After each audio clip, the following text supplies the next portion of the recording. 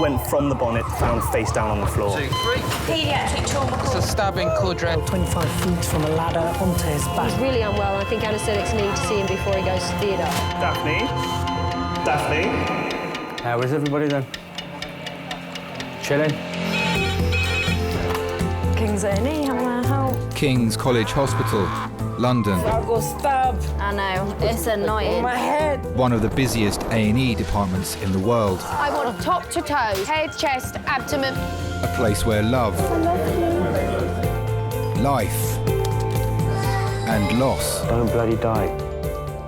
I love you too much for you to die. unfold every single day. All the patients you're about to see were treated in just one 24-hour period. A&E is always like a traffic jam. Can we get a trolley? You've got to realise that there's awful things that can happen to you. I'm so sorry. Life is unpredictable, so it's important that your nearest and dearest know that you love them. You have to tell them that you love them. You must get better and come back to me. I don't want to lose you. Because there may come a time when you're not around to tell them.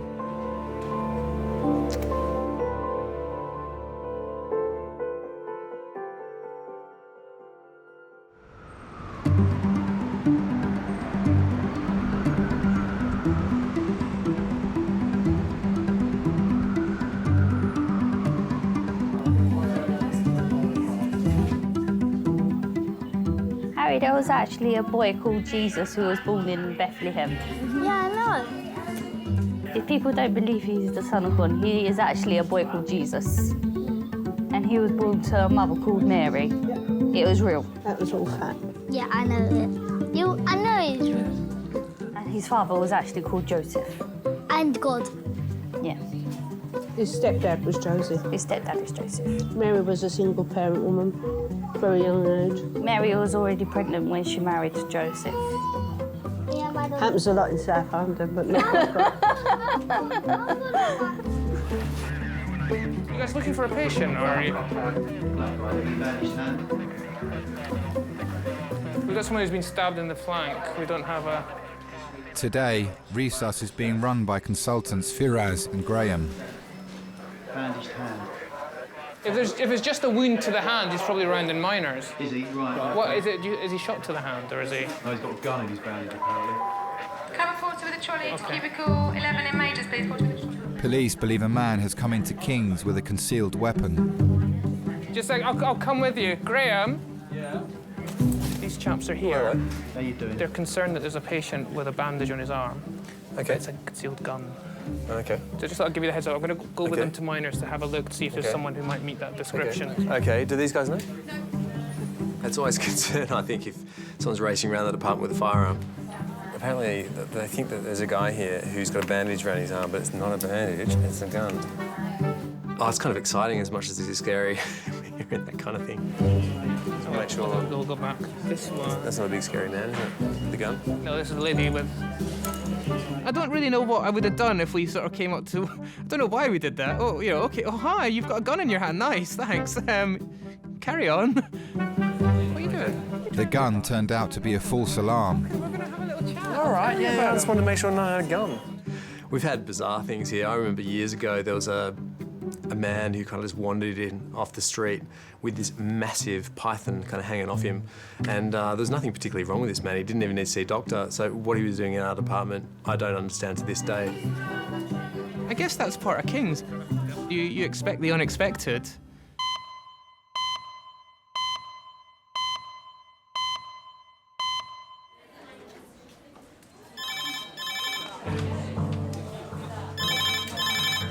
Hello, Resus, Kings.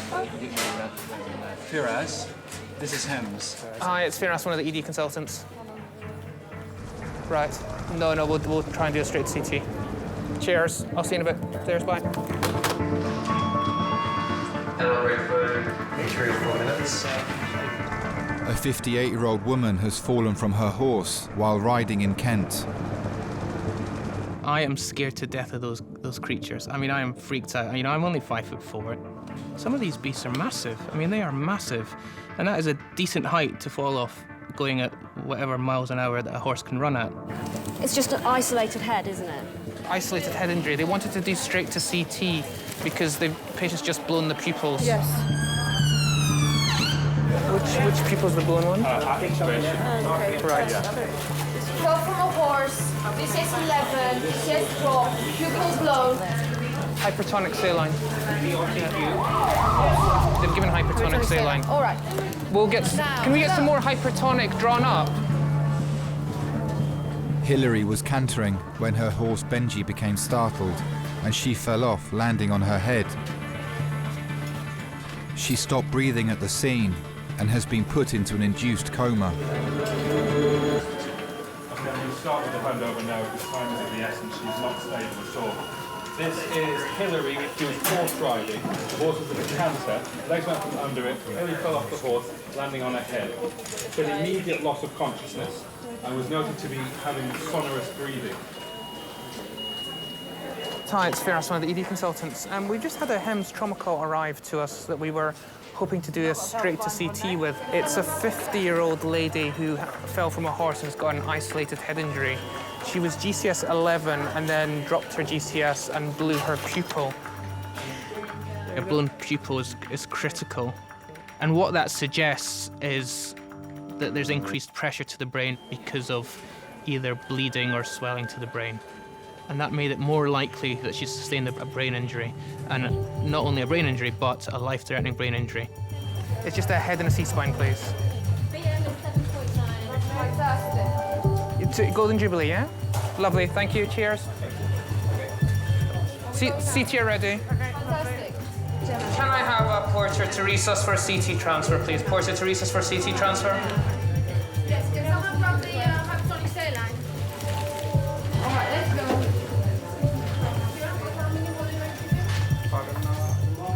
The more information that you have, the easier it is to manage what's in front of you. And someone who's been brought in from HEMS from Kent, inherently there's been that delay of, maybe an hour post-injury. If there has been a bleed to the brain and you're an hour down the line, we need to know that as soon as possible, as that can be critical and life-threatening.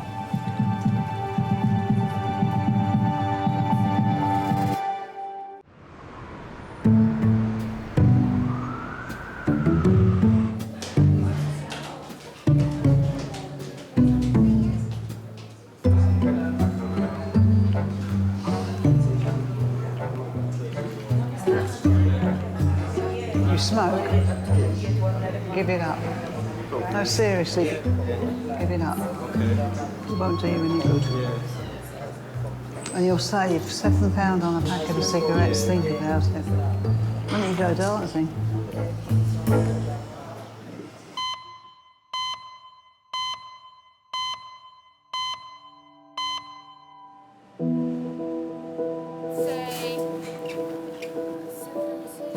So we're just bracing, aren't we? Yeah, bracing. Brace. Mother of four Hilary fell from her horse, landing on her head, and is being kept in an induced coma until neurosurgeons can assess the impact on her brain.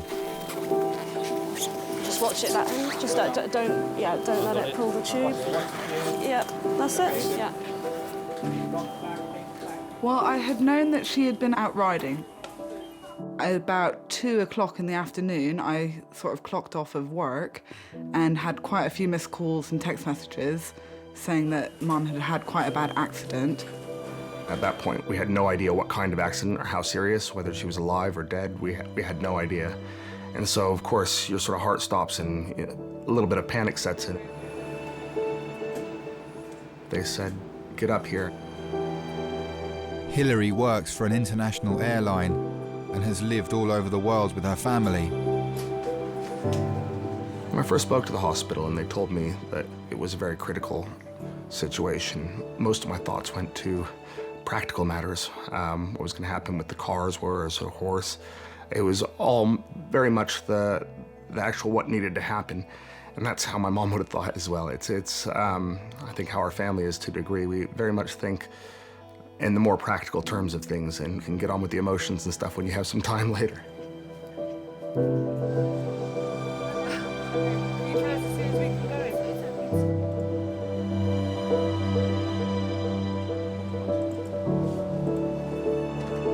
The scan has revealed a white spot inside Hillary's brain. A white spot on a scan probably would signify an area of bruising or bleeding, what we call contusion to the brain. If there's a big enough bleed, there's big enough swelling around there, you're going to increase the pressure in the brain, and with increased pressure, the only place for the brain to go is down the way.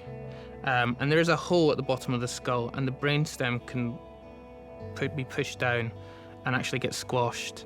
And if that gets squashed, then you're not going to be able to breathe properly, your heart's not going to work, and you end up having a cardiorespiratory arrest and dying. Let's give it a scan. Yeah, that's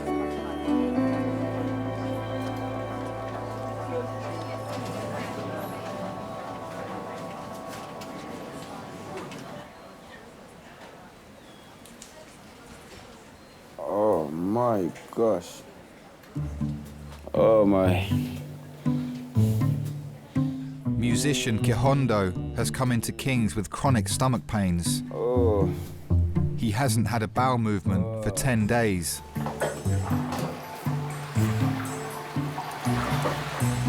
Oh man. I really need something to take this out, you know. I've never been scared to push toilet out before, my brother. I tried to open my bowels, it stings. I've tried prune juice, laxatives, suppositories. It seems like there's a block there, something, it seems narrow. This morning I tried to push and I put my hand there, it feels like there's like a small golf ball. That's the size of the toilet. And it won't come out, you know? How long haven't you been? Since Wednesday, tried again on Friday, couldn't. Friday, Saturday, again, tried Saturday night, couldn't. Sunday, and then today. So it just don't want to come out. And I'm a person that push, you know, I push, and I said, no, I don't want to rip down there again, because there was already a rip last week Sunday, and that's the pain I'm feeling. But inside, now is the inside pain now, which is like a goo pain, you know, and I don't know what to do.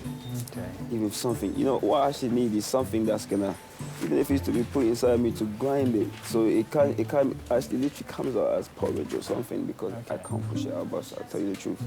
I can't push it out.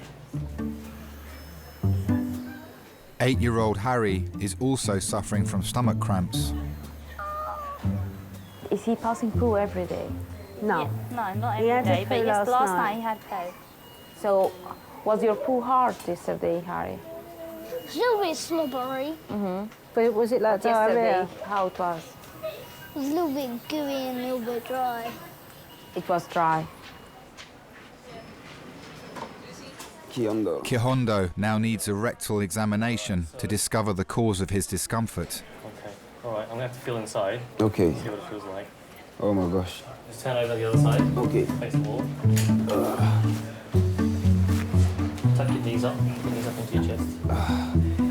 Oh my goodness. But just treat me like a brother, you know, please. Yeah, man, serious. Oh, be gentle, my brother. Oh. Oh. Oh. Oh.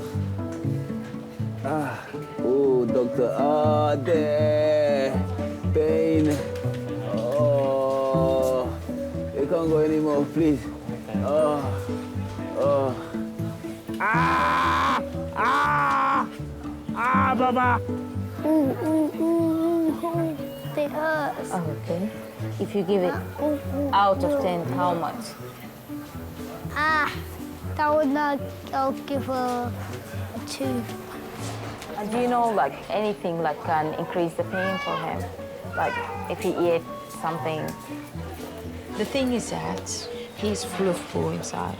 I think he is, like, chronically constipated. It's been 34 minutes since horse rider Hillary arrived in A&E. A scan has revealed a life-threatening bleed to her brain. She will now be assessed by the neurological team.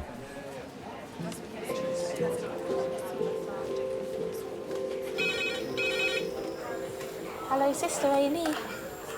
Can I help you? What relation are you? You're her son. My mom was one of the biggest role models for me because she was so strong as a person. One of my relatives said to me, "Oh, she probably won't be riding again." I laughed. There's no way she wouldn't ride again.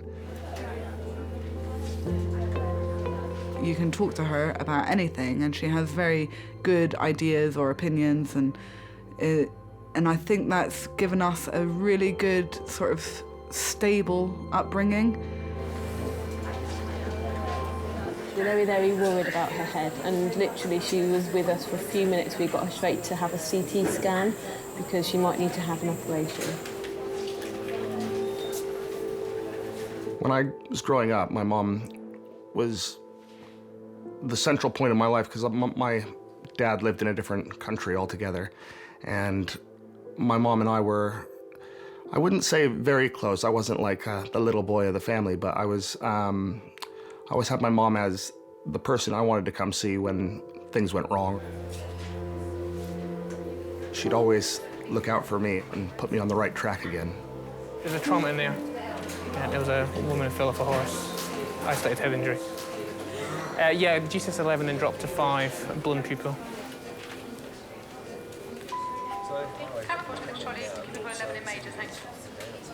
Hello. Hi, sister. How are you?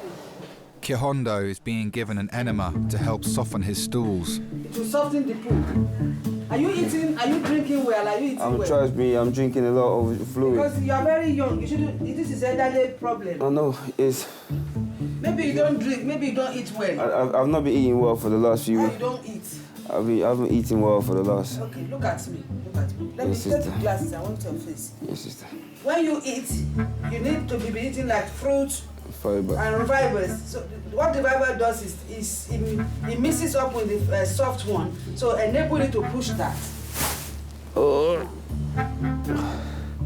She's a bit gentle because the doctor just tried the finger there and it was so painful. Be gentle, please. Yes, all right. Be as gentle as a dog.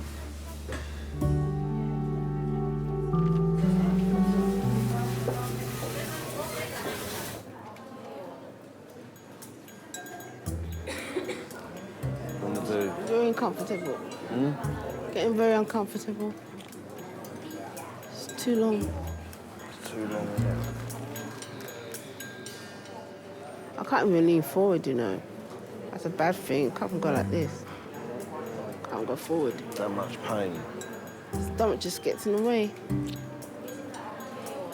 Oh, I can't sit back anymore. Can't sit back. My bottom's hurting. Bottom's hurting. Just try and rest back. Try and rest back.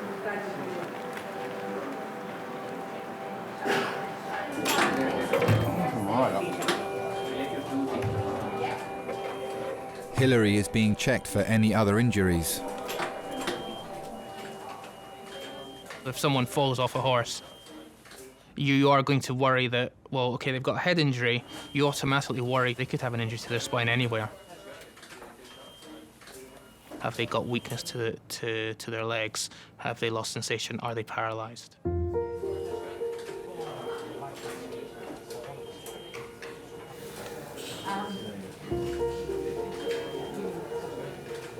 All right, log rolling to the patient's left on roll. Ready, steady, roll. Okay.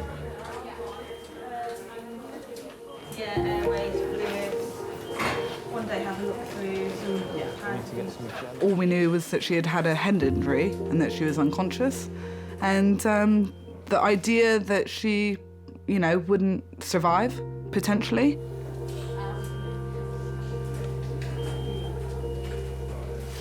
We have always had her there, and we've always been able to fall back on my mom in whatever happened in our lives. And to not have that would just leave quite a big hole in my life. On roll, rolling back to the bed. Ready, steady, roll.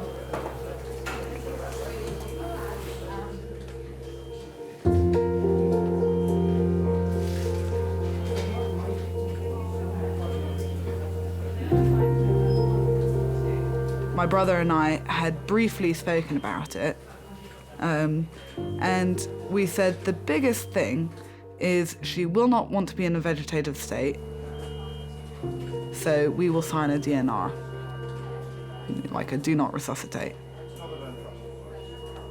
None of us in our family would want to live in that state, being trapped like that.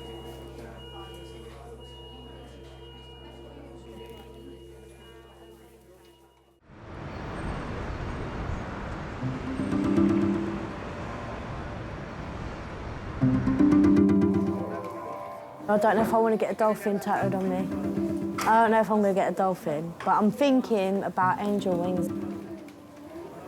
I do love angel wings because I recently read a book, just finished reading it actually, about angels and stuff and spirits actually come into people, and you actually, little do we all know, we all actually have guardian angels. God knows what's going to happen. He gives you a path. It's whether you follow it.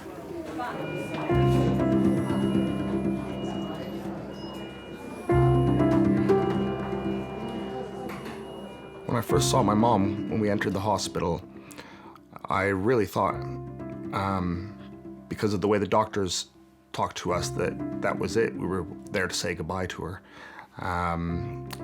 And she really didn't seem there. I don't know if you know what I mean. You talk to somebody or see somebody, you can see they're sleeping, you still sense or feel that they're there, and she wasn't. I never really thought about my mom passing. I never thought I had to take a long time to get around the idea that she might be dying.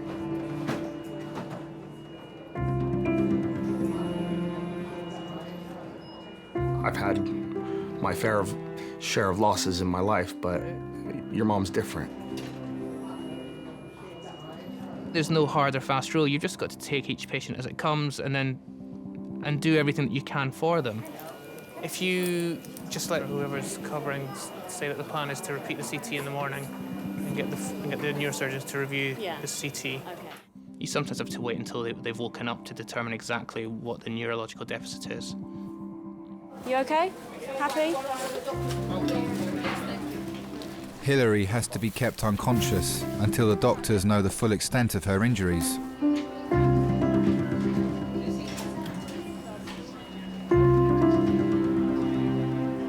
She's being taken to a specialist neurological unit where she'll receive intensive care and doctors will slowly wake her up.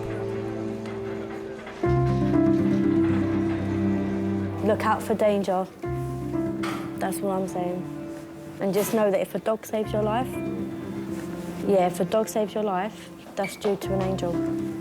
That's due to an angel. Basically, we're all here for a purpose, even animals.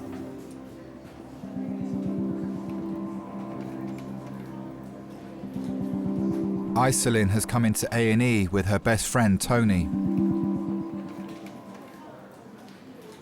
She's worried about an unusually large swelling in her stomach.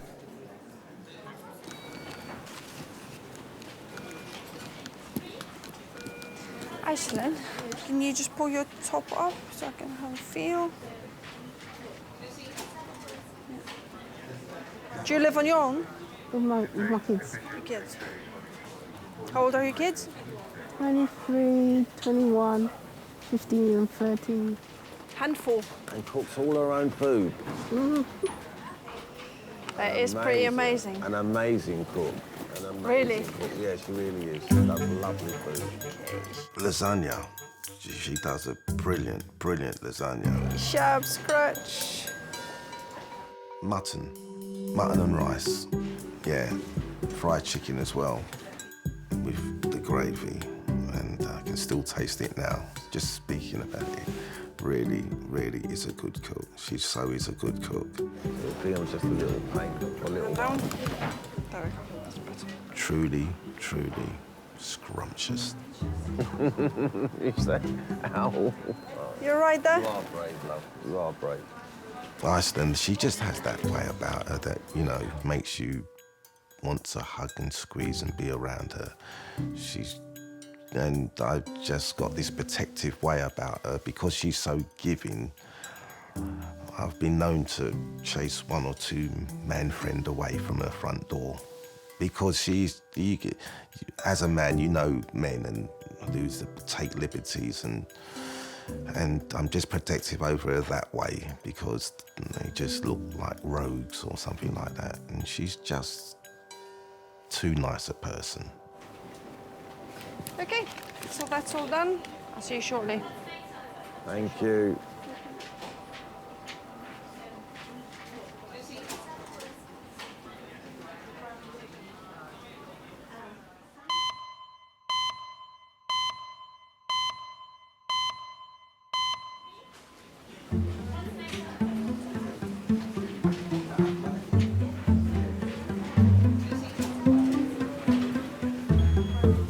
Fourteen-year-old Chloe has just had an X-ray. She came into King's after hurting her neck in a fight after school. It smells like sick.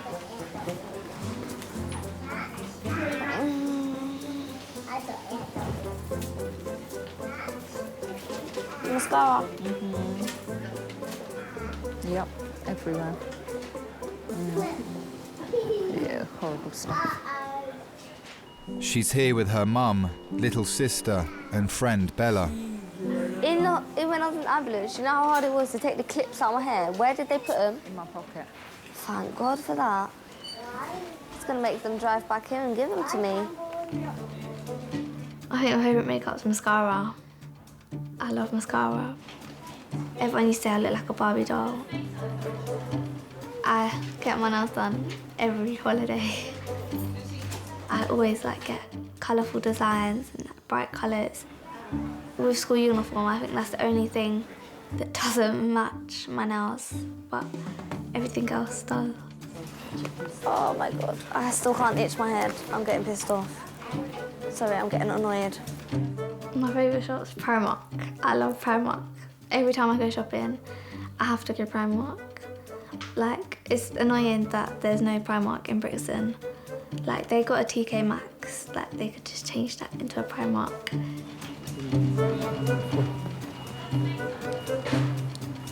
Okay, I just want to have another feel of your neck, all right? Okay. Just hold on. Okay, just tell me if you've got pains now here. Yeah. Yeah? Mhm. Yeah? Yeah. Yeah? Yeah. Yeah? Yeah? Here as well? Being a mum to a teenager is harder than people let you know. Because you don't want your little girl to grow up. When am I allowed to go home? Not yet. Not yet? Oh, it's so uncomfortable like this. Sometimes she kind of latches on to the wrong sort of people. It makes you want to pull your hair out sometimes. Because you can see it. You know, you've been there, done that, bought the T-shirt. I want to eat. I want McDonald's. I'm not going McDonald's. So one is a lady who had 2 falls today, but there's no fractures on that I can see, but I'm still waiting for Okay. formal report. Okay. Has she got lots of bruising? Yeah. You hope. Bloody hell. Okay. People have completely the wrong idea about what we do. They think it is all action hero stuff and racing around and shouting out stat a whole bunch and, screaming out for ECGs and life and death and decisions made in a split second, and mostly it's not like that. People come in with common things. The challenge after that is making sure that those 1%ers don't slip under your guard, because things often look like they're going to be run-of-the-mill, and just occasionally they won't be. So that's the challenge. There's no chance you could be pregnant. No. No. Okay. All right. You give me a smile every time I ask.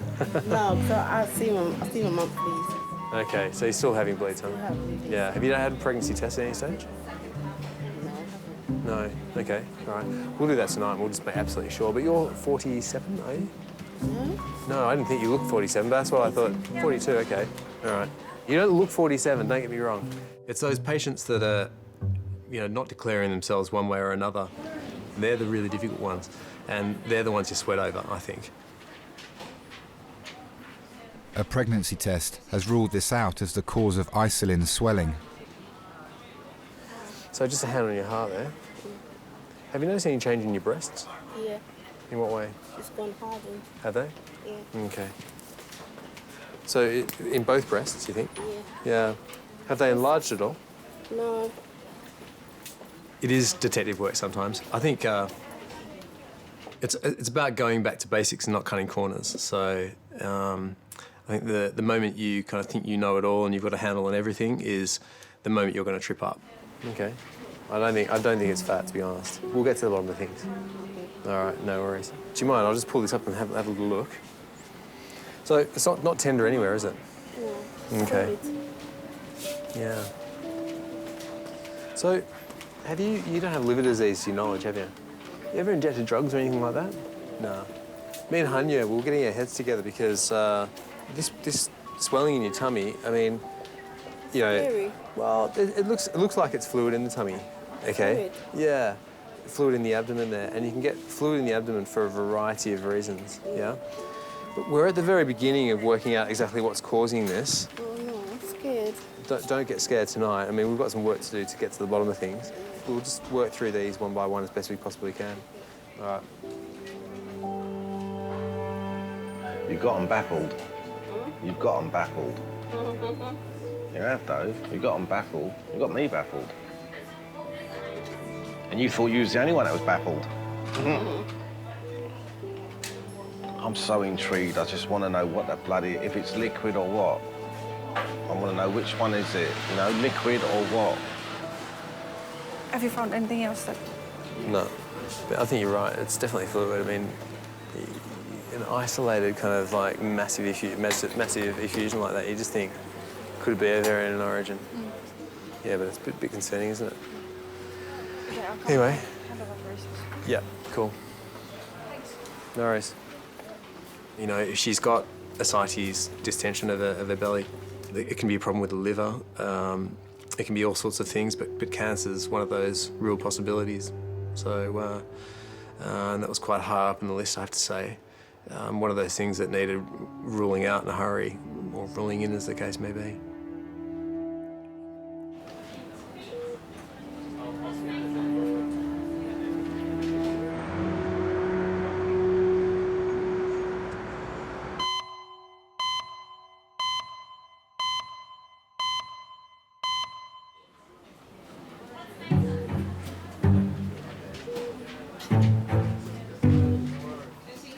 Hi Connor, we're in hospital at the moment, yeah? Yes, I know. I'll explain what happened in school tomorrow, innit? Because the boy thought it was me, he ran up and dragged my hair and dragged my neck back, my neck went crack, and then he kicked me in the middle of my back.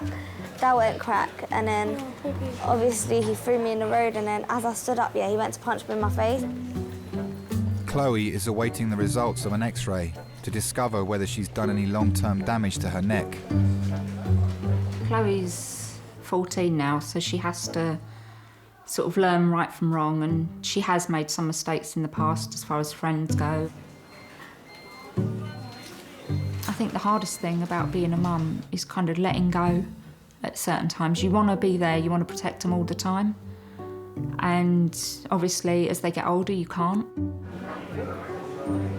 You know, when you've got a little one and you're playing with them at the park, you can watch them and you can be there, give them a kiss when they've hurt themselves. But obviously when they're older and things happen to them, all you can do is be there. You've basically, as a mum, just got to pick up the pieces. My relationship with my mum, I don't know, it's changed over the years. Like when I was in primary school, like we was like so close. And then I hit secondary school, and I think we grew apart slightly because I was wanting to spend more time with my friends. Mum, you know if you come parents' evening tomorrow? Yeah. Yeah? I don't want you to come. Sometimes I like to wind her up, but other times I don't because she'll wind me up back, but it will be sort of 10 times worse that she winds me up. I feel like getting up and walking out. Chloe, so do I, and leaving your room and come back tomorrow morning. Oh, cheers. I'm talking about me. You can go to sleep. Yeah, but I can't eat food. Nor can I at the moment. I'll just ignore her for like a few minutes, and then afterwards we'll be all friendly and like all of that. So I got my English exams. For writing, I got a 6C. For reading, I got a 6C. For speaking and listening, I got a 5A. Overall, I got a 6C. Is that good, that? Yeah. What was your target? I don't know. I think it's a 6C or 5A. Or 6B. Don't know. Why is she taking a picture of you? All she got is the orange bit. She didn't get a picture of you.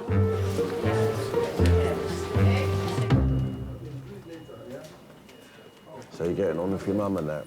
Yeah. That's good. Sister? Yeah. Oh, that's really good. Been going to church? When I can. When you can. First time I've actually questioned, did I not see it late, you know, because 3 months, it was just a lump, a bulge. It just got larger and larger. It looked like she was beyond 9 months. This is like twins. I always hold things back. You know, very quiet, and I keep it to myself, and I just make it just escalate, and I don't do anything about it. It's like, it's a good friend like Tony who turns up and saying, oh, something's wrong. You know, you should go and get it checked out.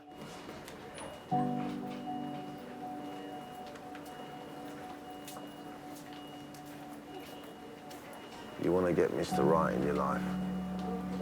That's what you need, Mr. Right to come into your life. I don't have a brother. I have sisters, but he reminds me of a brother. That, you know, I can rely on and talk to him about anything. You know, I've got a problem. He's always there to solve it, or, you know, we go out places and he cares about us and he cares about the kids. He's a perfect friend. You could never ask for a better friend as that. You're being bloody brave, Ice. You really are.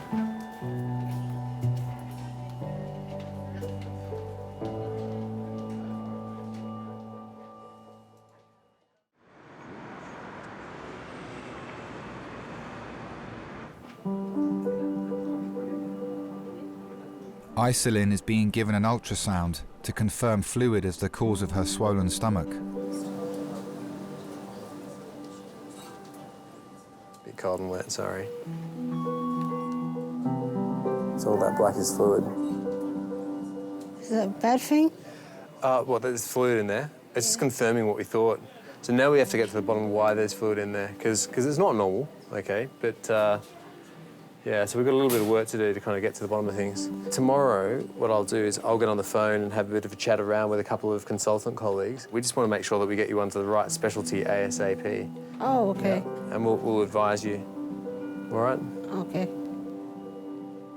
It's really hard to send someone home and trying to tell them, listen, you know, you don't need to be in hospital tonight, and I promise we'll have things sorted and you'll get to see the right people, but then not be able to give her the exact reason that she needs to come back. And, you know, there's a fine line. You know, you don't want to put the fear of God into people and spell out that this might be, you know, a really nasty diagnosis. Just no idea about my kidney, is that? That's obviously the liver. My own mother had breast cancer, and I think she had a lump in her breast for weeks and weeks and weeks before she actually pursued an opinion, and I think she knew what it was.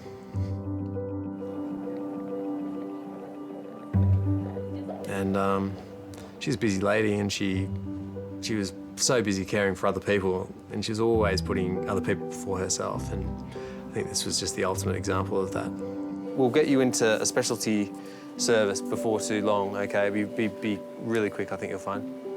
All right? Take care, hey?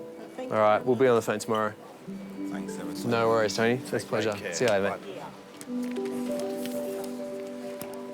She had an operation and had a mastectomy, but she wasn't interested in chemotherapy and radiotherapy, and she was a GP, so she thought about other ways of treating it. She thought about psychological and spiritual ways around her illness, and yeah, so the outcome wasn't good, but who knows, it might not have been that much better with chemo and radiotherapy.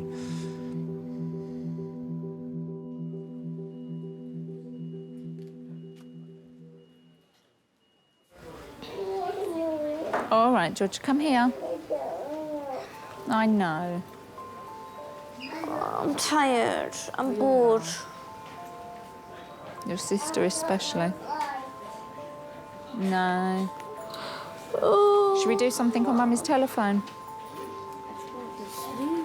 Over the years, I've sort of realised that I need my mum as well as my friends. So I think my relationship's gone from being really close to not so close to sort of like in the middle. Look at the back wall. All right. That looks good.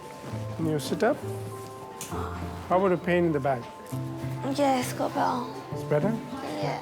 Chloe's X-ray results reveal there's been no damage to her neck or spine. She's been given painkillers and is being sent home. Let's put your coat on. You have to sort of guide them and allow them to have their independence, but at the same time, when something's wrong, they always come running back to Mum. It's hard.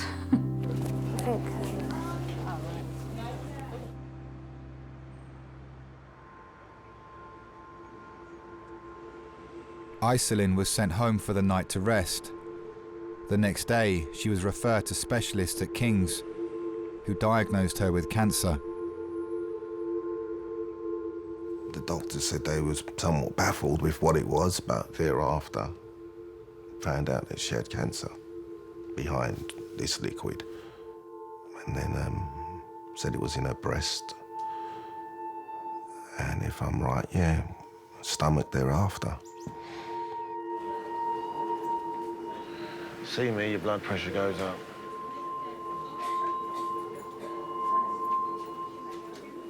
I just wonder why people aim so high sometimes for these wealthy things and fancy cars and more than what they really need in life, you know, yachts and whatnot. I'm looking at it because you're staying calm. I've seen people crumble with cancer, you know, and she's just, don't know, she's just got this, I don't know where she's got it from, but she's grabbed hold of this positive side and got it with two hands and running with it, you know. 22, bloody hell. We're being really cool. 19, 18, 17, 16, steady 16.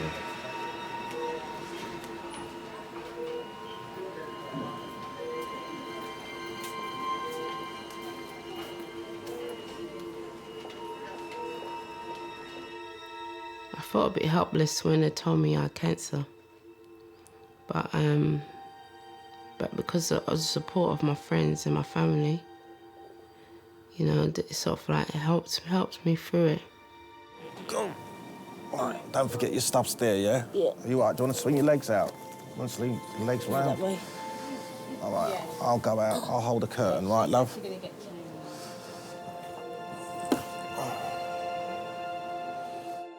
Every individual is different, and you know, I do believe in a higher being, and like we're here for a purpose, you know, to be obedient and to care about each other, learn about each other, care about the friends and family. Do I look okay? Yeah. Yeah. Yeah. We're off. Okay, Just wanna say darling. goodbye. Take care.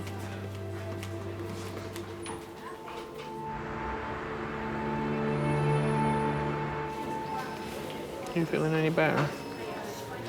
Or just worse now? So I ain't getting much sleep tonight either.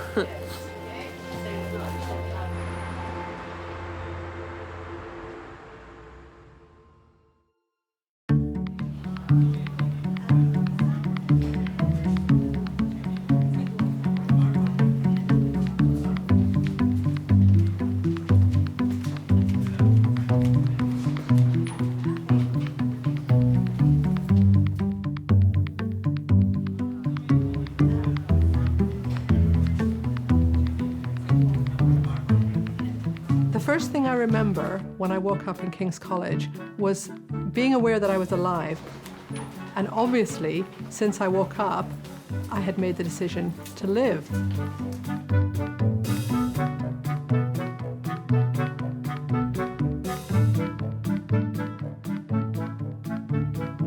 having been given this second chance, all the positive things, all the things that make me happy, I just realized that sometimes you get a bit complacent about those things, and it can all be so easily and unfairly taken away.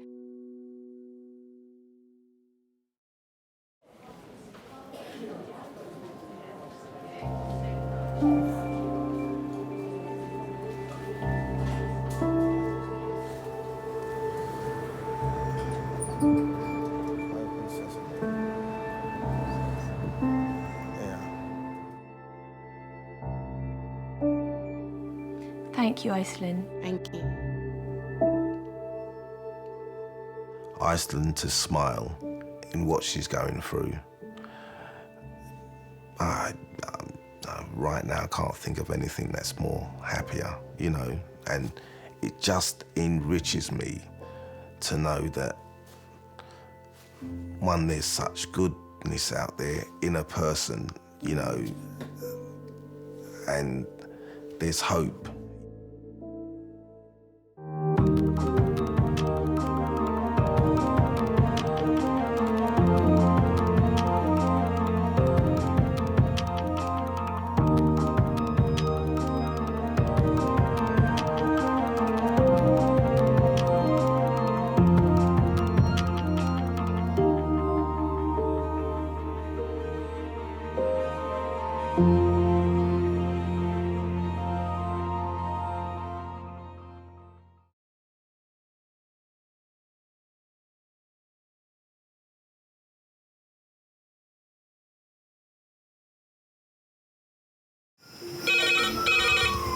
Went from the bonnet, found face down on the floor. Pediatric trauma. It's a stabbing quadrant. 25 feet from a ladder onto his back. He's really unwell. I think anaesthetics need to see him before he goes to theatre.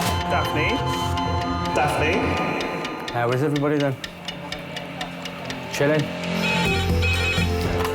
King's A&E, how may I help? King's College Hospital, London. I got stabbed. I know, it's annoying. My head. One of the busiest A&E departments in the world. I want top to toe, head, chest, abdomen. A place where love, life, and loss. Don't bloody die. I love you too much for you to die. Unfold every single day. All the patients you're about to see were treated in just one 24-hour period. A&E is always like a traffic jam. Can we get a trolley? You've got to realise that there's awful things that can happen to you. I'm so sorry. Life is unpredictable, so it's important that your nearest and dearest know that you love them. You have to tell them that you love them. You must get better and come back to me. I don't want to lose you. Because there may come a time when you're not around to tell them.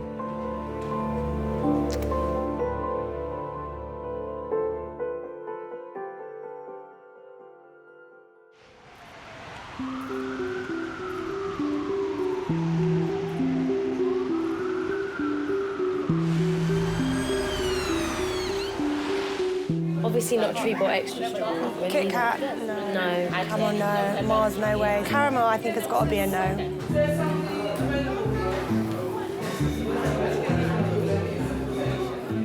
Why did we sit in front of the vending machine? We could go by process of elimination. Okay, that's the plan. So we don't We'll want to rule out the first 3 shelves and the bottom shelf. Yeah, yeah. Let's go from left to right. I don't want any of nature's table, thank you. Drifters are maybe. Not tonight. I've got shoes on though. No, that's a lot. No, I'll take my shoes off. Hang on. Got loads of stuff on. Yes. I've put on 3 kilograms. They're so bad because they're supposed to be like energy, aren't they? So there must be so many calories. No, that's the one with guarana. Yeah, but it's still called a boost, isn't it? There's only 150 for half. 100. When anything's 100 calories, it doesn't count. Shut up! You know that's a lie. Yeah, but it's not really anything. Cheers. So I'd be quite concerned about subarachnoid. Particularly blood pressure's slightly up as well. Dr. Ling has just started her 8-hour shift as one of the registrars in the emergency department. When you start that first day, your first job, in an A&E department, and you're suddenly like, oh my God, I'm a doctor now. All these people's lives are in my hands. If it was affecting the cerebellum, that would cause dizziness, or usually it's vertigo. Yeah. Along with your other cerebellar signs like your nystagmus, your dysarthria, and unsteadiness, and that's from your posterior circulation. Yeah. You kind of have this concern that, yeah, you might just be found out as being a complete fraud. What the hell are you doing? How can you be a doctor? What are you talking about? You're just this, you know, this little girl who didn't have a clue about anything.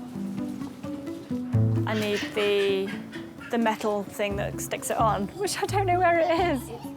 Maybe that's something that a woman feels maybe more than a man as well, that kind of constant self-doubt. You just have to draw back on the fact that actually, you know, I've got 9 years of experience. I do know what I'm doing.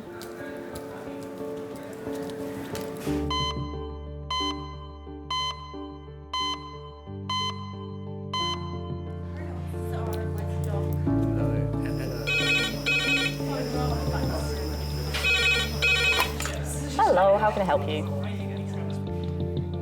Yep. Okay. Okay, lovely, thank you. Bye. Okay, she's year 3, 20 mils of diazepam. Seizures for 20 minutes. 27 minutes, she said. Okay, you show 5 minutes. Adult red phone, 5 minutes. Adult red phone, 5 minutes. A 23-year-old man is being brought to King's after seizing uncontrollably for the last 30 minutes.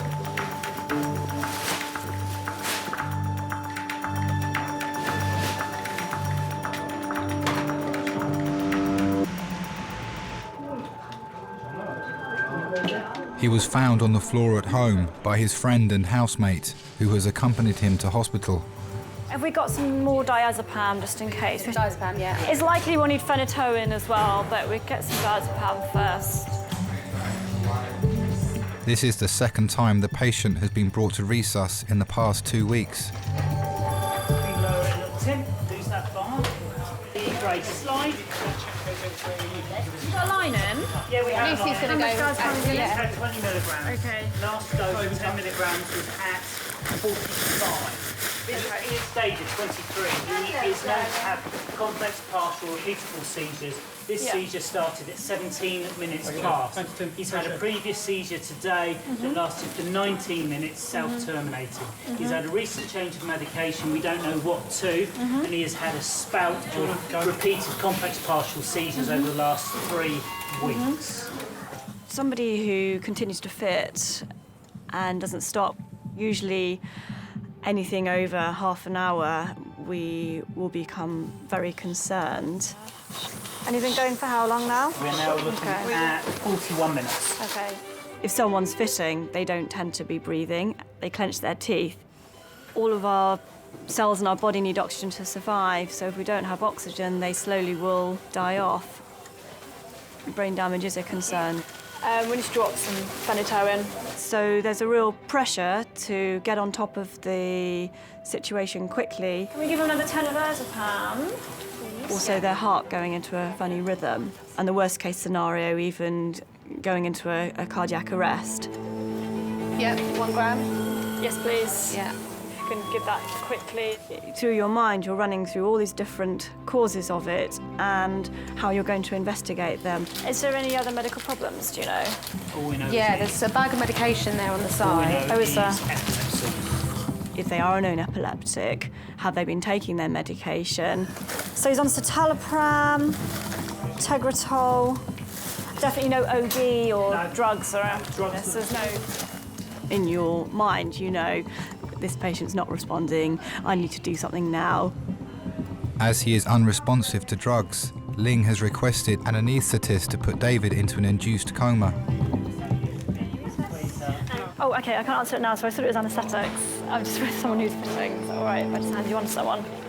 OK. Sorry, it's just I thought it was anaesthetics. Oh, hi there.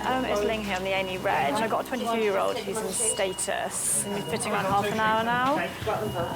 So give me some diazepam. It still hasn't worked. And some phenytoin is going to be going in shortly, but it's probably going to need a tube. as a doctor, you do live in this constant fear that you are going to make the wrong decision and that there is going to be something bad that happens to somebody, because this is not why you go into medicine, is it? You go into medicine to help people and to save lives and to do the best for somebody. Okay, just give me a bit more diazepam now, though. You really do think, this is a person's life on my hands.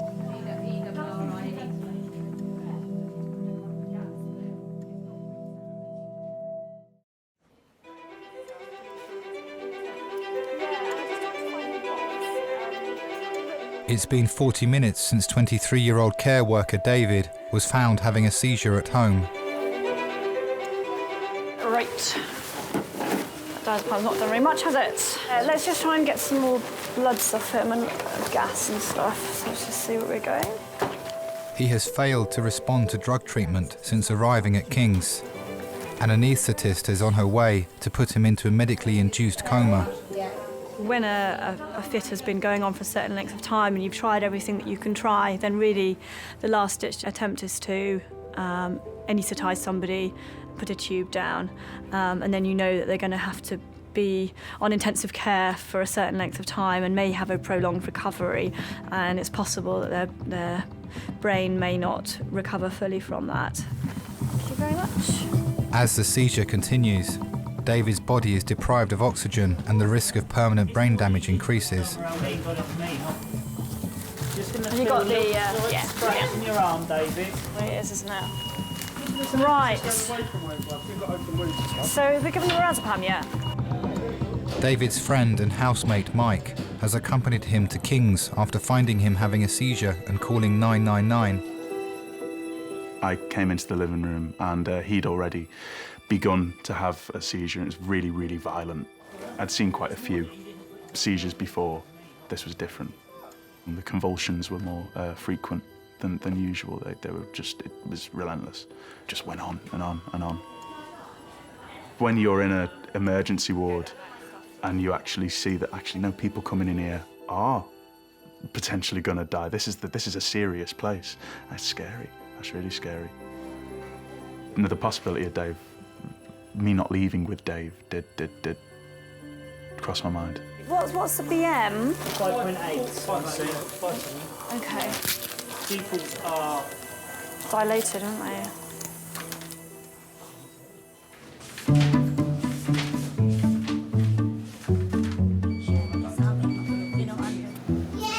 Another drink? No, thank you. I'm talking to Matt. You got, listen, I told you already. Come here. Very cold. Your mum's packed you with all your goodies. Look. I want these ones. These are very healthy. These are the healthy options. Look. Come here. These are healthy. 100% apple juice. Good boy. Here you go.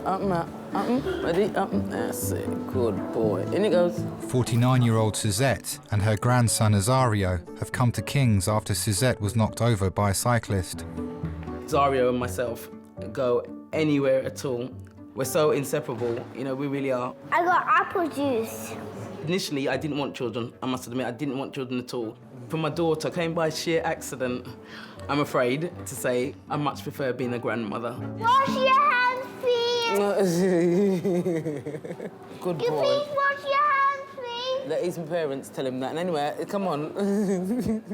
But having a grandson is like having a second child. But with Zario, it's like double trouble. Hi, cutie. Heyo. Wash your hands, peoples. Azario, come here. They're adults. They can read the sign. I'm telling you to wash You're not your their hands. mummy. You're not their daddy, Azario. My daughter came down from uni and I was taking her out for a meal in Battersea. So I decided to take the brolly along with me. She had her headset and I put the music in my ears. We were standing at the bus stop and I was doing a dance and I said, this is how you dance when you go out because you never go out anywhere, so I'm gonna show you how to dance. And I pulled her towards me and she had this black jumper on, and when I pulled her towards me, it just basically just flicked back, opened up, and I saw a tiny, tiny little bump. Nanny. Yes, darling. Come on. I want to play toys. You want to play the toys? Yeah. Might as well. And I said, I'm not going to pretend and lie to you. I'm very disappointed and, you know, you should have told me.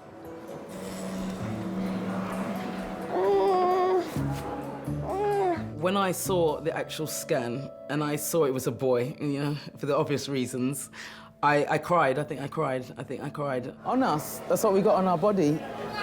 And I just looked at my daughter and I just said, you know, this is going to be all right. It's going to be all right. It's going to really be all right. I'm back.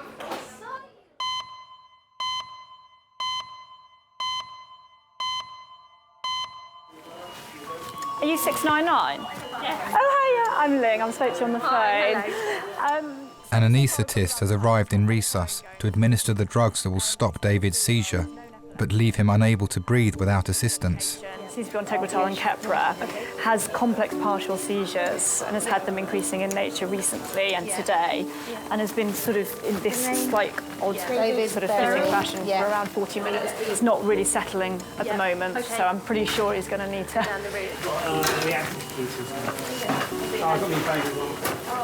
Pupils are reactive now, you said? Okay, that's good. Heart rate's actually pretty good considering. Hello, David. Nice for me, David. Hello, David. Oh, okay. Is he settling? He does. What do you do? The magic way. You're in King's Hospital. You've been seizing for the last hour. You've only just settled down. You've got... David's seizure has stopped moments before he is anaesthetised. Hi there. I'm Ling, one of the doctors. Nice to meet you. You're just in the hospital, OK? You just rest there. All right. I'm going to send him round for a CT, because that was a long time to be in status for. He's come round reasonably well, considering he was out for a while. OK. A CT scan will reveal whether there is a more sinister reason for David's prolonged seizure. OK, thanks. I'll believe you.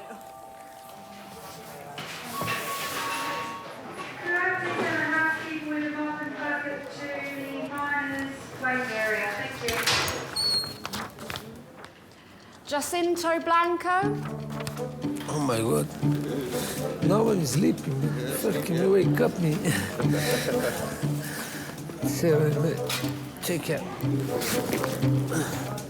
Motorbike courier Jacinto has come to King's after being knocked off his bike. Hello. Hi there. You wake up me, dog. I've been sleeping. Come through. Yeah. When I was growing up, my family always used to joke that they thought I was probably like the least sympathetic, least kind of caring kind of person. And they wondered why I wanted to do medicine.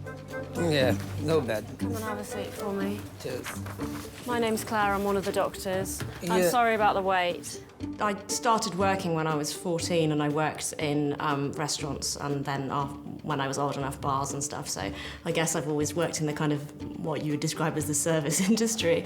So tell me a bit about what's happened. Yeah, I stopped in the red light, big truck behind me, and the rear green one coming, and I think he didn't see me. And started driving, Okay. and pressed me in my back, Okay. and fall off the floor, and So the bike landed on your leg? No, don't land, but I'm like support Yeah, it. okay. And I see, yeah. It's like in the move, and stopped.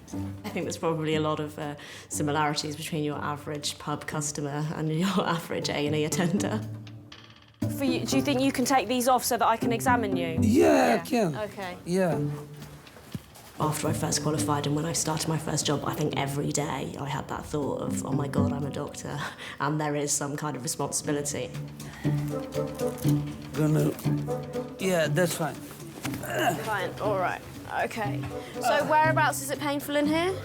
If I feel up here, it feels okay? No, it's okay. okay. And it feels okay around here? Yeah, it's okay. Is it more sore over here?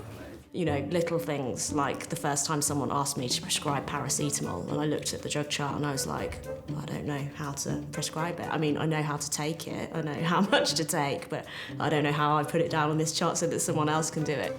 Feels okay here? Yeah, just here. Feels okay over here? Okay, yeah. Okay. If you bend it slightly for me. If you push back, is it painful at all? No, click. Okay, all right. It doesn't sound like the kind of mechanism that would do anything to bones, which is good. So I don't think there's any need to do any X-rays, okay? Yeah.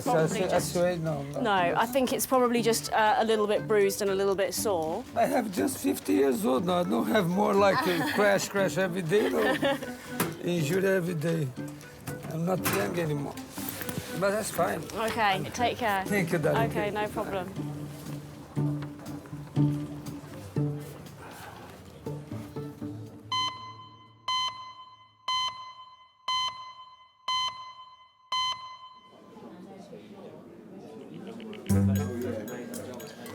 So is that your experiment going to be? Yeah, I'm going to do the cream eggs and the cupcakes. And there's a difference. Does it smell horrible? Does it smell Best friends Celine and Maria have come to King's after Celine cut her hand whilst destoning an avocado. But I like your idea of having it in the layers, yeah. Conflicting brands. If you've got a cream egg, you don't want to mix a cream egg and a mini egg.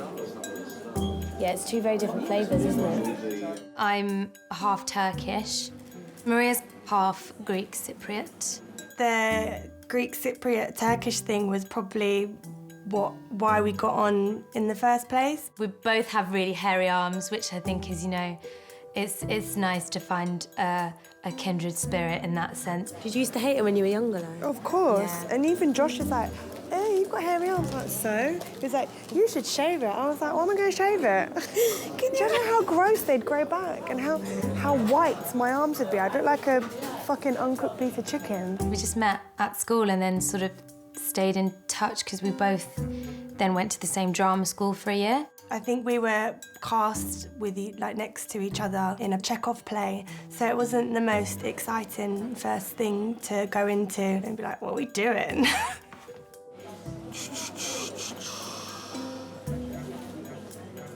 Celine didn't live in London, so at weekends she'd often stay at my house or a friend's house so that you could just always hang out all the time because school wasn't enough. You had to spend every minute together.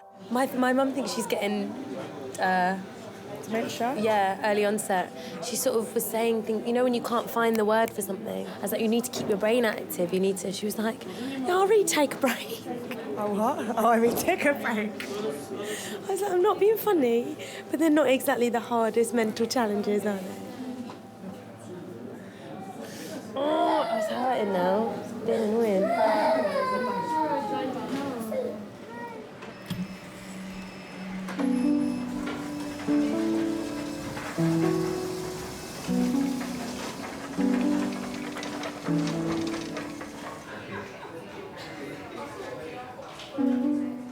23-year-old David endured a 40-minute epileptic seizure. He's being sent for a CT scan to check whether a new event has occurred in his brain to trigger such a long seizure. She wants to wait here, mate. She won't be allowed in here, right?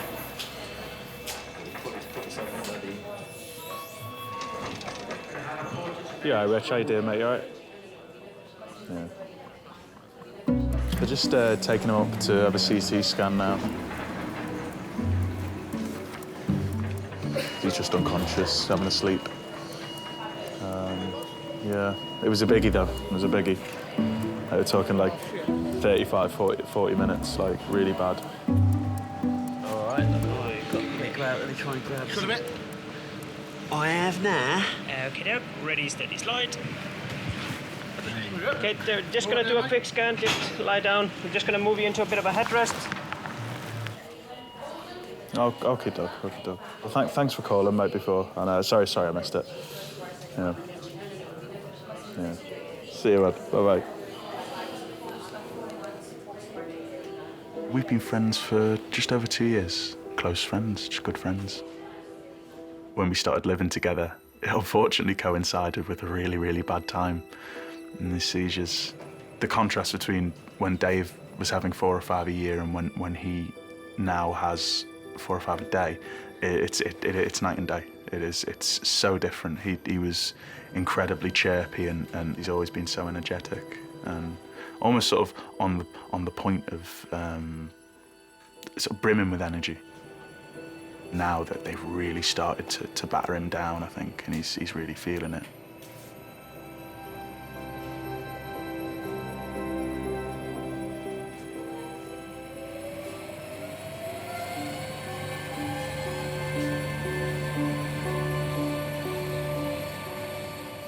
you've read the literature on epilepsy, and you know that when it goes on for over an hour, that's the danger zone. The main thing going through your head is, oh God, I hope he doesn't die.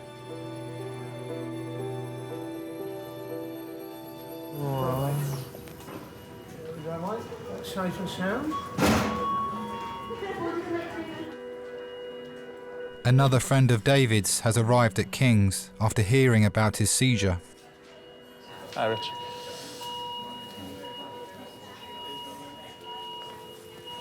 Sit down. I've been sitting down for about 4 hours. How long have you been here? What time did you come in? It's weird. I can't remember. It was 17 minutes past something that the seizure started. I think it was 5, though. I think it was 20 past 5. 20 past 5? Yeah, essentially. To me, he hasn't had a consultation yet because he's been unconscious, so... David. Open your eyes up for me a sec. You just shine me torch in your eyes. Make sure your pupils are... And the other way. Then I can leave you alone for a bit. There we are. That's all right.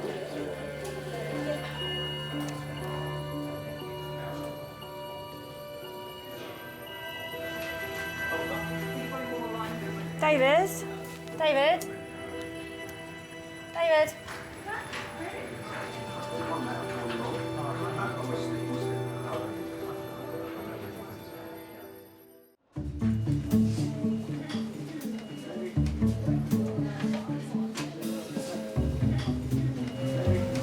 Dad had all my tights too. I think she's stealing things.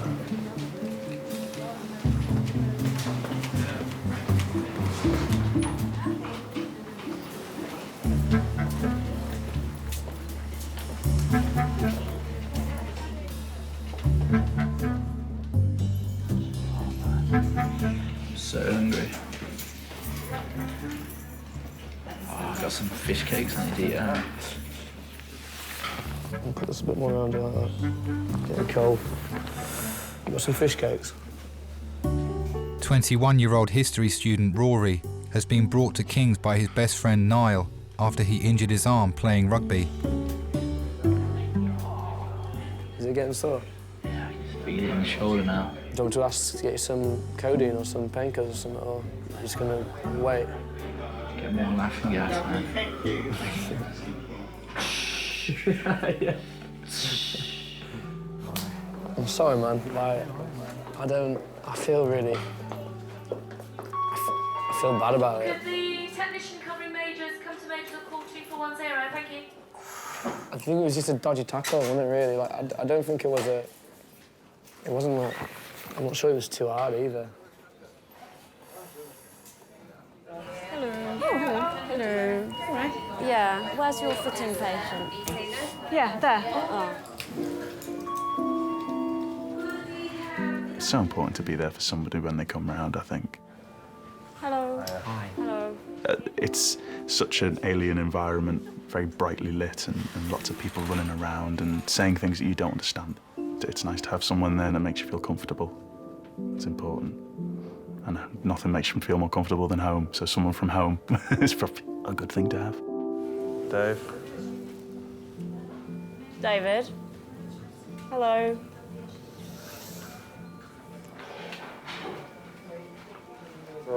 Sorry, Rick. For what? What you done now? Dragging you out to hospital and It's all right.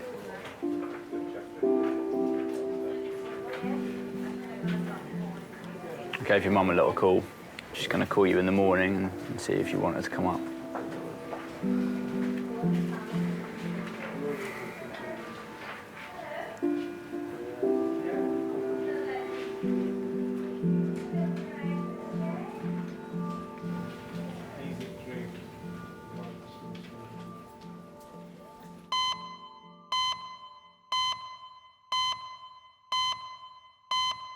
I think you're stronger than me, Azario. Right. Go this way. I don't think I can take it too far out, Azario. No, because you're going to the people who are well, and we'll be in trouble. Okay. Can I push you? Yeah, of course you can. I'm the invalid. I'll push you. Yeah, well, be careful. Now listen, take your time, and don't forget my foot's already injured. Ready? Straight. No, I won't push you that way. Go on then. Yeah, say, Nanny, you know, when I get older, I'm going to look after you. I'm going to get a big car, Nanny, and I'm going to drive you around, and, you know, and I'm going to make sure you're all right, and I'm going to feed you, you know, and I'm going to give you lots and lots of money. But you're going the wrong way. No. This way. He's strong, trust me. That way. He's just turned 4, that's it. He's turned 4. He's actually helped me to actually stay a lot younger. However, because I think I would have matured a lot faster, a lot quicker. But having Azario, it's made me still stay like childlike. Say, running around. I'm just gonna play tight.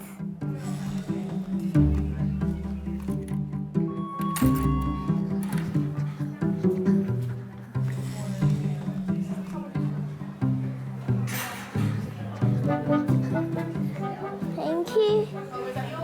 Yeah. Got it. 99% of the time, I do treat him as a little man, as a little grown man. But in certain circumstances, I can see that he is a child. Help! Oh, could you let the little boy out? He's just trying to get out. Please help! Help! Thank you. Come on, Zario. Keep forward. So be careful, Zario. No, come on. I know we're in a hospital. Come on in. Thank you so much. Thank you. And whatever you do, don't go into my foot, OK? I'm not. Right, at least we'll hope. I'm not going to wait for the X-ray, darling. I've been here far too long now, all right, if you don't mind, OK? OK. I've got one over. OK, my name's Claire. Hi, Claire. Hi, It's all right. Claire. Bus stop for me. Yeah. Before it got to the lights and the cars stopped for me. Yeah. Then right sandwich in between them. And the bike stop. Was a crazy guy on a bike. Here. OK. The cyclist went into you and He then went, you yeah, fell his over? front wheel went into my foot. Then he couldn't stop himself, and then he went toppling onto me, and I just... OK, that's fine. Right, yeah, you're right. You don't need an X-ray. I don't. But it just... Miners is definitely a different kind of mindset to somewhere like Majors or Resus. But, you know, it's nice to be able to fix things quickly and to give, you know, to make an intervention and then for it to make a difference and then for you to be able to send the patient home. It's just... oh, God, there, you can feel the bone. Oh, right there, it's right on the bone, and that's all I've got is bone. Nanny. It's a bit sore here. It's just right here. Nanny, your bone is sore. Yeah. It's just, I told you, it's just because I've been knocked. OK. I ain't been knocked in donkey's years. OK. Not in that way, but, you know, knocked in. Good. And you're not allergic to anything? Yeah, men. Any medication for that? It's quite nice, you know, just to be able to say, you know, no, it's OK, and for the person to feel better because you've said it's OK. Oh, Best right. thing is to take the painkillers regularly. Okay. When you get home, some ice will help. So something God, wrapped love in a ice. tea towel, Oh, brilliant, some ice. and just stick it yeah, down. and All it right, will thank you settle so down. much. Sorry for wasting everybody's time. No problem, not at all. It's Right, better come to here. get checked out. Right, then let's All get them right. back there, stuff then, Yeah, Zoe, it's and just then you can get her last. Thank you so much. All right, no problem. Are you going out tonight? Don't think so. Might do, but... Got a presentation to do tomorrow. Yeah, you see that the teacher we saw as we were walking down the stairs? Yeah. I volunteered for a presentation for him yesterday. Oh, what's that on? Reasons against NATO's involvement in Kosovo. Against it? Yeah. And what are those reasons? I don't know. I have no idea.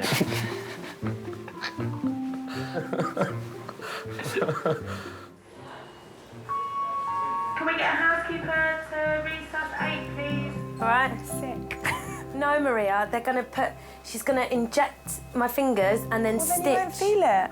Yeah, but I can't. That's so cool. I'd love to have stitches. You're like a superhero.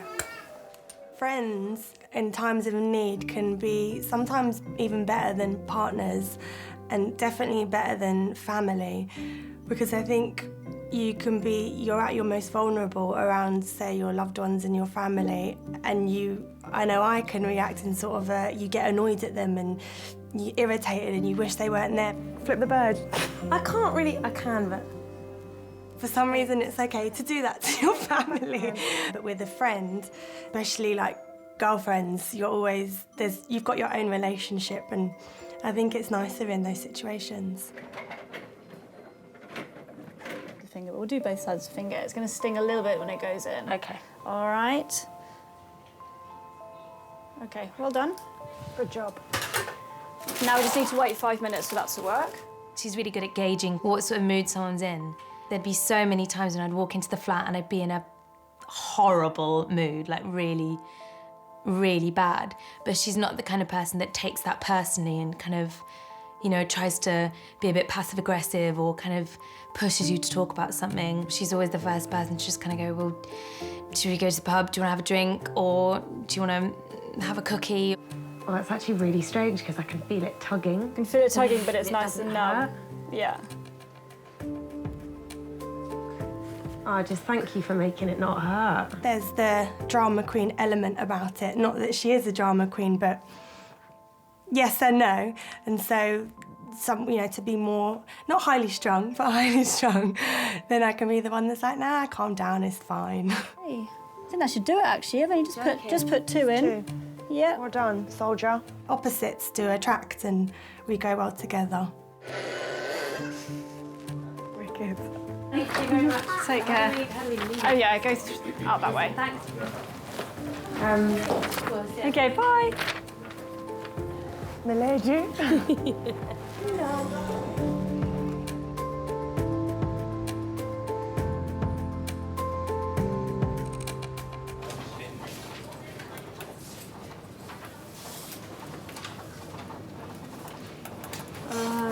Right. Did you use cold spray as well? Yeah, so I usually just go And then, yeah, exactly. And then, it was one of those ones that isn't that satisfying anyway. I've known Claire for just really this past year that I've been working at King's. So after all that, there's not that much. But sometimes it can be really difficult to tell. Yeah, definitely. I've done those, and you're just like, oh, it's only blood. There's no pus.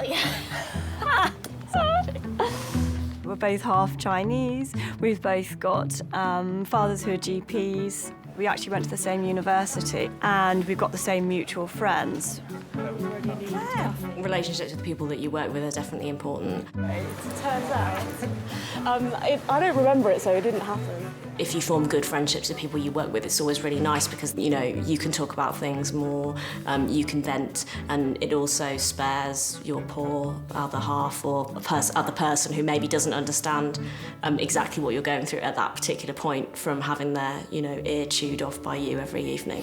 I'm basically stitching someone's finger up, and my hands are going like this. I think we're quite similar sort of characters, a little bit kind of hyperactive and like to talk quite quickly and get overexcited by things. Oh. Yeah! Finished my paperwork nearly forever. That's brilliant, excellent, well done. Yay! You certainly have to be a problem solver if you want to do medicine. My father, he was always really keen to get us thinking about different problems and outside the box. And every Christmas we'd get sort of puzzle books of mazes and various problems within it that we had to solve. A lot of people ask me about doing medicine and say, you must be really clever, or you must be really good at science. And I always say no to both of those questions because to me it's an art, and in medicine I don't think there are any black and white answers, to be honest.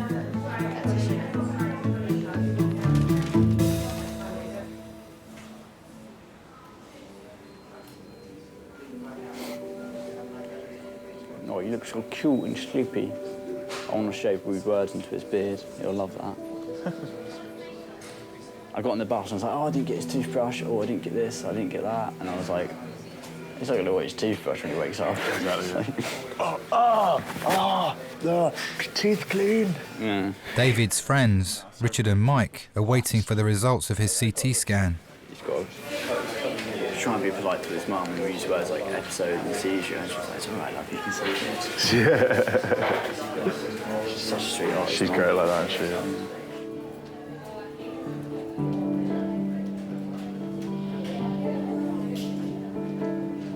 why do I stand by him? To do otherwise would be horrendous. That's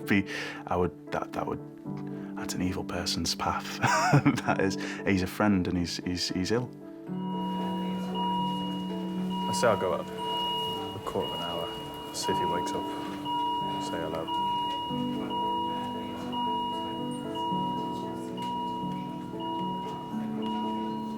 Thanks for coming out, man. I appreciate it. Yeah, not at all. I know you would anyway, obviously, but It's default setting. yeah. So I remember once I took him somewhere, and it was like 5 in the morning or something by the time we were talking to someone, and I didn't have a clue what they were on about. Like, does that mean he's all right, or? See, all I want to know is, can he still walk, Doctor? How long has he got? Oh, 80 years max. No! I wanted his Nintendo. Got to stay by him, that's the point. If we don't have that, what do we have?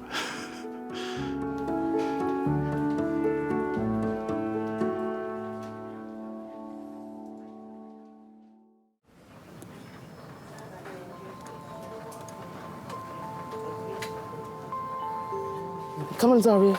Come on, darling, come. Suzette hasn't broken any bones after her collision with a cyclist, but will need to rest at home. Take care. Bye-bye. Take care, bye-bye. Bye-bye, Zari. Bye. Bye, everybody. Take care, all. Bye, boys. Bye. See you soon. Press the button. If anything was to happen to me, then I know that he's only 4, but it's like I'm his whole world and he's mine. That means then it'll be just in time to get a bus. We have such a bond, such a strong bond. Oh, dear, that's them who's out there. I'm not putting any pressure on him. I said, Zario, every morning you wake up, say, I want to be a genius. And every morning from that day, this was a few months ago, he said, I want to be a genius. I want to be a doctor. You want to be a doctor? I make people better. He says he wants to be a paramedic. He's always said that. I hope that he does follow his dream, you know, because as I said, he's a helper, he's a giver, and he's very loving.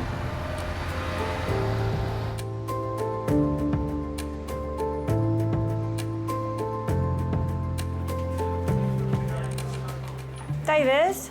David? David? Okay, I'll let him sleep a bit longer, but all the tests so far have been fine. But we are going to keep him in overnight just to observe, check he's okay. So obviously if you want to go, that's fine, because he won't be here for a while waiting for him to wake up. David, open your eyes up. David. David. The initial results of David's CT scan show no bleeds or other new symptoms that could explain his long seizure. He'll be closely monitored until he's fully conscious.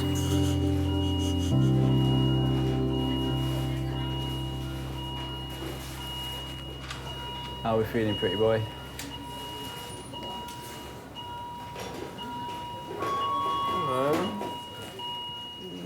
Yeah.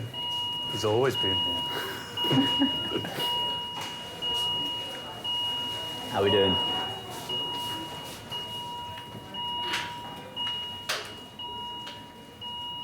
But on my way. Start. Yeah.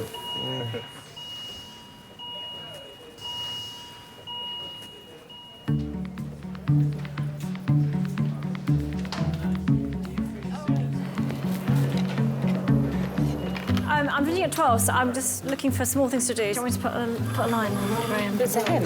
Would you? It's amazing. You want overnight? No, I'm finishing at 12, so I just wanted to do, a couple of small things. I guess you always know more than you think, and inside you're still the same person that qualified, 7, 8, 9 years ago, and you don't necessarily feel that you've progressed from there. So you're always slightly surprised that people, are turning to you for advice, or that they need you to step up. But I think everyone has that kind of feeling, don't they? I've done my paperwork. Okay, cool. I've finished. Yeah, sorting it out. Yeah. Forever? No. Ever? This year? Forever. No. Forever. If I've had a difficult day at work, now I will try and kind of go for a drink with a friend, another medical friend, and we'll sort of talk about what we've seen, what we've done, and offer opinions. And I guess, yeah, it's just encouraging to know that someone else in your same situation would make the same choices.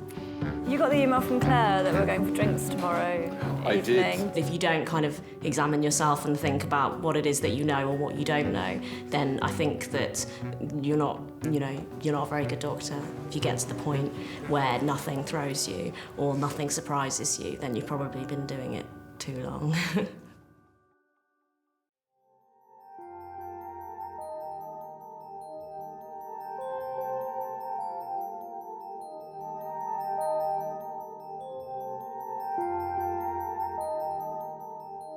Whenever I cut an avocado, and it's Celine.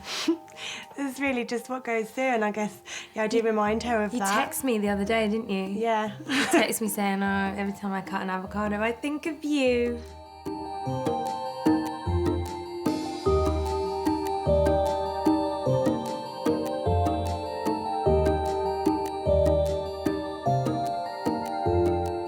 He reassures me, 100% of the time.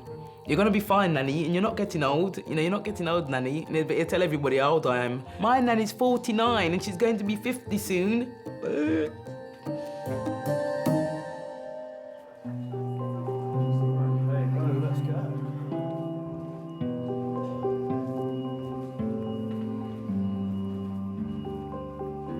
So I was in a pub and I was attempting to chat up this girl and I went into a seizure and the ambulance came and had to give me rectal diazepam in the middle of the pub to get me out of the seizure, which was incredibly embarrassing, especially as I'm semi-aware during my seizures, so I knew exactly what was going on, which was not cool at all.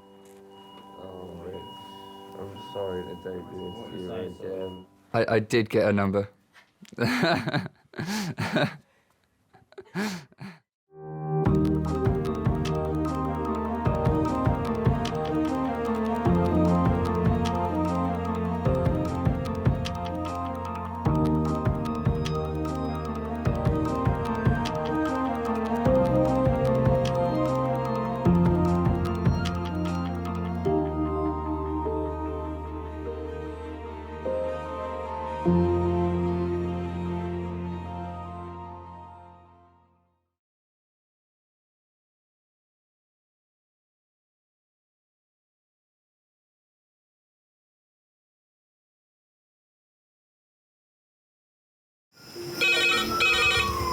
Went from the bonnet, found face down on the floor. Pediatric trauma call. It's a stabbing quadrant. 25 feet from a ladder onto his back. He's really unwell. I think anaesthetics need to see him before he goes to theatre.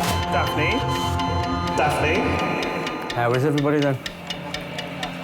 Chilling? King's A&E, how may I help? King's College Hospital, London. I got stabbed. I know, it's annoying. My head. One of the busiest A&E departments in the world. I want top to toe, head, chest, abdomen. A place where love, life, and loss. Don't bloody die. I love you too much for you to die. Unfold every single day. All the patients you're about to see were treated in just one 24-hour period. A&E is always like a traffic jam. Can we get a trolley? You've got to realise that there's awful things that can happen to you. I'm so sorry.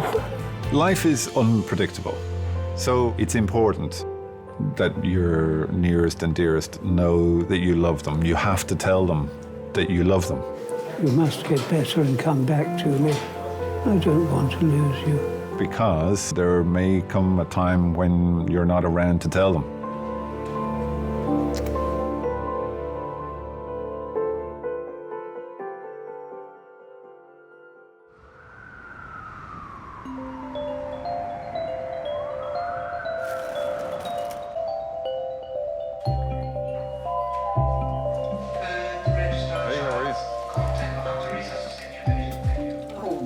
About 3.5 hours. Alright.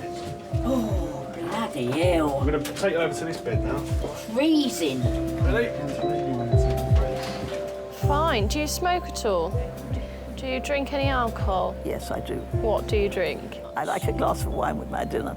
That's okay, a glass of wine a day. It's supposed to keep the doctor away, apparently. I think I'm just about to faint. Really? You need more coffee. Or less coffee. No, one or the other. It's either more coffee or less coffee, or more alcohol or less alcohol. It's one or the other.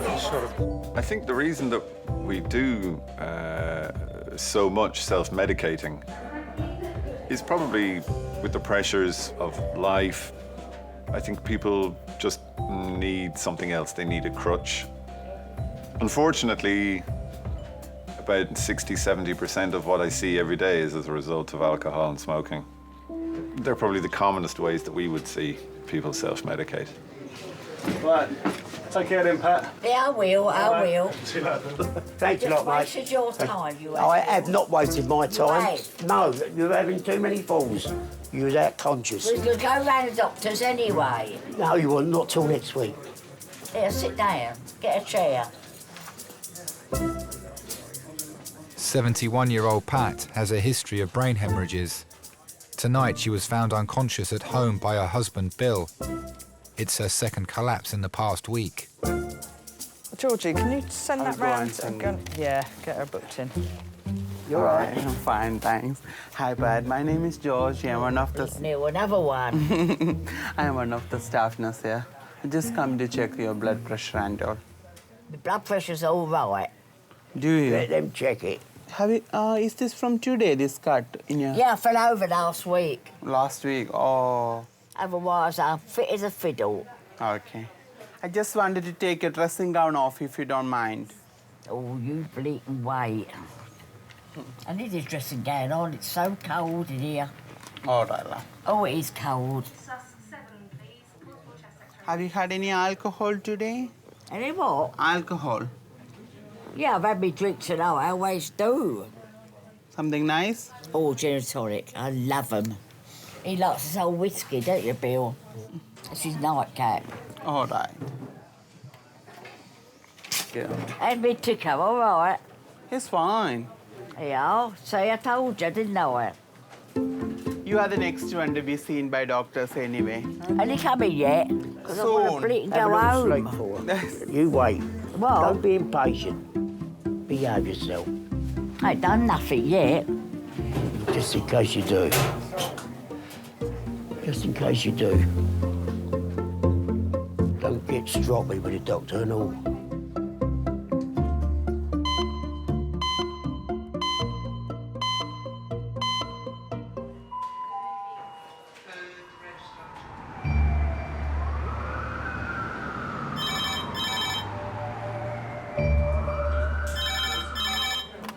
King's A&E, how may I help? Severe posterior head. In bleeding from what? Right ear. Yep. Yep. 7 chairs, 7 minutes. Adult trauma call, 7 minutes. Paramedics are bringing in a 63-year-old man. He was found lying in the street by a neighbour. Boggy mess, head injury, query cause with right ear bleeding and vomiting. Blood coming from the ears usually suggests that somebody's got a fracture of their skull. Yeah, I know. I've left my black pen in the... Male, found in street, severe head injury. It's one of the signs that somebody with a head injury has had a significant head injury.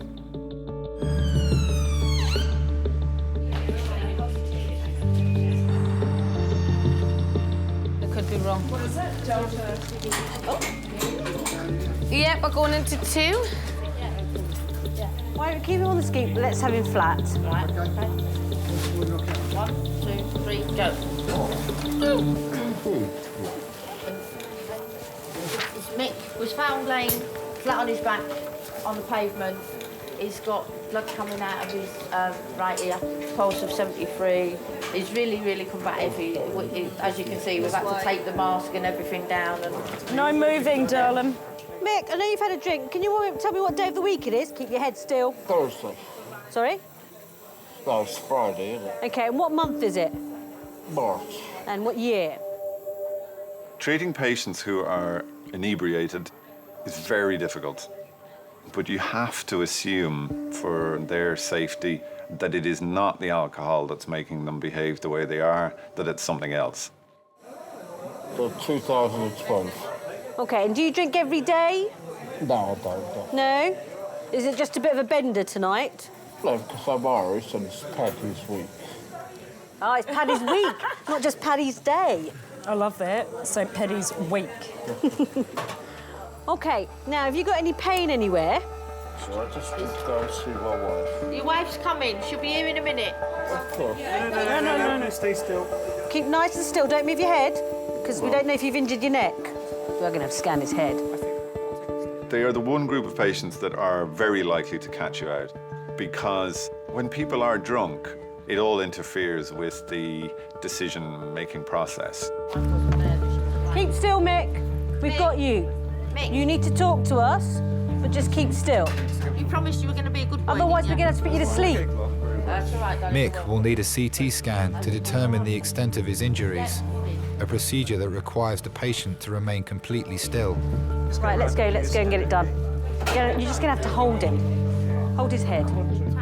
What we worry about is that they may also have a neck injury or a spinal injury, and if you've got somebody who's thrashing around, they may actually cause themselves to have a further injury. They could end up paralysed. No, I think we're going to have to just put him to sleep. We've got our drugs. Hello? Hello? You hungry, fam?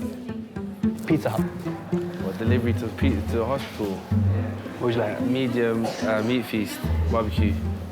I'll just have a slice of his and a slice of yours. I'm still in A&E. I think I broke my finger. Yeah. Hey, please, can I get delivery, please? The postcode? Ooh, that's a great question. You might have to give me 1 second. They trapped my finger in the door at the bank. Yeah, I mean, but look at your finger. You want me to come for collection, dude? It's like 5 minutes up the road. You don't deliver to my house in Brixton. Like, please?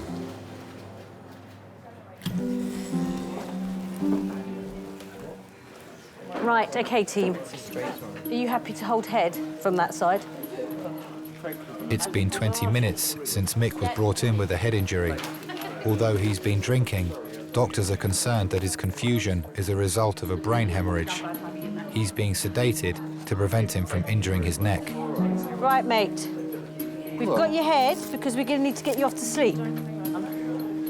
Your wife's here. Well, Let's get some proper tape. Where? There, look, here you go. Say hello. Don't try and lift your head. Come and just look over him so he doesn't believe me that you're here. Can you look over? Just look. Well, I'm here. We're going to turn it off in a second anyway. Oh, yeah. So there's drugs already. I'm here, don't worry. Okay, thank you, darling. What size tube do you want? We've been married for 36 years this year. When we were younger, he was quite the Jack the lad. He really was. He liked to play darts and snooker, and he was really a man's man. Tish, you here? I'm here, don't worry. We need to scan his head to work out how much of this is booze and how much of this is head injury. And you won't keep still for the scan. I never bashed my head. So we just need to send him to sleep. Do you know if he's got any medical problems? He's on antidepressants. OK, he's never had a problem with anaesthetics before, though. OK, have you got his head there? He's a good-looking guy. He had the big bell bottoms and the big platform shoes. He says he looked like Georgie Best. Found it. It won't take long. We'll just Right, let's go and get it done. So when you're ready, I'll get the collar off. We got married at Wandsworth Registry Office. And after the ceremony, we all walked down Wandsworth High Street, me in my wedding dress, to go to the Spotted Dog pub down Wandsworth Road. And as I walked across the traffic lights, all these drivers were honking their horns and waving at me. Right, Mick, sweet dreams. Fantastic. OK. Should we put the collar back on? Because although he won't move, per se, we might move him. He was kind and he was generous and he'd give you anything. If he could, he would give you anything.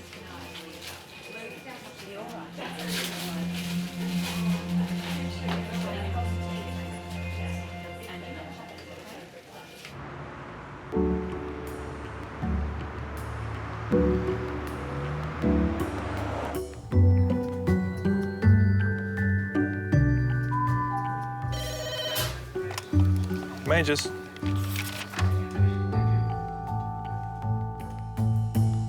I thought you was dead. You are? I thought you was fucking dead. You're on a deck we had. You look, watch me. Hello. You was like that. What? On the floor. Yeah, all right. And I was trying to get you out, and there's no response. That's why I phoned the ambulance. You had too many bloody falls to my liking. You better pack that drinking up. You what? Better pack that drinking up, I'm afraid. It's affecting you. 17 years old when I met Pat. Pat was a bit of a tearaway. I have to say, bit of a tomboy. Mrs. Cathersides? Yeah? Hello there. My name's Go James. out, doctor.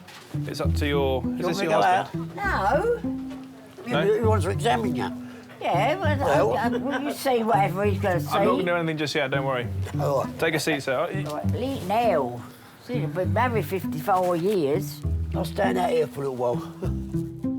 She was a good dancer as it goes when she was a bit younger. Mine, I can't. I've got 2 left feet, I have. Pat loved Elvis Presley so much. When he died, she went in mourning for over a week. Do you mind if I call you Patricia? Pat. Pat. My name's James. I'm one of the doctors. Have we taken any blood yet? No. Do you mind if I take some blood now? Would that be all right?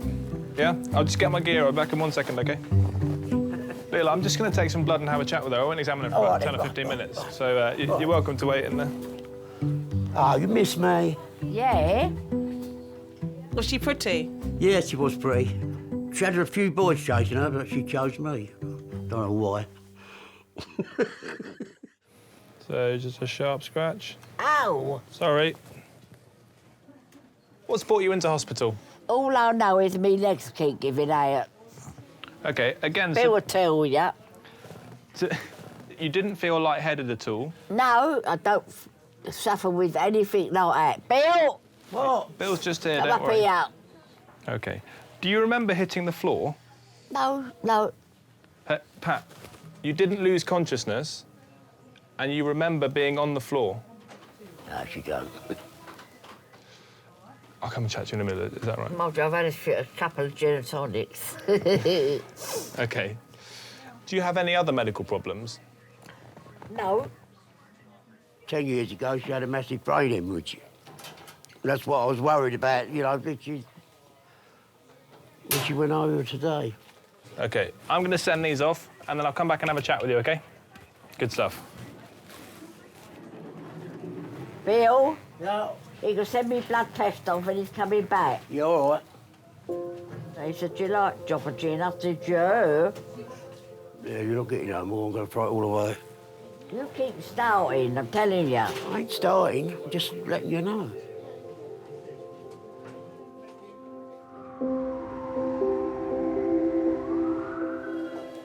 "63-year-old Mick was brought in with a head wound after being found alone in the street. Having sedated him to prevent further injuries, doctors can now scan his neck and brain. Slightly up as we go. Ready, brace, slide. OK. Can we have our vent? When I first saw him, he was drunk. My best friend worked at the same company as him, and she told me to go to the Christmas party. So I went, and I met him there. But then when he asked me out, he messed it up. He just said, "Oh, do you want to, can I ask you, will you?" He said, "No, start again, Mick." And then he started again, and he said, "Would you like to go out with me?" So I said, yes.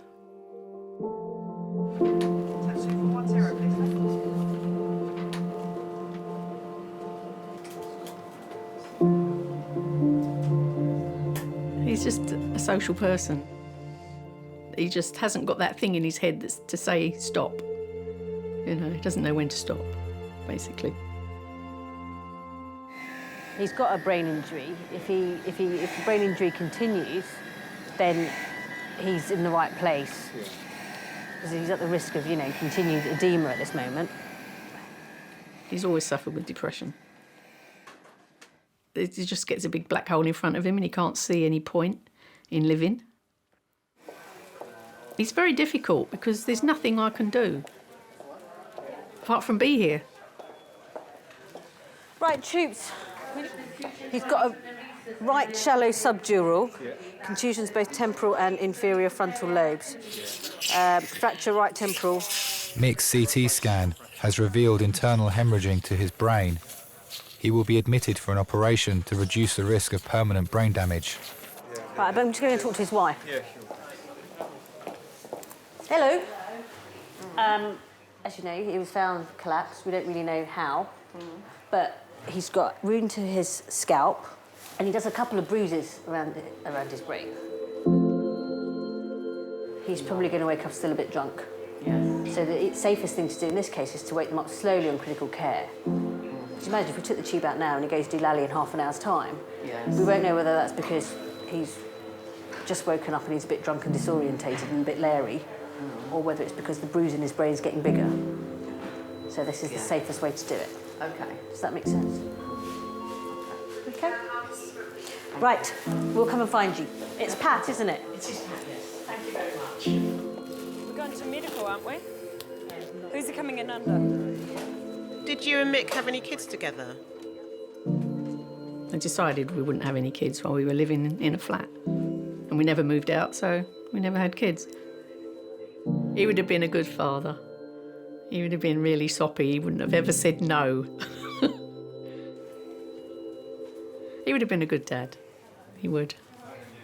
We're going up now if you'd like to come with us. Sorry, John. Are you going to come, Kev?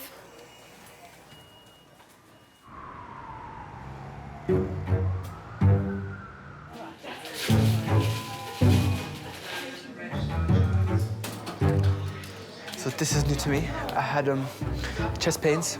So like when I inhale my chest cavity, it really hurts. And as it's progressed, I've got strong numbness in my hands, and I can feel it in my teeth and in my face. This vending machine's evil. Do you know what, yeah? No rollers in it, yeah? I forgot they existed at one point in life. They're not really that nice, though. They are, man. Rollers are bad.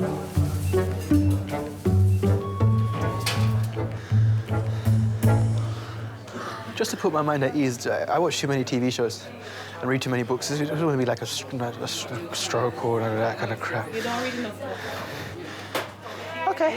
You need to read some more books. Okay.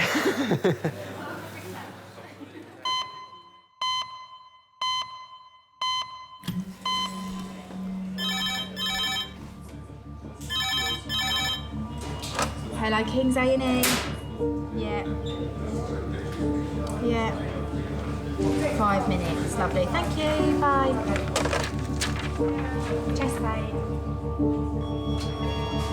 Red phone, 5 minutes, red phone, 5 minutes. A 50-year-old man is being rushed to King's with a suspected heart attack. Yeah, chest pain, yes please.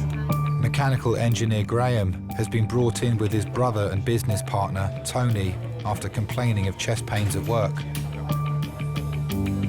Right, hiya. Hi. This is Graham. Graham woke up at 6 o'clock this morning with a bit of tightness in his chest, varied in intensity throughout the day. Has he had GTN? He has. Right, woke up at 6 o'clock, Des. With chest tightness, which has got worse throughout the day, radiating into his jaw, neck and both shoulders and upper back. I've never had a heart attack, but I know that people describe it in various different ways. Very often described as a belt around their chest or somebody actually sitting on their chest. Hey, Graham, is it? Good. I'm Des, I'm one of the A&E consultants. Right, What's been going on? Tell me. It's hard to describe it. It just started coming on.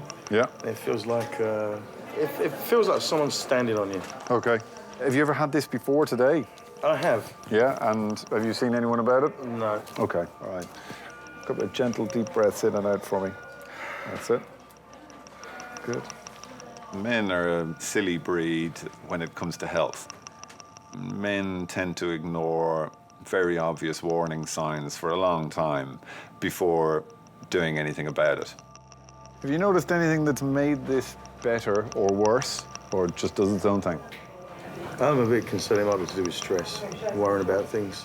It may well be stress-related, but I got to assume that this is coming from your heart until I know that it's not coming from your heart. Okay.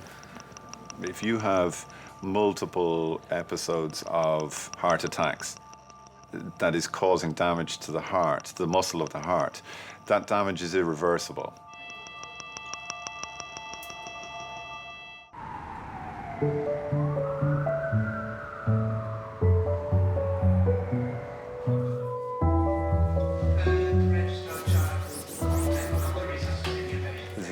Gentleman with chest pains since this morning about 6 o'clock.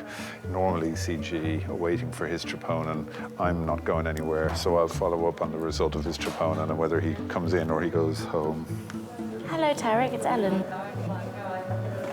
I'm calling from A&E.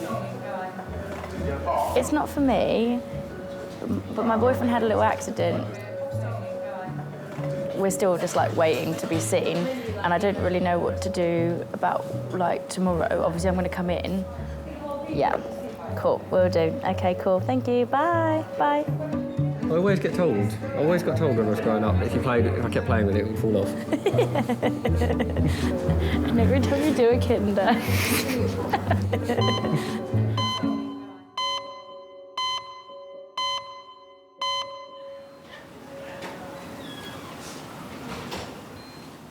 50-year-old Graham is suffering with chest pains. He's under observation to establish whether he's had a heart attack. Heartbeat's gone down. Your heartbeat's going real down. Hasn't changed at all. So I don't know what I am. What do you know I am? Yeah. It might. Are you sticking your middle finger?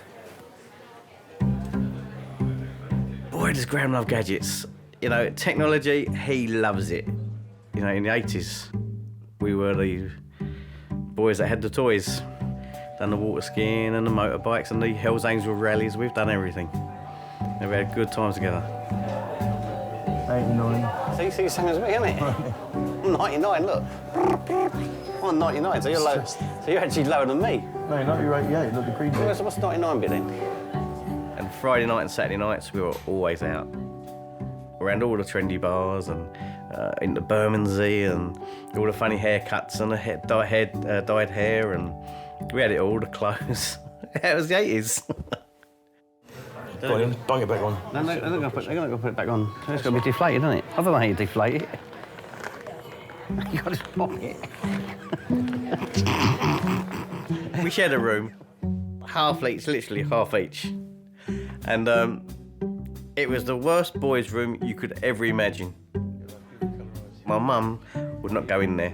She would not tidy it up. That's the boys' room, leave it. But when he moved out with Gina, I got everything and just threw it all down a scrap, all down a tip. Got rid of all of it. No, Babette. Hello, Claire. Gina, all right? Graham's wife Gina and daughter Claire have arrived in resus. I don't know. I was instantly attracted to him. As I looked at him, I knew he was going to be my husband. I think I'd only sort of seen him 3 times and spent maybe the total of 2 weeks with him before I decided that I was going to come and live with him. And so we've been together 26 years now. Give me a kiss. I came from Jamaica to visit my nan. She picked me up and the car broke down. And she phoned Tony and Graham and they came to pick us up. And that's how I met Graham. Ah, Des. How are we getting on? So the tracing of your heart that we've done, the first one, looks completely fine. And it's the same as the one that the ambulance people did as well. That's completely fine as well. We're still waiting for the rest of your blood tests and stuff to come back, and they will be really what will determine what happens from here on in. So we'll have a look at those blood tests and see, do you need to stay, or can we send you home and see how your heart behaves? Much appreciated. Yeah, no Fantastic. Thank you.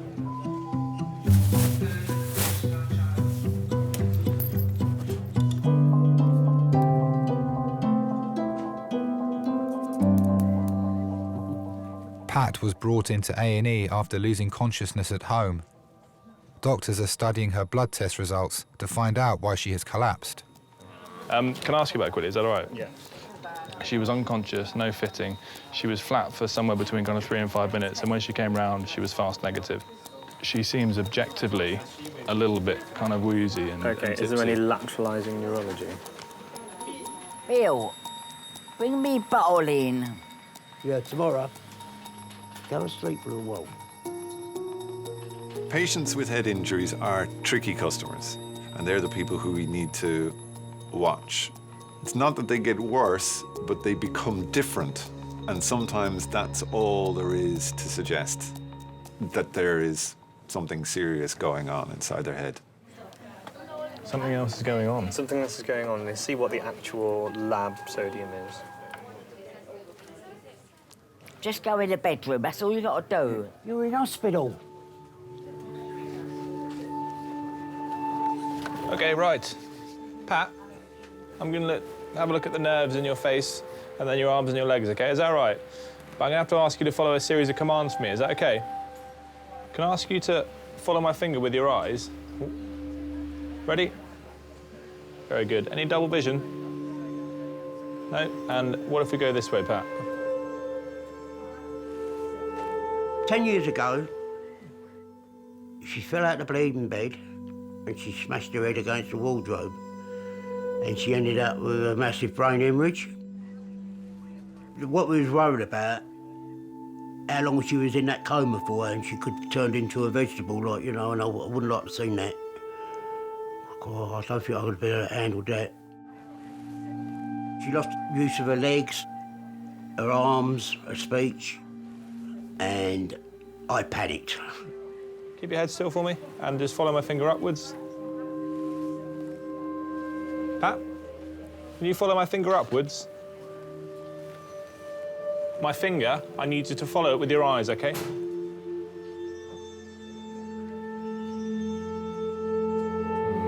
Okay. She keeps asking for a water bottle, it ain't here. It's right outside of me bed. You don't have to look for that, Bill. Is this It's normally just outside of me bed. Is this normally how she acts after she's been drinking or not? Well, I've never known her like this before. Okay, I think we're going to have to do a scan of her head. Yeah, I would. Yeah, I think so. I think we're going to have to. Yeah. Okay? Yeah. All right, then. Right, I'm back in a second, okay? All right, mate. Pat's test results indicate that her confusion is a result of something other than alcohol. A CT scan will tell doctors whether she has suffered a brain injury. Well, you always feel the worst, don't you? And when the doctor said, oh, don't look too clever, I thought, oh, here we go. Not again. Oh, hi, is that radiology? Hi there. I'm calling to request a CT head on a patient. She's in Majors Bay 12. Thanks very much indeed. Cheers, bye.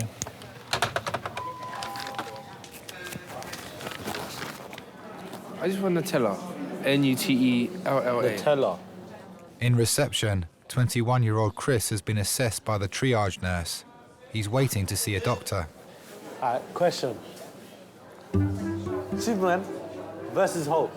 Yeah, who will win? Hulk. Superman. Hulk can't die. Hulk can't die. Hulk can't die. What do you mean Hulk can't die? I mean it exactly as it said. Can I not have a preference? Superman's the best superhero. But I just don't like his uniform. yeah, Why France? at least Iron Man has swag. Do you know what I mean? He has no swag. Christopher Restrepo? Right here. I'm not sure, fam. You right? Yes, me. Oh, thank you. Hey, which one's Chris? I am. Oh, right, okay, sorry. There might not be enough room for all you guys. It's just a small cubicle, but we'll try and scrum you all in. Okay. grab a seat. All right, thank you. Right, Chris, what's been going on? Basically, earlier today, I just felt pain in my chest, and then I had shortness of breath. When I brushed my teeth, I had coughed quite severely and spat out blood. After you brush your teeth? Yeah, just in general, yeah. You just not sticking your brush down a bit far? I think that's what it sounded like. Oh, no, definitely It's not that, no. It just somehow, all of a sudden, you have a coughing fit, and at the end of that coughing fit, whatever comes up is pretty bloodstained, or has it never been bloodstained? It's been bloodstained, sometimes it's been brown. I smoke a little bit as well, so it's been brown, I think maybe tar or what else. How much do you smoke? Ooh, 5 a day. 5 cigarettes a day? Yeah. Are they roll-ups? Pardon me? Are they roll-ups Yeah, or roll-ups. No, you're not. Let's put this top off and let's see where it goes. No worries. Okay, show me whereabouts this pain is. Okay. Yeah, what we're going to do is just going to whip you around for a quick chest X-ray. Okay. You're coughing bits and pieces up, and you've got some chest pain over here, which could be from an infection. So let's do that now. Slip your T-shirt back on.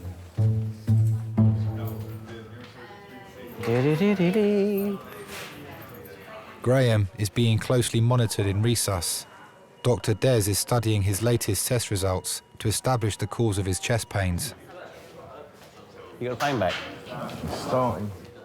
Come in and tell him. No, it's nowhere near. Try and take deep breaths and relax. I've never something wrong with me where it's just anxiety. I'm starting to get the hump of it because I can't decide what it is. Listen, Graham, you've had a warning. You're doing, what, 40, 50, 60 fags a day? Graham worries a lot. He definitely relied on the cigarettes, I think, for lots of things. He was probably out of control when it comes to cigarettes. How do? Yeah, I'm feeling all right. Right. Well, your bits and pieces, for the most part, have checked out. But one of the tests that we've done is abnormal. And it's the one test that, for us, holds the most importance. To me, in many ways, it confirms that the pain that you've had is coming from your heart. The first thing going through my mind was, is he going to die? I don't want to be a widow at 45, I just don't. And he's got to survive, he's got to make it through this. But I think we still need to do a couple of other tests to see, is it? And if it is, how bad is it? And then what can we do about it? It was very scary, for me, very scary. I don't know what I'd do without him.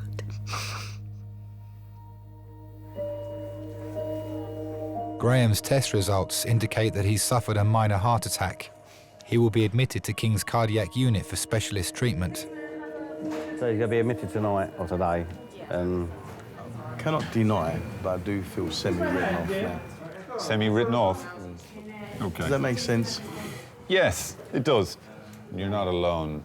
Most men of middle age have a moment of, I suppose, coming to terms with your own mortality.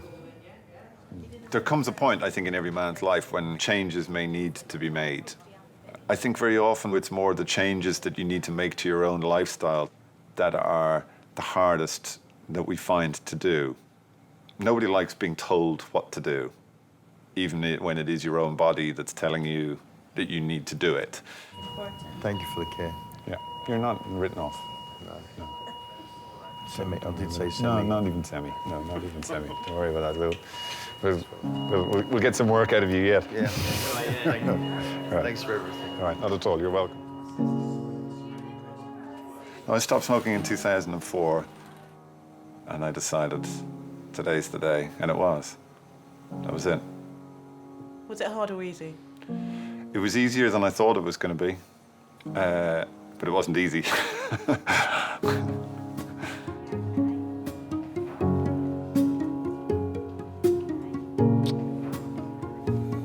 Take it easy, eh? Take it easy. Seeing Graham in that state, I think you realise you're not here forever. Take it easy, mate. You'll be fine. Listen, you'll be fine. People do pass on, and it's sad. Your friends and acquaintances come and go. Family, it's always there, isn't it? All right. Where are you, at the pub? Here's me brother. I wouldn't pick another one.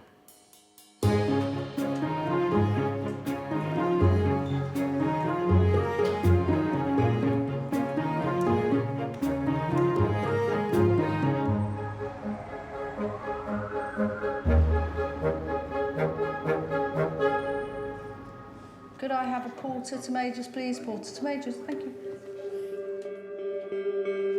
Tricia. Yeah. Are you all right? Let's pop this on you, my sweet. Pat is being sent for a CT scan of her brain. Number 12, CT, mate, please.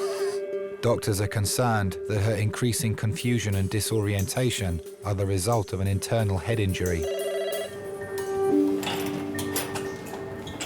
It'll be a bit cold, all right, in here? It'll be a little bit chilly for you. OK, on your call. Yeah, on, slide ready, On your call. ready. Oh! That's it. It's OK, she's got Rest earrings down. in. That's Oh. right. Nice lady. Very nice couple. What's the nicest thing about Pat? She's my best mate. She's been a good mother to my children, like, you know, and been lovely. Don't get me wrong, it ain't been smooth like all the time. Pat lost a brother through drowning. I think Pat was about 16 at the time. Anyway, we've been out to have a drink. It was on a Christmas Eve. He's had a row with his girlfriend, and we had a canal where we used to live. He threw himself in the canal. I went in there after him, but I couldn't get him out.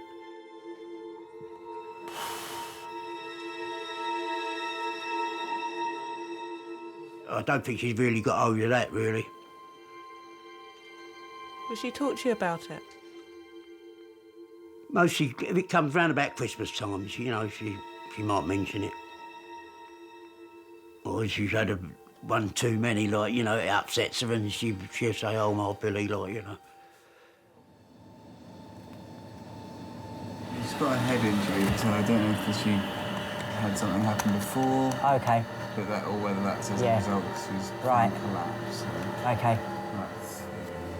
All done, well All done, Patricia. Hands down for me, that's it.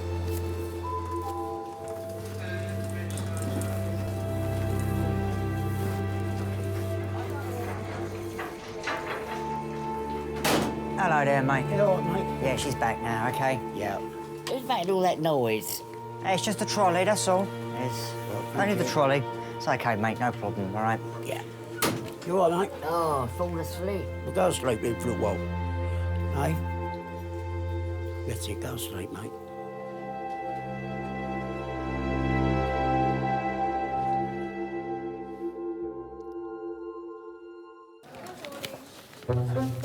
Yeah. You know, every 1 year I walk past her, see the food and just smell it. Yeah, Chris. Hello. Should we come? Well, your chest X-ray looks just beautiful, yeah. So there's absolutely nothing to worry about with that at all. If you get this pain back, yeah, just take what you've done today, which is just ibuprofen and paracetamol. Smoke a bit less, and everybody's happy. But this is just all insurance. So I have to smoke less. Yeah, always. Stop smoking. Give it a go. Give it a go. Chris, you know what he looks like? Superman.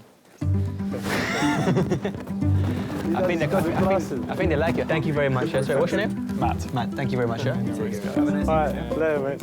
See you later. Which one are we going? The food's that way. See you later, yeah? All right, in a bit, fam. Cool.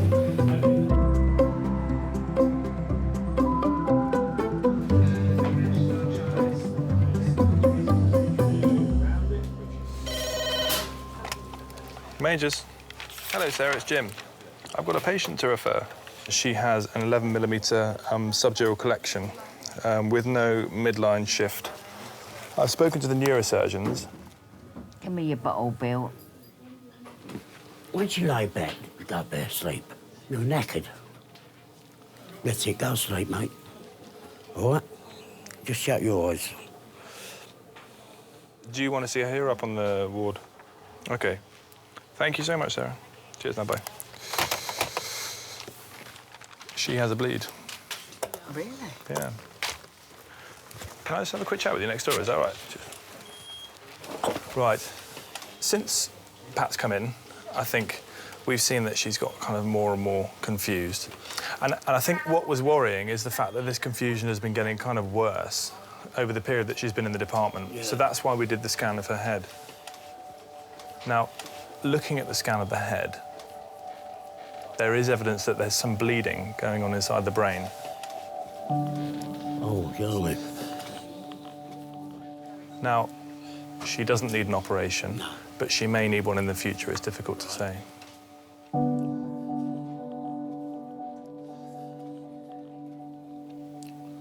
Right, thanks for coming out with it. Thank you, help me. Oh, oh dear. I'm not saying I've had this trouble with her before, like, you know, but that was a really bad one, like, you know. I think I don't want to give you kind of any No. but I don't you know, think this is as severe as that, well, to be honest. I think I've done the right thing bringing her up here, didn't I? Yeah, Otherwise, definitely. I could have left it and, you know. Yeah. Anyway, thanks to your help, anyway. There's no doubt you've done the right thing. Yeah. Have you got any questions for me at all? Just look after. Thanks, please. We'll do our absolute best. I've been here for too long, 54 years. Anyway, thank you very much. Not a problem. Got me bottle round there. You what, mate? Me bottle, Bill. Pat, hello. We are still going to have to admit you to the hospital and keep an eye on you. Is that all right? OK. Listen, if there's anything I can do, just give me a shout, yeah? OK. Take care. Oh, thank you, Doctor. Cheers, Bill. Thank you. Right.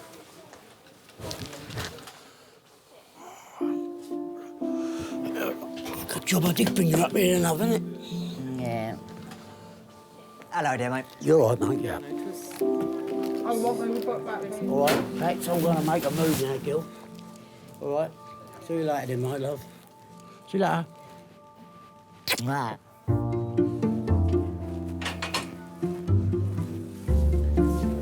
Thank you. OK.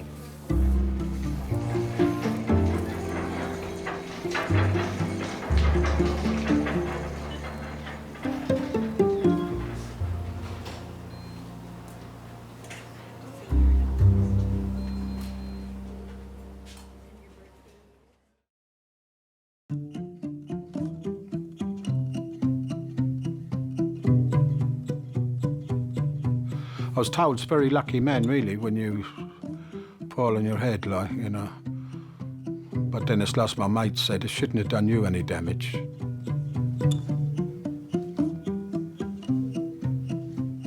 Haven't had a drink since.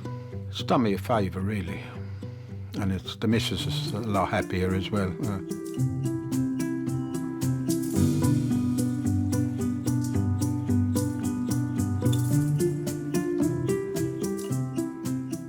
And you stopped smoking?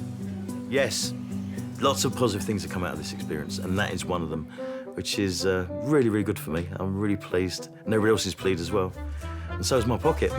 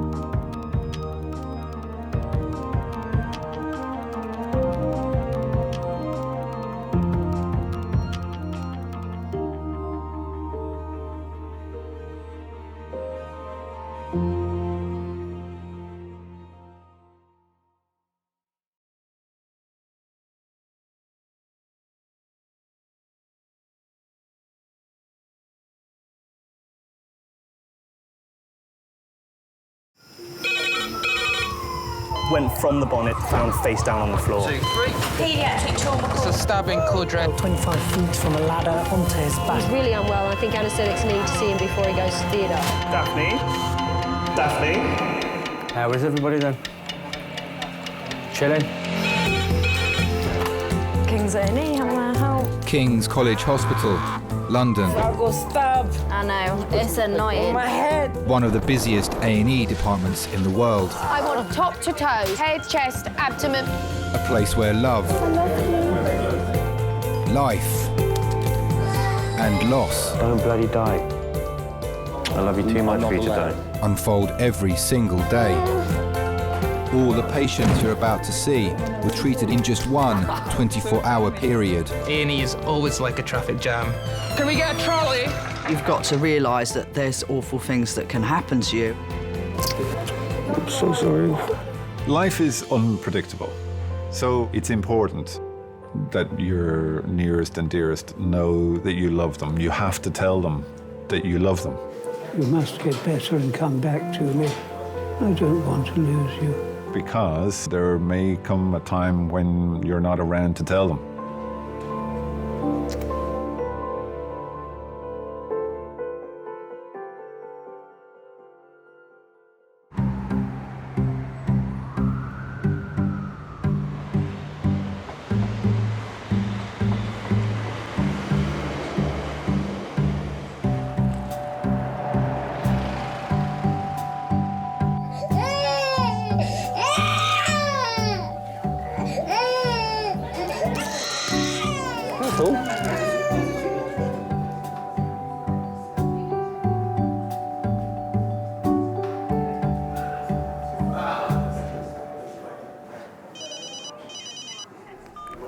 That you, Al?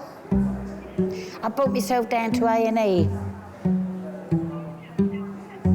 Well, I thought I'd better get a check-up because my other eye's gone black as well. No, I'm all right. It's quiet, but hardly anybody here. No, I'm all right. I'll give you a ring when I'm on my way out, all right? All right, Al? Yeah, bye.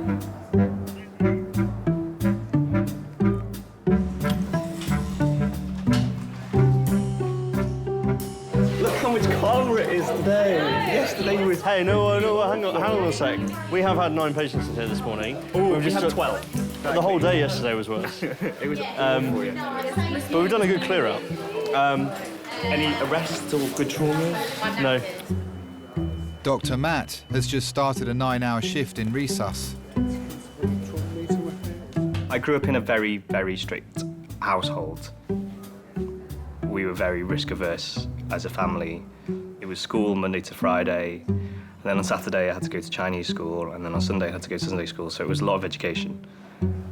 As a teenager, I was quite frustrated because of not having the normal childhood. I'm going to leave you... I'll do this then. Yeah. Okay. Are you happy with that? And I'll sort out bed 9. Okay. But when I was a student, it was a completely different life. I went bungee jumping, I went skydiving, and I never really thought I could die on the end of a bungee wire. When you work in a busy trauma centre and you see all these people coming in with the head injuries or with car accidents, you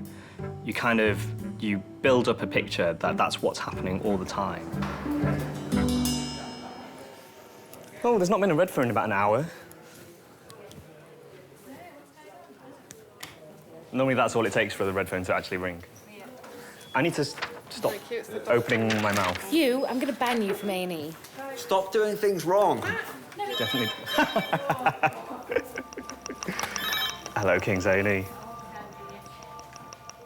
Hello. Yep.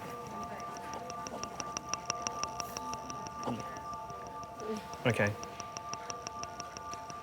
All right, how far away are you? Okay, thank you. Bye. Pediatric trauma, 10 minutes. Pediatric trauma, 10 minutes. There's a 16-year-old male coming in with Kent Hems. He's intubated and ventilated. Do you want to go direct to CT? All right, bye.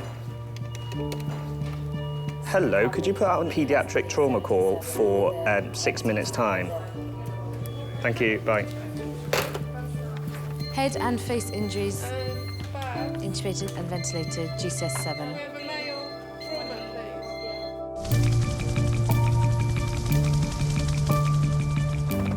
A 16-year-old boy is on his way to King's. He fell 14 feet, landing on his face at a skate park.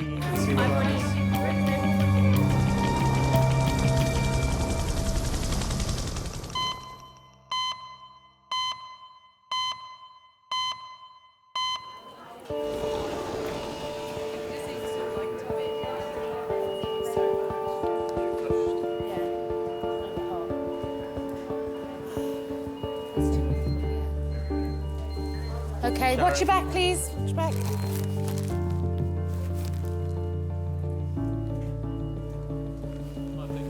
Hey, you are anaesthetist. Hi. Is that what I think it is, a push bike helmet? Scooter. Consultant Sharon is in charge of all major trauma patients arriving in resus today. She'll be supported by Dr. Matt. Thank you very much. Okay. This is Max, who is on a scooter in an indoor skateboard park, and he was at the top of a half pipe, which apparently is 12 foot high, and he was seen to land on his face forward, wearing a helmet. He was seen on the CCTV to remain motionless for about 30 seconds, but then he started moving and becoming quite agitated. The crew on scene believe he may have had some periods of apnea, though not witnessed by us. On our arrival, he had a GCS of 7 with a motor score of 4. His pupils were equal, although not that very reactive. He's got an obvious mid-face fracture, probably the maxilla. He had an RSI, grade 1 intubation, 2 IV cannulas, and we brought him straight to you. Air entry bilaterally. I'm going to listen to size now. Can you book me a head and neck CT? We'll do a chest and pelvis X-ray, a plain X-ray. Head injuries can be so devastating. I've seen people die from falling from their own height. You worry about whether or not there's blood inside the brain or any kind of significant force which could cause a traumatic brain injury. We've got a young man who was skateboarding and fell off, and he was seen to fall on his face and wasn't moving, and then started to move again, so we don't know how long he was apneic. He definitely needs a head to pelvis CT. Not that cold. Well, he's fallen about 14 feet onto concrete, so he's probably going quite fast. He's got the mechanism of injury. All right. The impact to Max's brain is similar to the effects of being hit in the face at over 20 miles an hour. You never really know what's going on inside their head. And because you've got such a confined space, the amount of force and the amount of injuries that you can sustain in someone's skull, you're racing against the clock because their brain is swelling inside their head and something needs to be done.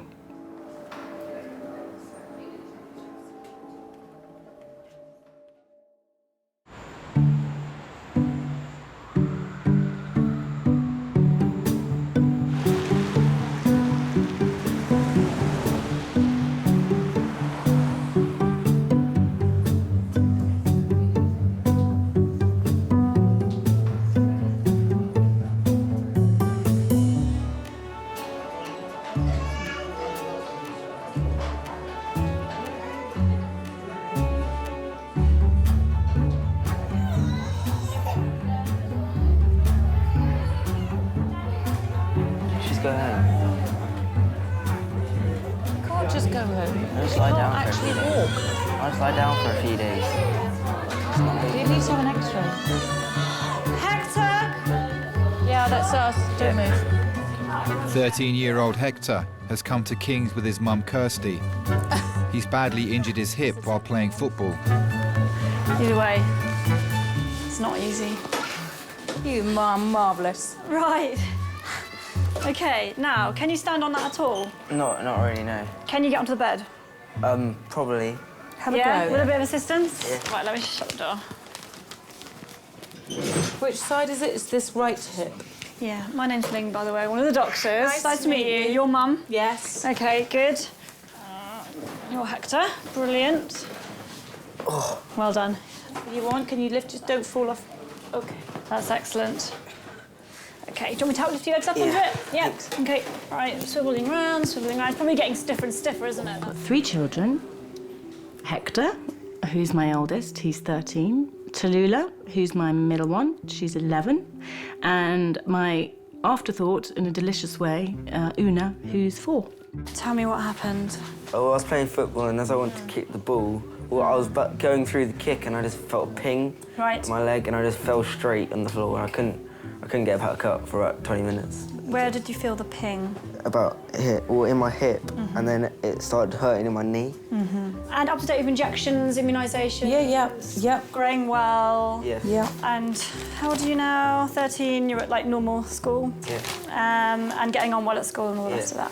Brilliant. Okay. Boys are simpler. They're not too complicated, and they actually just want to have a good time. And, well, Hector's like that anyway. He just wants everybody to be happy and to have a good time. Right, let's see what you can do. Straighten this leg for me. That hurts quite a lot. Okay. I'm just going to have a little feel of your hip. It's fine there. It's fine on that side? Yeah. It's going to have a feel over the top.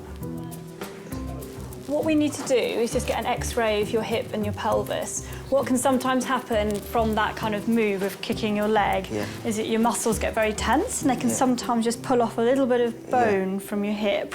And that can really happen anywhere in your body, but on footballers this is where you commonly see because of the mechanism. He used to get into trouble. He used to get into trouble quite a lot. He didn't really have any fear for adults. 5 years old, he threw a shoe at a teacher because he didn't really agree with what they were saying, and it was in his hand, and he got cross, and so he threw it. And then he was off school for a day. This is like a different boy in public than the one that is sitting on the sofa with me. I think most teenage boys start to get very aware of their place, the relationship with their father, their relationship with their peers. They're kind of all finding their little space in life, you know, and how big am I compared to them? How much front has that one got? You know, this whole world out there that I don't know.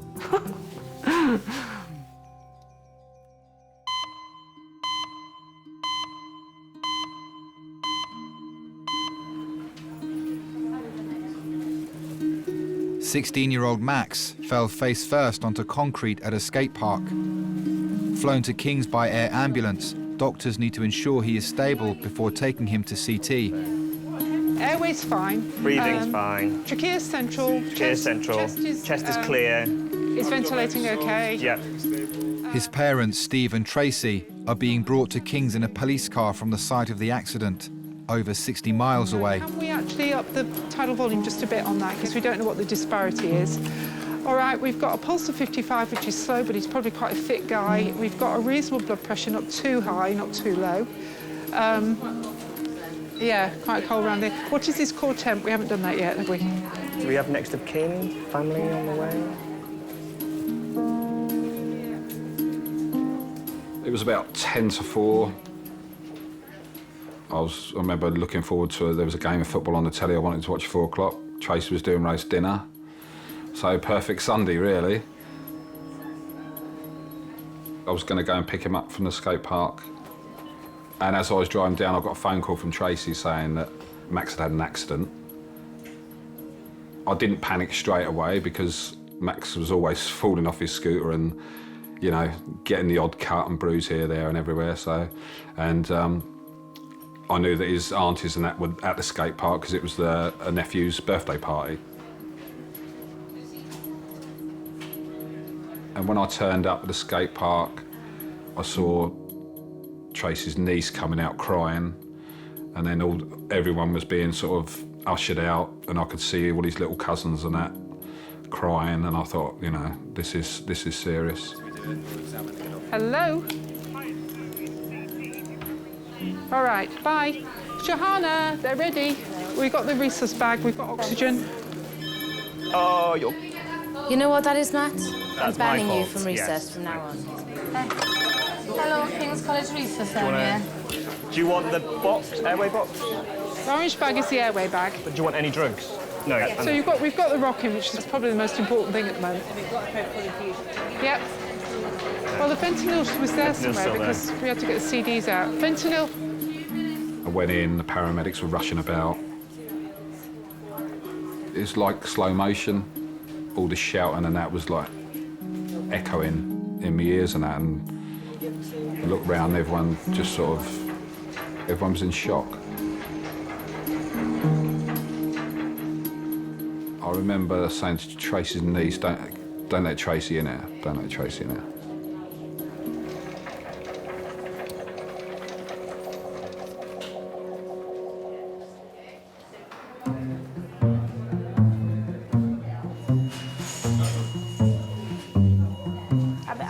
I told you I broke my brain.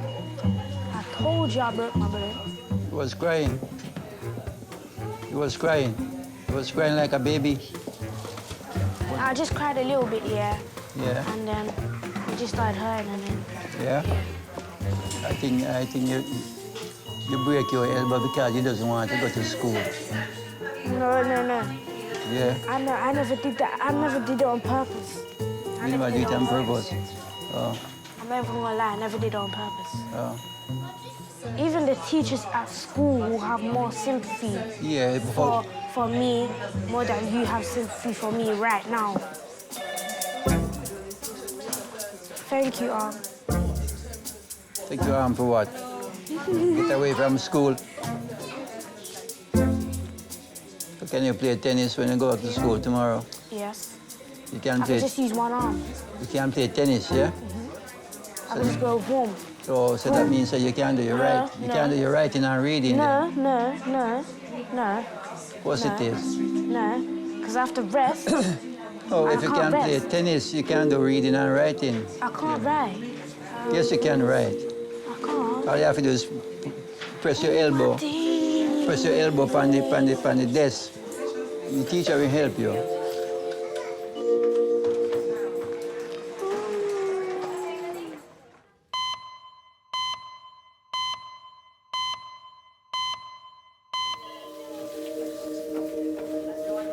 "19 minutes after Max's arrival at King's, he's being brought to CT where the extent of his injuries, particularly to his brain, will be assessed. His heart rate's 52, which is why it's alarming at the minute. So he needs to go to an ITU. His parents are still travelling from their home in Eastbourne. I always wanted a boy. He was a 90-mile-an-hour baby from the start, really. He wouldn't go anywhere without a football in his pram or his pushchair. The first day he rode a bike without any stabilisers on, the first thing he wanted to do, he was 4 years old, is to go to the ramps. It wasn't good enough in the garden or on a flat piece of ground. He wanted to go somewhere where there was bumps.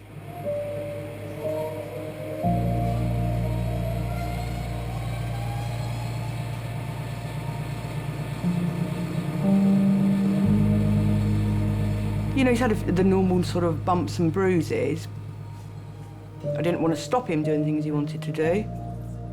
I didn't want him to sit in front of a PlayStation or, you know, sit indoors. I never wanted that for him. I tried to protect him as much as I could, but, you know, sometimes you can't. You just can't do it.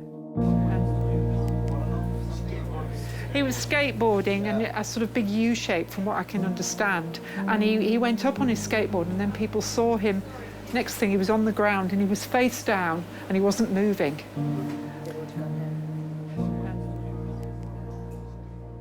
When I walked into the skate park, I could sense that it was very bad. I could see the paramedics who had already got there, and I could see one of them was visibly shaking. And I thought, we're in big trouble here. I wanted to sort of give him a cuddle, but he was in no state. He was sort of screaming out. It was horrific. I then sort of ran round the corner almost and was just completely in shock. I was crying, I was screaming. I felt ill. I didn't know what to do with myself, really. And the next minute I heard them say, the air ambulance is on the way. I went outside and was very sick. Just the worst words you could ever hear is that your child's going to be airlifted somewhere. Okay, ready, brace, side.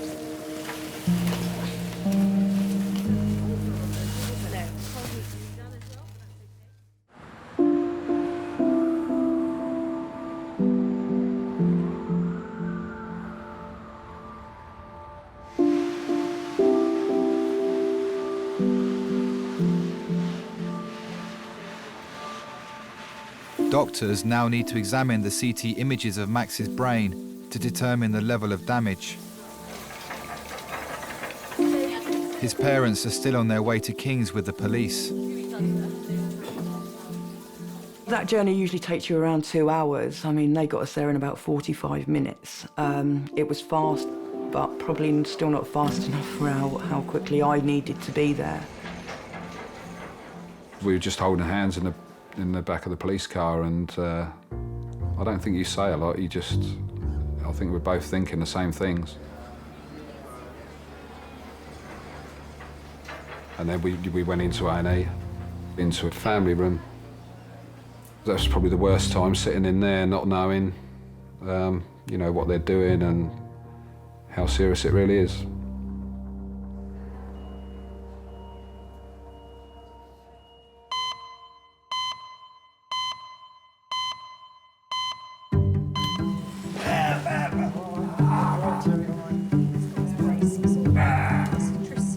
Hello there. Welcome to King's College Hospital. Nice to meet you. 86-year-old Terry lives with his daughter. He's been brought into resus after falling down his stairs at home.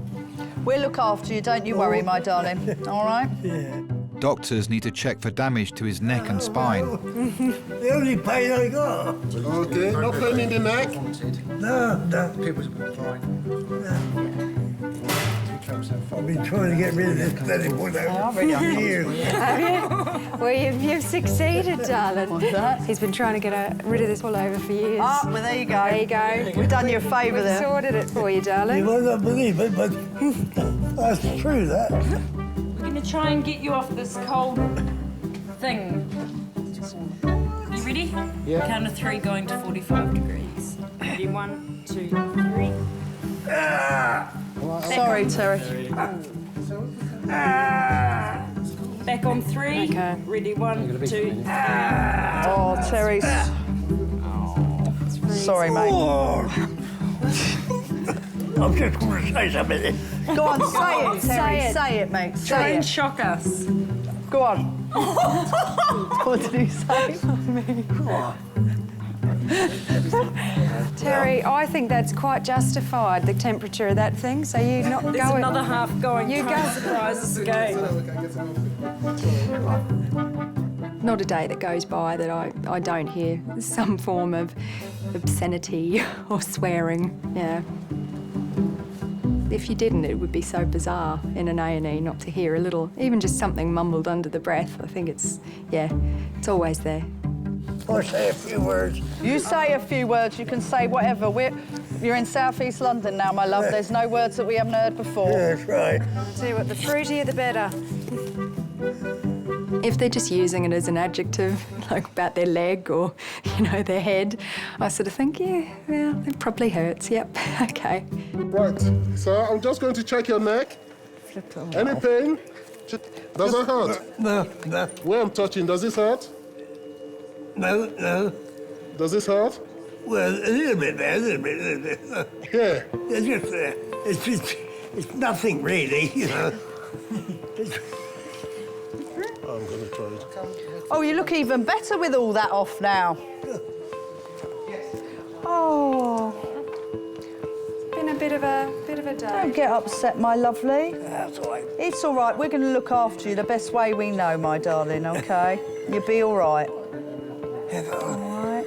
You've had a right old time of it, haven't you, getting all the way up here? I don't think... Hey? I don't think I'll make it this time. Oh, Terry, don't speak like that, my darling. You're going to be just fine, darling, OK? It's just been a bad night, that's all. Yeah. All right? OK, my darling. I don't think I make it this time. No, you're going to make it, of course you are. Terry, sweetheart, you've got a bump on the head and you're going to be fine, all right? You're going to be just fine. This will be a good story you can tell people. Yeah, your big trip down to King's, darling. A lot of the elderly patients I've looked after, they're so stoic, like they're amazing. So a lot of the time they're just very get on with it, go ahead and do it. But then I think at times Particularly, I think, if they're in fairly good health and they've had an accident, it's almost like it's rocked their confidence. I've had, you know, some of the burliest looking, like almost truck driving, great big sort of 50-year-old grizzly men in Australia that have cried like babies. And, you know, that's a really sad thing to see, you know, when they're just so uncertain, and you can just see they're terrified in their face straight away. Oh, it's all right, darling. It's all right. And it's quite heartbreaking. Imagine if it was your own granny or grandpa, you'd just want to give them a little hug and, you know, settle them down a bit.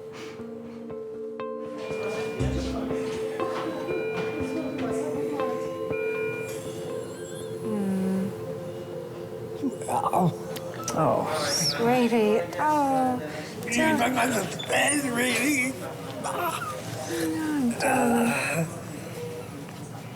Yeah.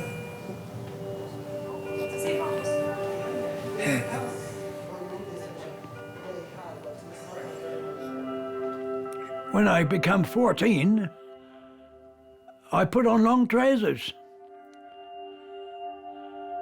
You became a man. You acted different.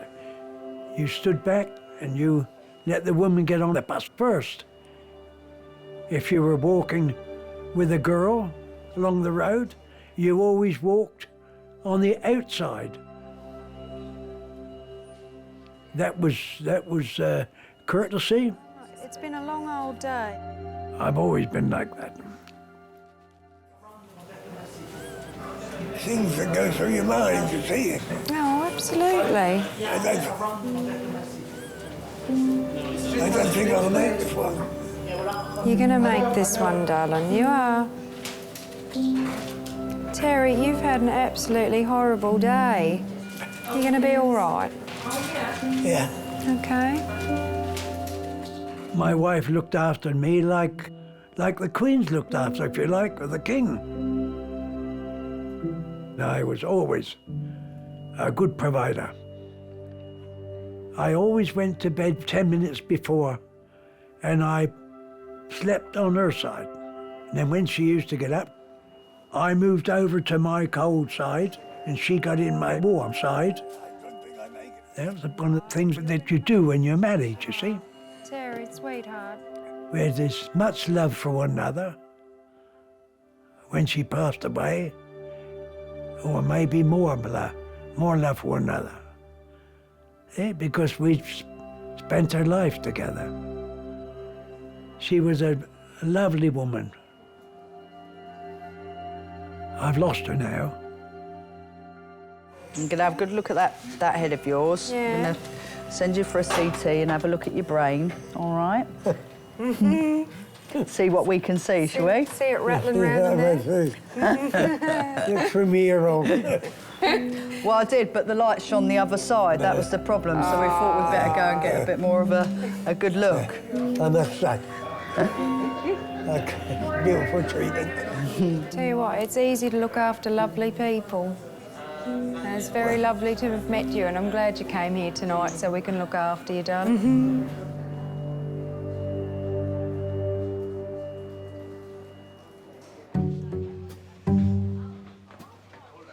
Food trolley.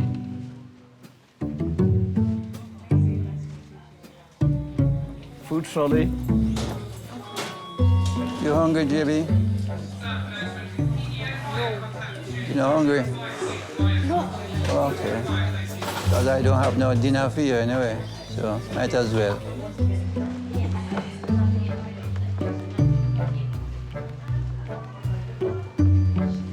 Food trolley. I'm getting very hungry. Yeah. You're always hungry. No.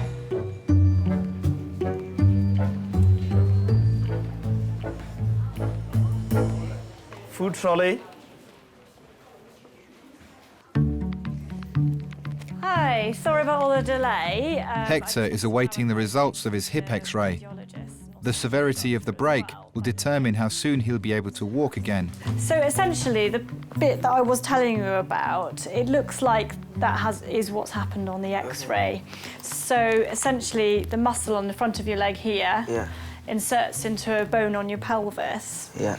And when you have sudden movements like you did, It pulls it out. Pulls it off a bit. So on the X-ray, that is the appearance of what's happened as well. But it's only a very, very minor injury there. Yeah. And it's likely that you won't need any particular treatment for it, but you will need to have some crutches and Yeah. sort of partial weight bear for really a few weeks, maybe like 4 to 6 weeks. Okay, of which you'll be off sport. So sorry to be the bringer of bad news. That's fine. But yeah, a bit more waiting. The bone doctor will see you and we'll take it from there. Okay. Okay, thank you. All right, it's okay. Yeah, 6 weeks on crutches. Should be fun. Get my own muscles. I can't think of anything worse than you on crutches. Clumsiest boy alive on a pair of crutches. Oh, God.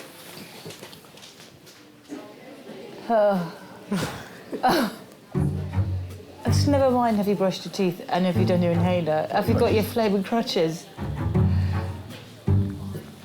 I didn't even cry. It's nothing to be proud of, Sam. Broke my leg and I didn't even cry. I'm a man. Can I tell Dad? No, you're an idiot, no. Let me. Please. Please. I want to bring us bad news.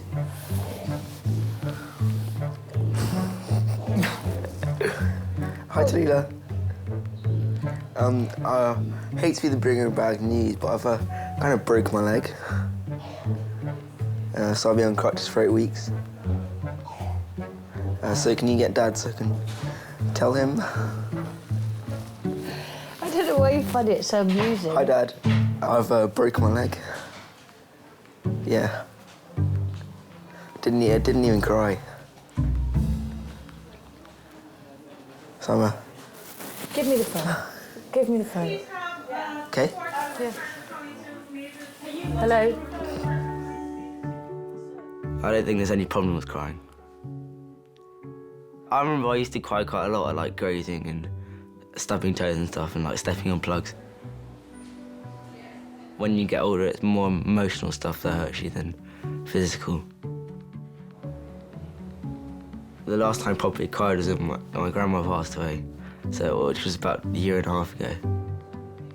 Well, it's sort of like a tear. I think that's the best way of describing it. But they have to... cry? Well, we are now, we're just waiting for the bone doctor, who's going to come and talk us through the actual details of it. My children laugh at me because I can't even watch Midsummer Murders without weeping or hiding behind the sofa. I am terrible. I can cry on an advert. It's ridiculous, frankly. OK. See you later, roast potato. Bye-bye. Didn't even cry. You'll cry in a minute and I punch on the nose. Because I'm a man. Didn't even cry. I've noticed with Hector as he's growing up and he's sort of changing into a young man, is that he kind of knows himself a bit more now, and he'll, for example, take himself off if he knows that he's going to get into trouble. Just he's taking himself away from a situation. It's extreme agony. Well, you will find yourself in agonising positions at some point because No, I won't cry though. Because I'm you're an idiot. So, Who are all those people pinging you? it's because they love me. They're like... You're hilarious. Likes your comment. I was playing football and didn't cry. Most people cry when they're watching you play football, though. Yeah, in my brilliance. Is that what you call it? Can we go now? We're already itchy bum. That's excellent news. All round, really. Excellent news.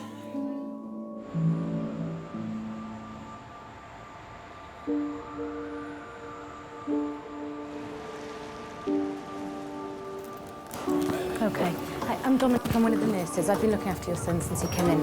Come and have a little look. Now, he does have a tube in his throat that's breathing for him, okay? And he has...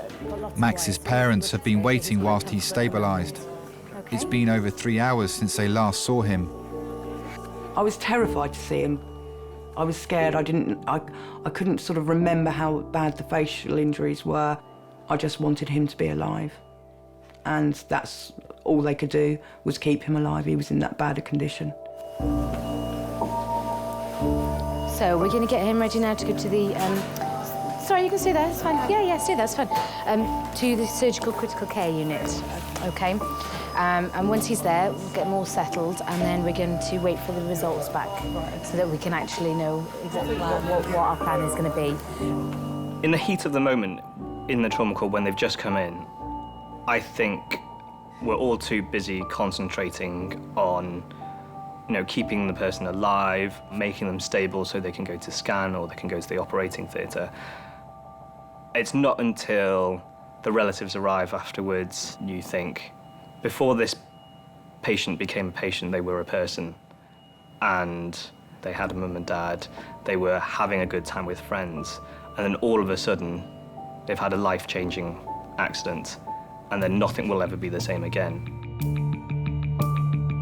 Initial results show the start of a life-threatening bleed on Max's brain. He'll be taken to intensive care, where the next 12 hours will determine whether he needs emergency neurosurgery. When people come in with head injuries, families will always ask you, what's the future look like?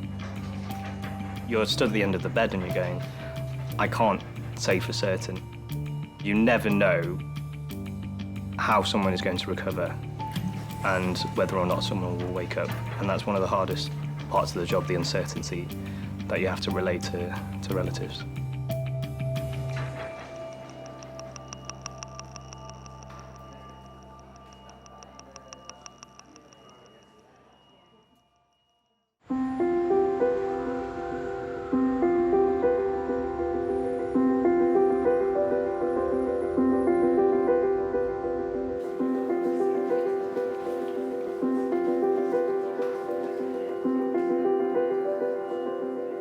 Max has multiple fractures to his skull and remains unconscious. Once we'd first got to critical care, they just said that the next sort of 12 hours were completely critical. On the Tuesday evening, they reduced the drug and said that they wanted him to try and stir and see what would happen. But still by Thursday morning, there was nothing. And we were then again really worried about how much brain damage he had. You know, he's just lying there and there is nothing you can do. You can talk to him, just give him little cuddles, little kisses, things like that, and just hope that he can hear you and he can feel you, and, you know, just trying to reassure him.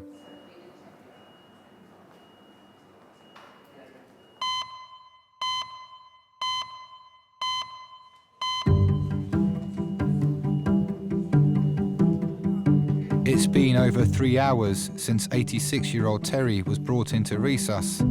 His daughter Anna is still waiting for news of his condition. Let me get you a little bit of water, darling. Thanks, my love. That's all right. Should we get you a cup of tea as well? No, it's all right. Yeah, you can get you a tea or a coffee if you want one, darling. Well, I'll have a cup of tea. Cup of tea? No sugar. No sugar, just a bit of milk. I'll get you that, okay? Hello, resus, Sarah speaking. Hi, Hannah. I'm Sarah. I'm the nurse sort of running this area. We've got Terence here still. He's going quite well. There doesn't look to be anything sort of really nasty or going on with the scan of his head. May sting a little bit. Pardon? May sting a little bit here. Sing? Sting. Sting. I've got to be honest with you, we've all fallen in love with him a bit. We just think he's adorable, so he's lovely. You can't get it wet, the glue. Okay. Okay? No problem at all, Anna. Okay, bye. What do you think, Sarah? That's all right, isn't it? Beautiful. We're all fixed up now. Good as new. Wow. Even better. Hey, if I was 60 years younger. Oh, I know, I'd be in trouble. Well, you only look about 17. Oh, I liked you before, I love you now. What would you do if you were 17 there then? Oh, God. probably go out and be just as silly as I was the first time. Yeah, well, Why no, not? see, you're only young once, girl. That's true, that's true. You're only young once, too. I know. You remember the good times, not the bad times. Right? Although they crop up occasionally, the bad times. But there's nothing you can do about it, is there? If there's something going to happen, it's going to happen. You never know what's going round the corner. I went up the stairs. I didn't know I was bloody well going to fall down, did I? He's just the cutest, beautiful man, I think. Imagine if all of the people that came in were like that. You could just come to work for days, couldn't you? There's nothing better than old men who laugh and cry and chat and swear. I know. Because it makes you giggle. Whereas when, it's funny, isn't it? If a teenager swore like that, you'd be like, oi, oi, oi. No, oi, but oi. you wouldn't if they were charming, but they're not. Yeah. He did it in context. If he was No, like... he asked, he said, do you mind if I say? No, but do you know what I mean? If he came in and goes, oh, this fucking hurts, that fucking hurts, even at 86, you'd be like, wind your neck in, mate. Wouldn't you? No, you're right. But the fact that he's been so charming... I'll see you later. I'm going to go home and go to bed. Okay, it was an absolute pleasure looking after you, okay? I can't let go. I love him. Oh. There's a CDU bed for a gorgeous man. I've clicked him there, but I'm not quite ready yet. You're going to tell your husband about him tonight? Yeah, I'll be like, We've had a nice night. it's been lovely. Anything could happen now. Oh, I can deal with anything right now. I know.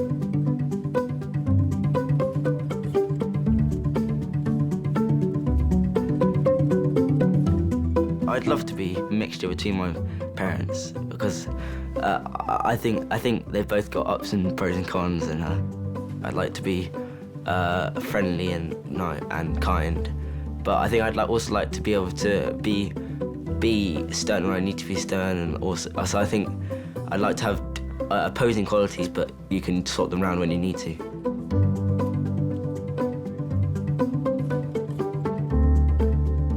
I don't think I'm quite a man yet. I think I'm still a boy, but I'm developing into one. I might be one shortly.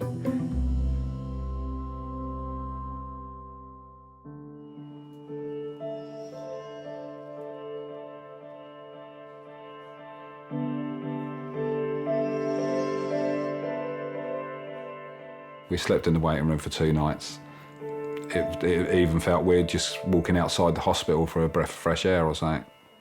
We just wanted to stay where he was. I knew we'd just have to deal with it. We would deal with it. It wouldn't matter. He would have the best life he could have. However he went home, he would come home, and we would have to deal with that.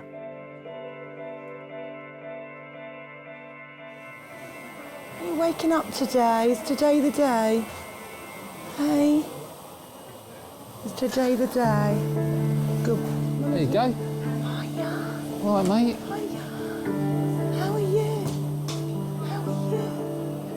Mum's here. It was like giving birth again.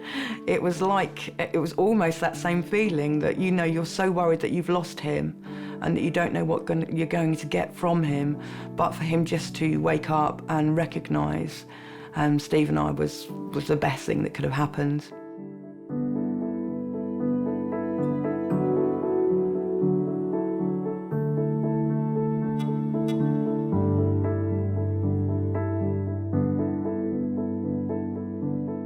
The first thing I remember is learning to walk again. I remember going out into the ward. I saw my girlfriend Megan, my sister Michaela, When I saw that, I was like, started crying. I was like, oh my God.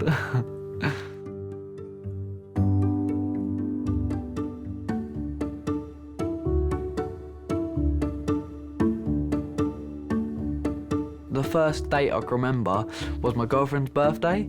I didn't even know it before.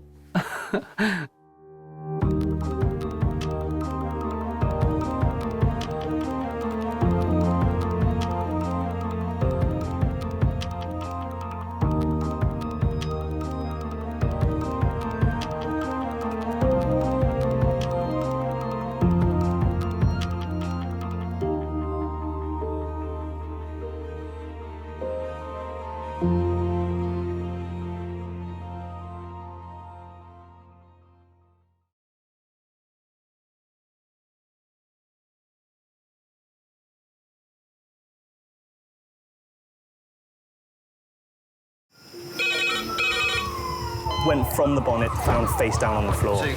Pediatric trauma. It's a stabbing, Cordra. 25 feet from a ladder onto his back. He's really unwell. I think anaesthetics need to see him before he goes to theatre. Daphne? Daphne? How is everybody then? Chilling? King's A&E, how may I help? King's College Hospital, London. I got stabbed. I know, it's annoying. My head. One of the busiest A&E departments in the world. I want top to toe, head, chest, abdomen. A place where love, life, and loss Don't bloody die. I love you too much for you to die. unfold every single day. All the patients you're about to see were treated in just one 24-hour period. A&E is always like a traffic jam. Can we get a trolley? You've got to realise that there's awful things that can happen to you. I'm so sorry. Life is unpredictable, so it's important that your nearest and dearest know that you love them. You have to tell them that you love them. You must get better and come back to me. I don't want to lose you. Because there may come a time when you're not around to tell them.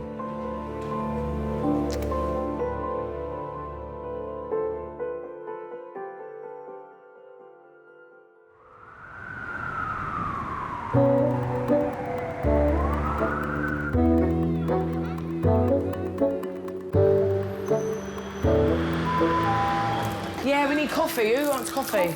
On a break within the first 10 minutes. Just normal milk. Do you want skim milk? What are you saying? Nope. I know the lady. She's told me that the guy probably doesn't think I'm that ugly, and now you're saying, do you want skimmed milk? Leanne is the sister in charge of resus today. She'll be on duty for the next 12 hours. Do you know that you're not paid for that, don't you? The job's really difficult and really stressful. You've got to have a bit of banter and you've got to have a laugh and joke, because otherwise you won't be able to do the job. Right, should we turn some lights on? You need to know what's going on, and that's really difficult. When there's an emergency in one cubicle and you get stuck in there, you could be stuck in there for 15 minutes. A lot can change in 15 minutes. Well, this is a bit different from yesterday, isn't it? God, isn't it nice coming into an empty room? Empty bay.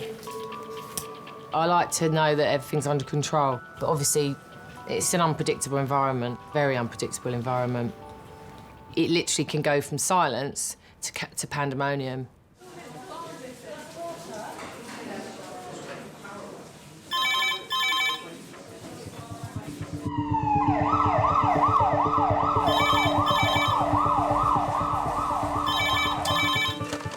Hello, King's ED.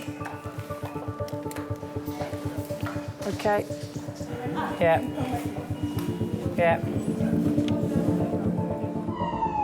A 78-year-old man is being rushed to King's, having suffered a cardiac arrest while exercising. 78-year-old male, post-cardiac arrest. The staff shocked him with their portable defibrillator. Where? In the gym. Cardiac arrest is when the heart stops completely. I mean, the chances of surviving a cardiac arrest in hospital aren't great. So if you have an out-of-hospital cardiac arrest, most people die. Adult red phone, 7 minutes. Adult red phone, 7 minutes. So should we use, is one empty? I'm free on a minute. Ultrasound already. He's there, Carly. Carly, he's there. He's there. Kevin, put your arms in for me. That's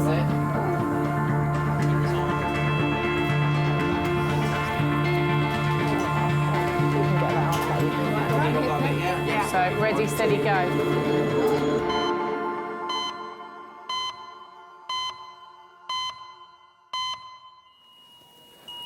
Right. Right, okay then, everyone. Right, this is Kevin. Kevin is a 78-year-old male. Kevin was at the gym when he's had a witness cardiac arrest, where we believe on the weights or something like that.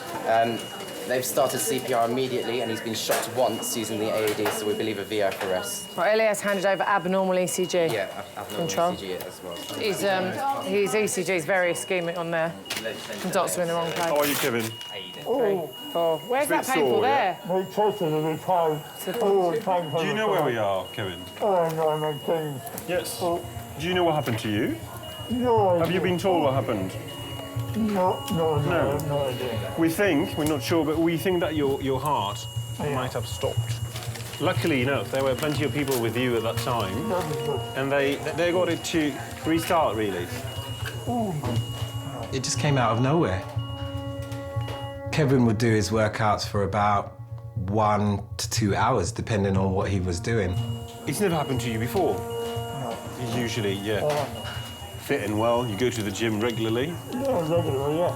He would come in, he would do a bit of cardiovascular on the bike, he would do a bit of weight training as well. You don't smoke, do you? Yeah. You don't smoke, Kevin? I don't smoke.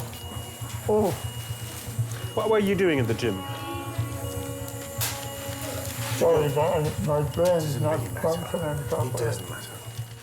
Myself and my colleague, George, we were in the gym. I was actually training somebody at the time, and George turned around and said, "Jeff."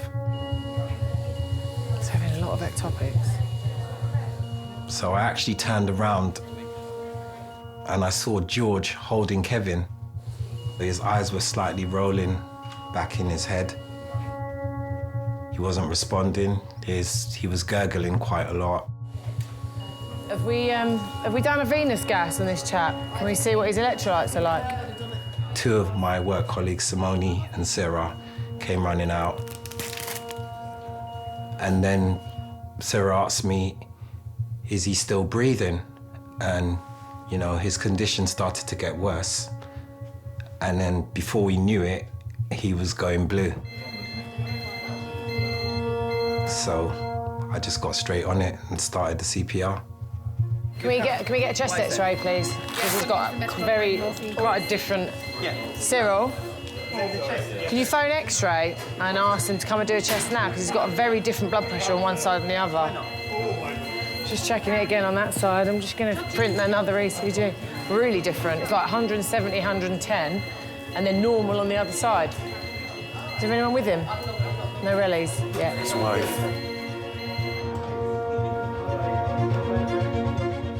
I knew he came with his wife, and she wasn't actually in the gym. She was in a fitness class in the swimming pool. So in my head, it was like, wow, when she comes out, if this man doesn't make it, you know, she just left him an hour ago, you know, to come back to find her husband gone. I was shocked. I didn't think, you know, anything like that had happened to Kevin. It was a life-changing thing, really. Oh, should we get some morphine 10 in 10, please? Morphine and Maxilon. Is somebody doing it?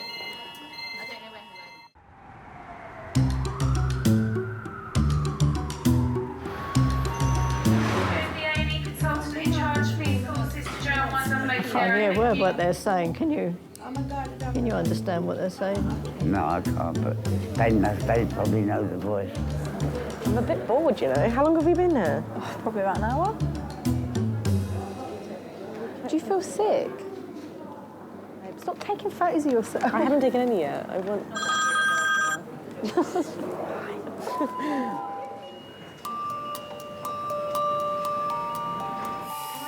just going to put this on here so you can talk to the doctor properly.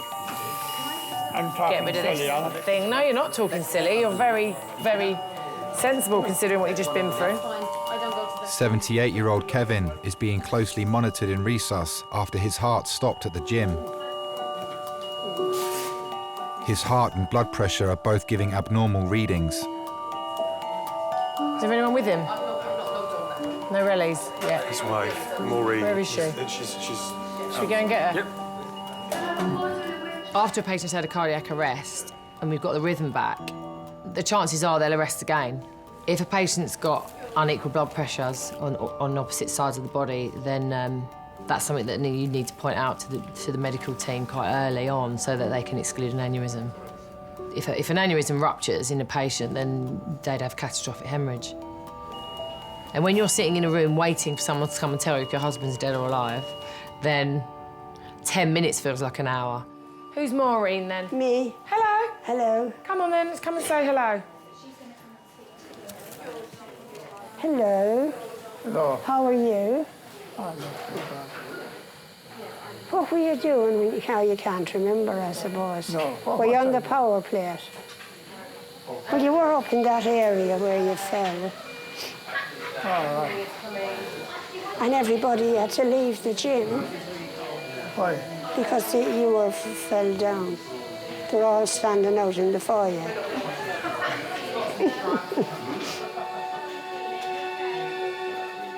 I've known him all my life, really. It was sort of love at first sight. My first date was just a crossroads dance. He didn't have a bicycle, but I did. So he rode my bicycle and carried me on the carrier at the back. Then when he got to my house, I said, no, I need my bike for the morning. He can't have that. So he just rode a donkey home. Yeah, you got all your... Don't squeeze it too... Oh, you're got lots of squeeze in your hand left. I love you.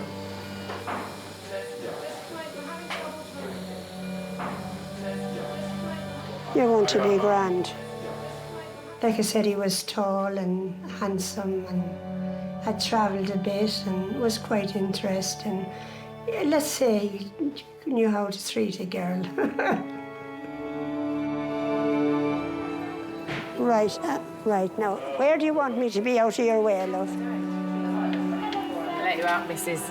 Yeah, well, I go out there again to be on the safe side. When she's about to take the X-ray, she'll tell you. You just stand by the doors and then come back. I'm not pregnant or anything. You're not pregnant or anything? No, that's good. Sure, I'm not pregnant or anything. It's not going to take more than 3 minutes. I'll come and get you in a minute. Right. I'll just stand. I'm just going to do an X-ray of your chest, Kevin. Yep. All right. I'm just going to sit you up a little bit. Sorry, Kevin. Kevin, if it's too painful, we're going to stop it. It's a CPR. All right, quickly, please. He's probably got fractures.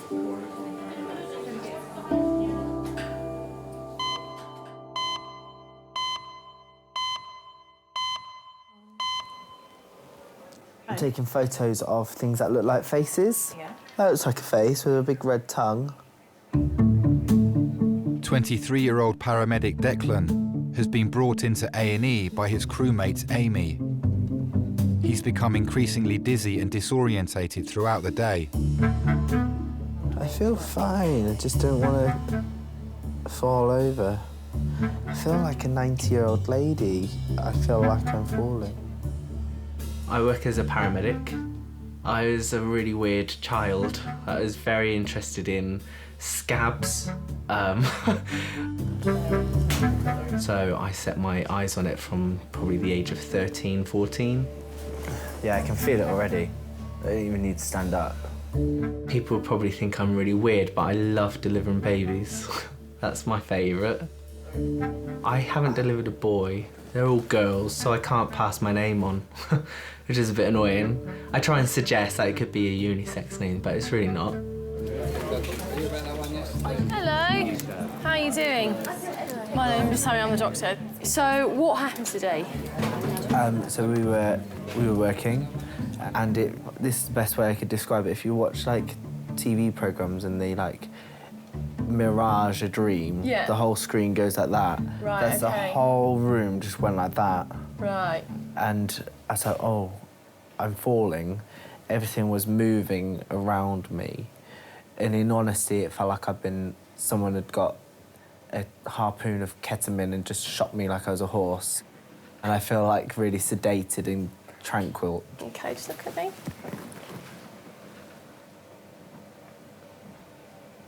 Yeah, left one's still definitely bigger, but they're reacting the same, so that's good. Okay, just look at my finger. I think working in A&E's made me a lot tougher, for sure. I'm shocked every day, and every time that I think that I'll stop being shocked, something else happens, and I'm shocked all over again.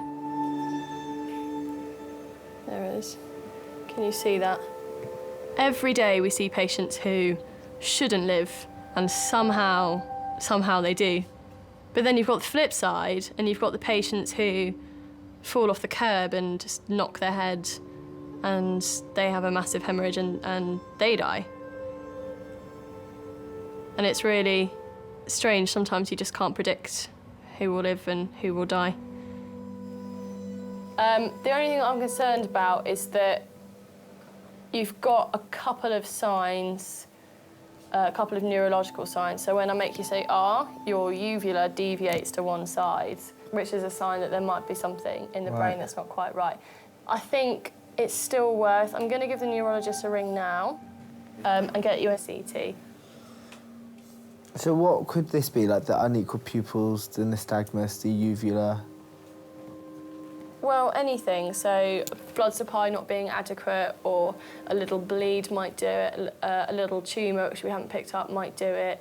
But I think it's more likely not to be that. Right. So let me give him a ring now, and we'll go from there.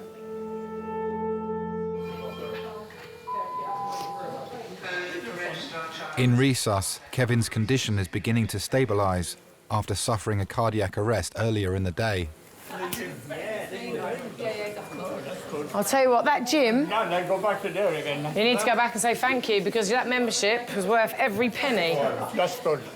They put a special machine on you that advises them whether to shock you or not, and they shocked you within seconds of you hitting the ground, and that's why you're sitting here talking to us now. That's bloody marvellous. It is marvellous. Yeah.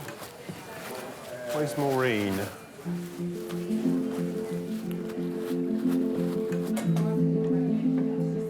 Do you want to come back in, Maureen? Right.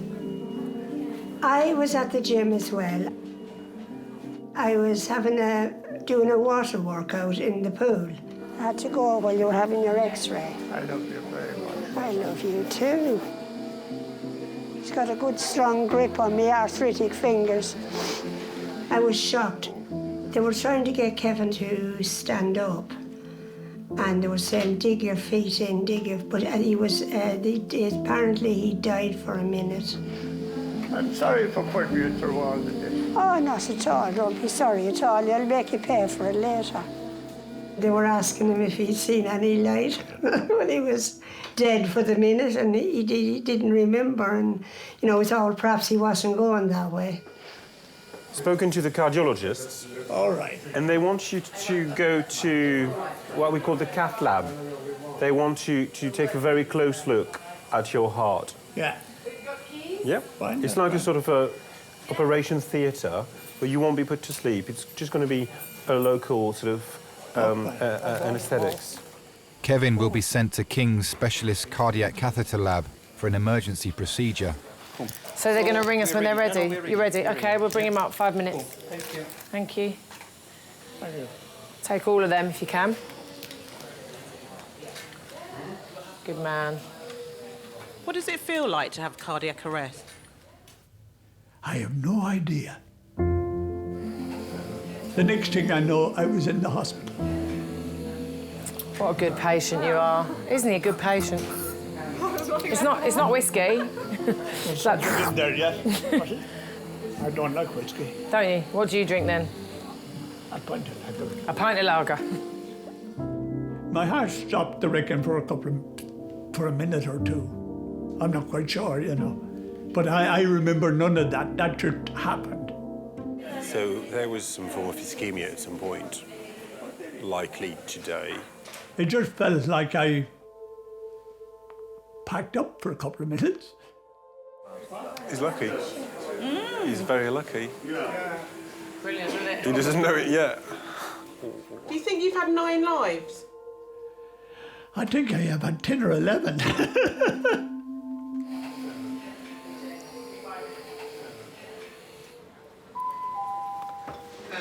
I'm actually a bit more worried than I thought I was. Yeah, it's really. My friend had a brain tumour when he was young and had almost identical symptoms. Really? I think he's too young, but I hope it's nothing. Do you bleed? Yeah. Hello. Hi, it's Sammy, one of the doctors in A&E. Sorry to bother you. I've got a chap here who needs a CT head. 23-year-old paramedic. Today was driving the ambulance, came over very, very dizzy. He's come in walking with a broad-based gait. He's got nystagmus. One of his pupils is bigger than the other. Great, thank you very much. All right, bye. Let's go. Let's go. You guys all right? Yeah. Declan is being sent for an emergency CT scan of his brain. He's suffering from dizziness and has failed a basic test of his neurological functions. It's designed to be a bit snug so you don't move a lot. Am I moving? Yes, you're moving. God, that was really weird. Sorry. You're all right.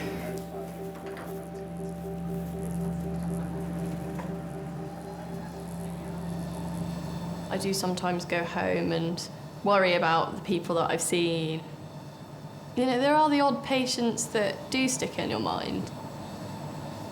One of my good friends from home who I grew up with and went to school with, I think when we were 15, had a lump on his eyebrow.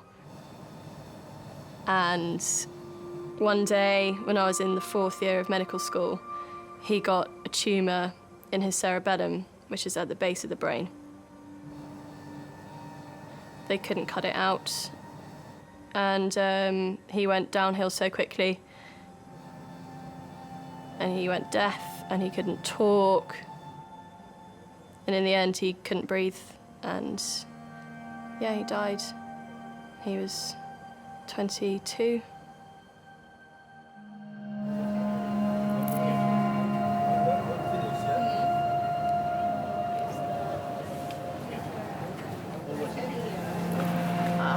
Right, okay, we need to give the neuroradiographer a ring. Worried about my patient.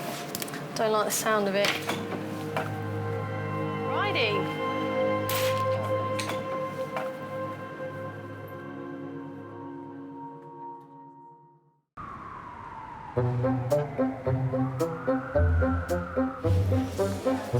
Lovely. And do you know if you upstate your tetanus? It has to go in the muscles, that's the way it absorbs.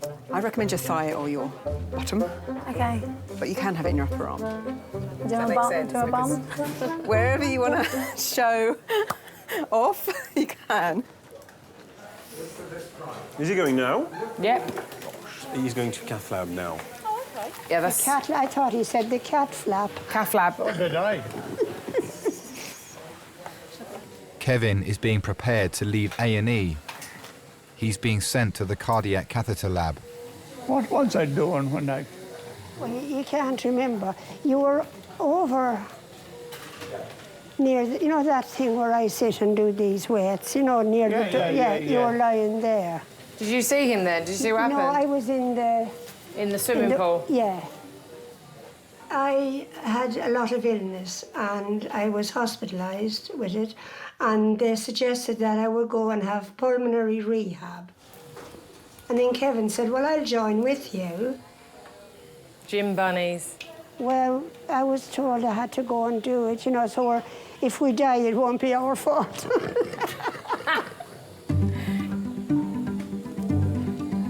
So can you tell me about your routine at the gym?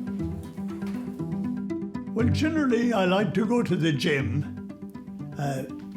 about 5 times a week. He went on the bike for quite a while.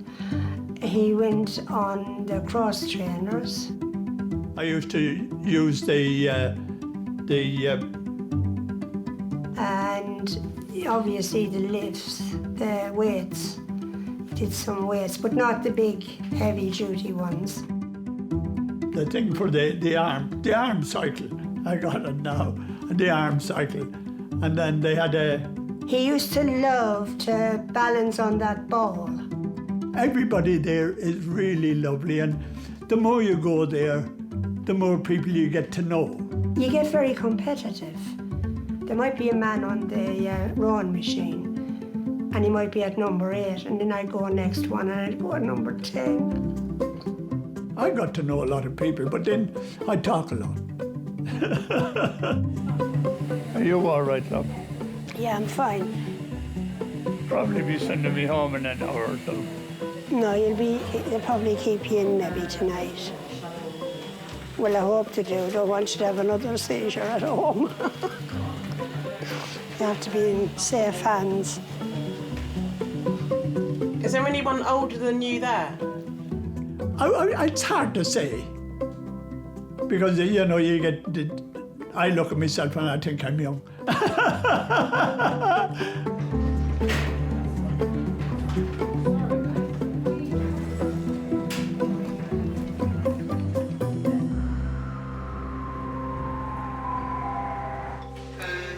All right, Andrew? Yeah.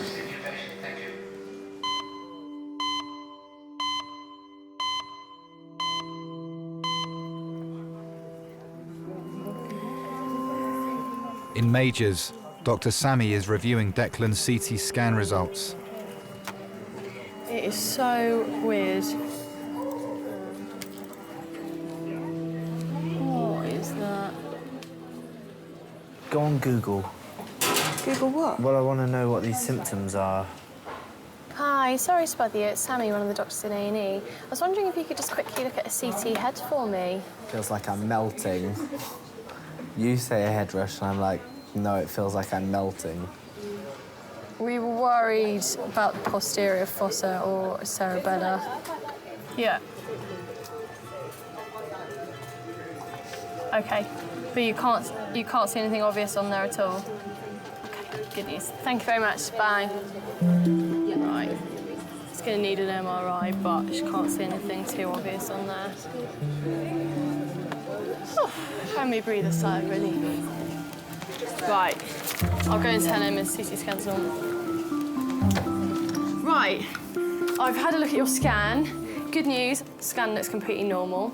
So we're all taking a big sigh of relief. Yeah. I thought we were going to find a big tumour or something. Yeah. We've seen on the CT scan that that's not the case. Right. OK, so no need to worry. OK. I'm going to give the neurologist a ring now. OK. And get you an MRI. I think your MRI can be done as an outpatient. And I think if that comes back clean, we can be much more reassured. OK. How does that sound? Yeah, it sounds good. Is that all right? Good. Cool. All right, let me go speak to neurology. Thank you, Sammy. No worries. Thanks, Emma. See you in a bit. Thank you. Thank you. Thanks, bye-bye. Although Declan's CT scan has come back clear, Dr. Sammy has referred him for an MRI and further tests to determine the cause of his disorientation. Oh, Amy. I honestly thought I had a brain tumour.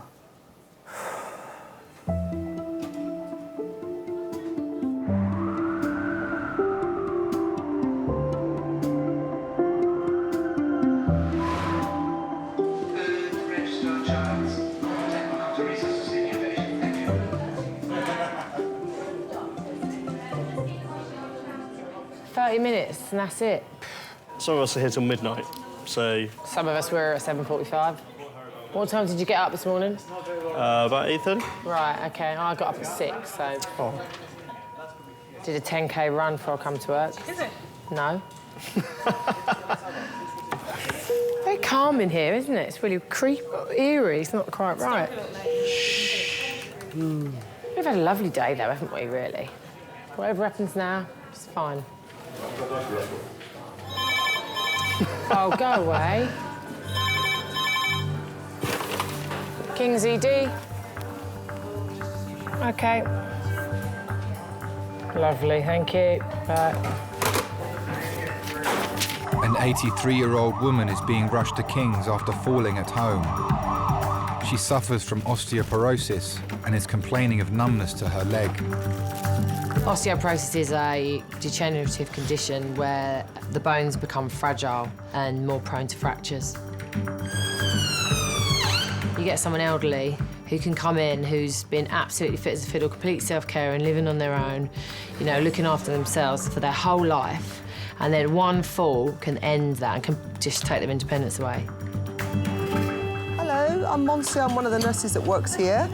All right, you're just going to hear lots of voices at the moment and lots of people speaking, so don't be scared, all right? Right, this is Monica, she's 83. She fell forwards. She was able to crawl through to bed, thinking that the pain would just go away. It didn't, and it's got worse. She's complaining of spinal pain, and then she has some funny sensation in the left leg as well. Hello, Monica. I'm Louis. I'm one of the doctors. You have pain? Do you know where you are? Oh. GCS is 15 pupils, 3 equal, reacting bilaterally. Which side is the neurology? On this side. On the left side? Yeah. And we really don't know why she fell.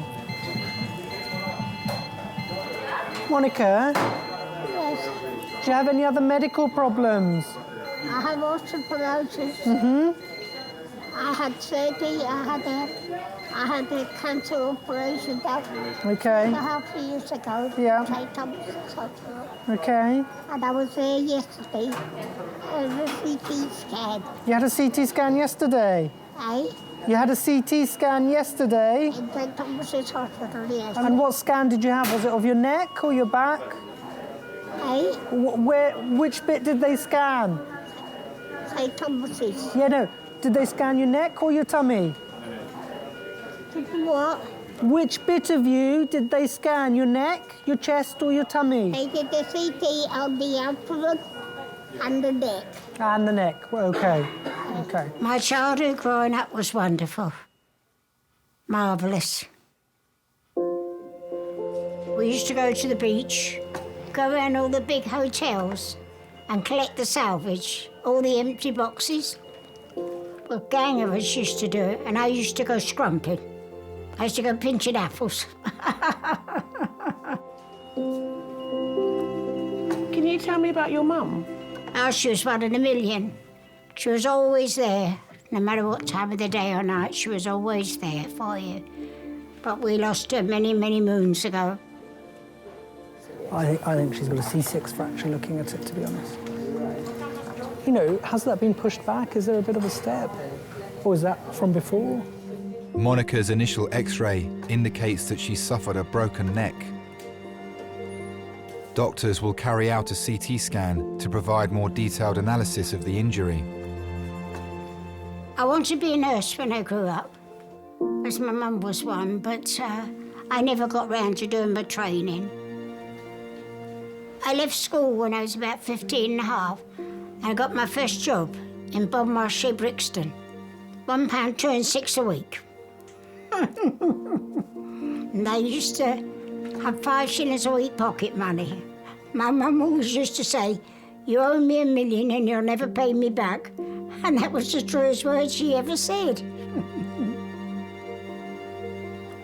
And how did you cope with that loss? Oh, I managed all right, because I had a very good husband. I had a very good husband.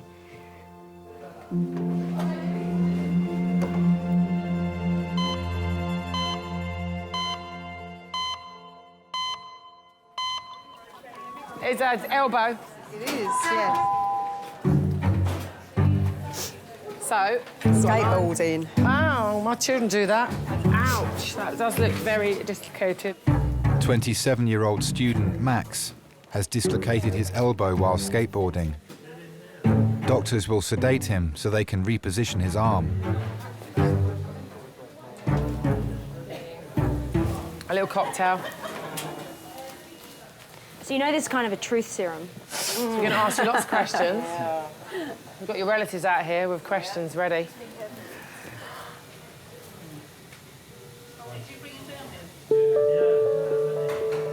Fighter. How exactly do you determine if they've had enough? When you stop talking, we know you've had enough. What do you do when you're not skateboarding? I'm trying to write my PhD. Oh, really? In what? Applied mathematics. Wow. I can imagine why you skateboard. Applied mathematics. That sounds way too intelligent for me. That sounds messy. Right. He's not having any of this, is he? We expect you to be like, by now. I'd have been gone a long time ago. Maybe party's hard at the weekends, huh? I had 6 mojito cocktails at the weekend.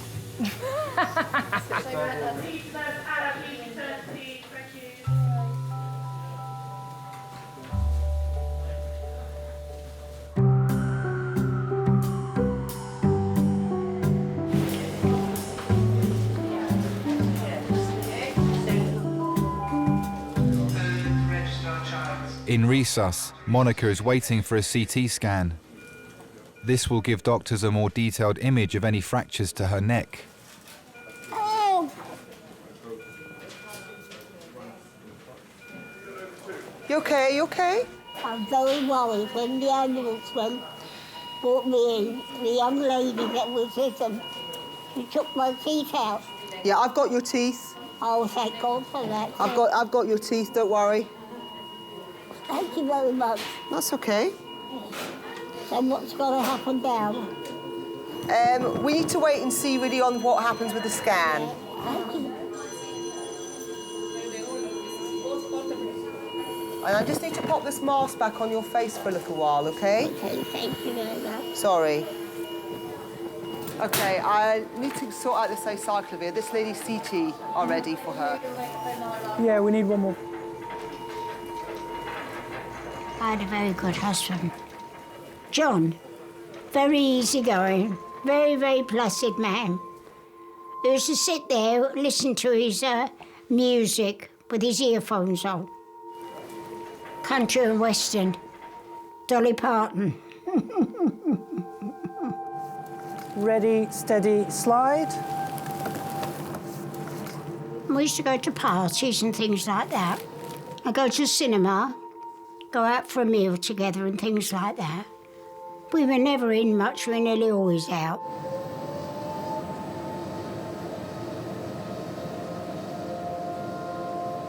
Except I lost my husband in 1992 through saving a dog in Brixton, in the road. He braked and he hit his head on the back of the car. Very sad. He went into St Thomas's Hospital after they decided God, he got brain damage, so there was nothing they could do for him. So then he finished his life in Truncher Hospice, Clapham Common. Are you going down to C71 or...?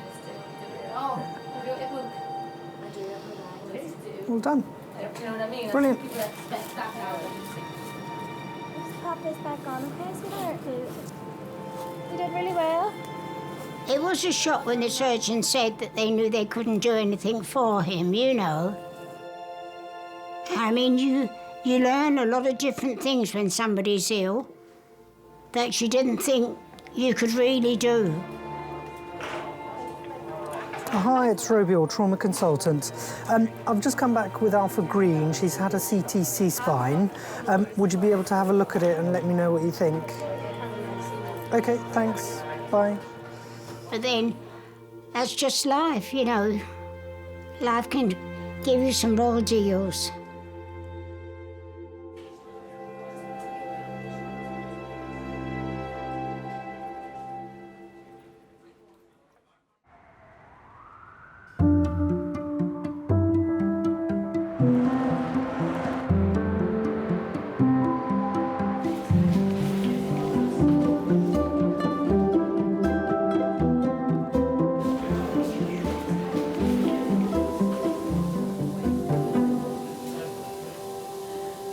Doctors have sedated Max.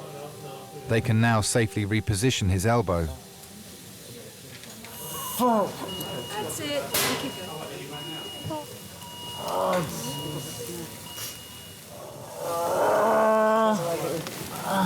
feel like Oh, no, it doesn't.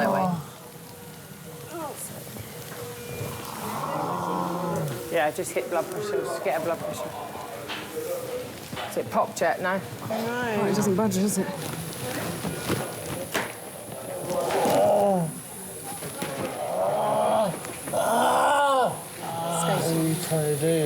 Sorry, Max. Shoulder, you don't really want the shoulder up, do you? Other word. Sorry, darling. Oh, there we go. Well, the radial head definitely went in. Radial head's definitely in. Yeah, it feels all right back there. Okay, sorry, Max. Let's just put a back slab on it. And... Why is that a little red? Max, just hold your arm still. Yeah. Right, can we just disconnect the black one? Yeah, does it feel better? Yeah. It wasn't as easy as I advertised to everybody, I'll have you know. That's what you get for saying it, though, I know, isn't it? they're really easy, they just go fluent. Not quite. Right. You just wouldn't go to sleep, mate. You just weren't having it. Just like, come on. God, you made a mess, Max. Honestly. Sorry, mate. Oh, we love getting plastered, don't we, girls? 6 mojitos every weekend.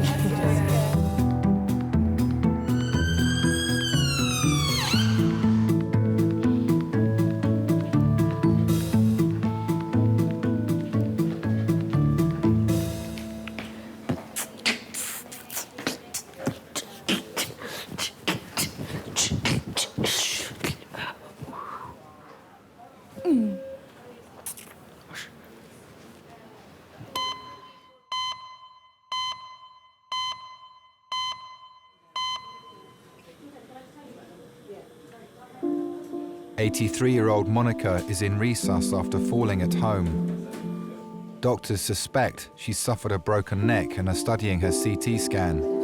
Hopefully I can get her off this soon, if they turn around and say it's normal. Here is a buzzer, okay? Do you feel it? Like that. Do you have any regrets? I didn't plan to have a big family, no, I just wanted 2 children, but it wasn't to be. That's one thing I've regretted, that I never had children. My husband was dead set against adopting, because he always used to say, they're not your own flesh and blood, they're somebody else's flesh and blood, but it doesn't mean to say that you can't teach them the rights and the wrongs of life. But there you are, that's life. You can't do much about it, can you?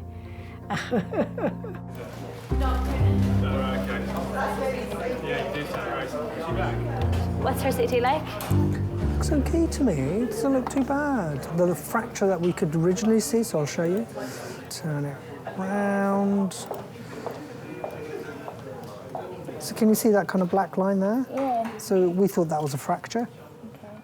On CT, I can't see it. So I feel like a bit of a fool. She's had some operation in the past. She must have had some, she's got osteoporosis, so it must have collapsed. And she's had that operation. But yeah, no, I can't see it. Monica's CT scan has come back clear. She'll be admitted to King's for a physical assessment before being sent home. What sort of mum do you think you would have been? Very caring. And I think children have to be taught the rights and the wrongs of life and given a good, steady influence in life. I don't say I'd be a bossy mum, but I would care for the child like my mother cared for me. We're going to take you around now to CDU where you're going to stay overnight, okay? Yeah, okay. And I'll get you a fresh thing of coffee over there, okay?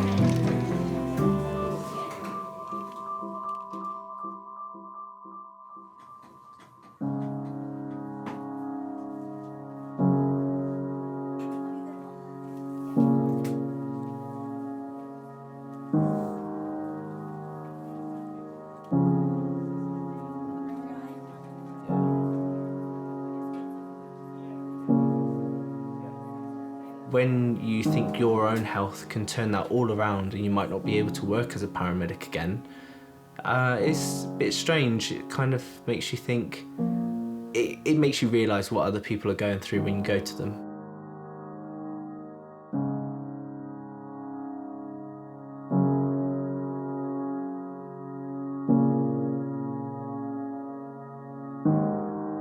He came to see me about 2 weeks ago.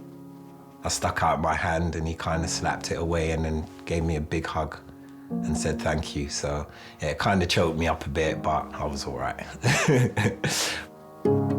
Feels really good that you can turn around and say you helped to get somebody to live a little bit longer. If I hadn't come back to life, I don't know what had happened. It would just be one of those things. What about leaving Maureen? Leaving Maureen would be a bit of a shock, but then I don't know anything about the first time I left her.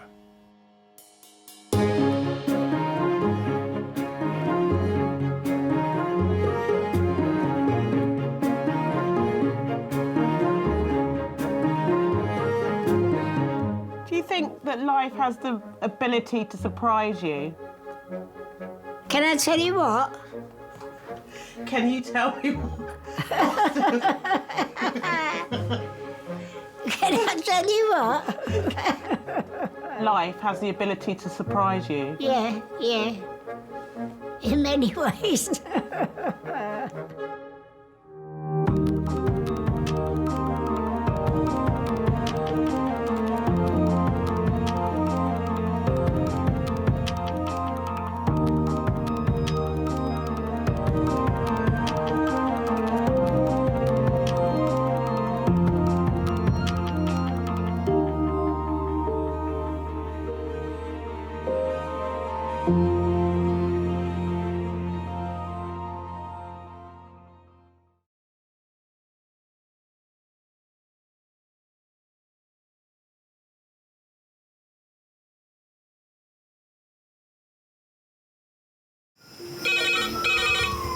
Went from the bonnet, found face down on the floor. 2, 3.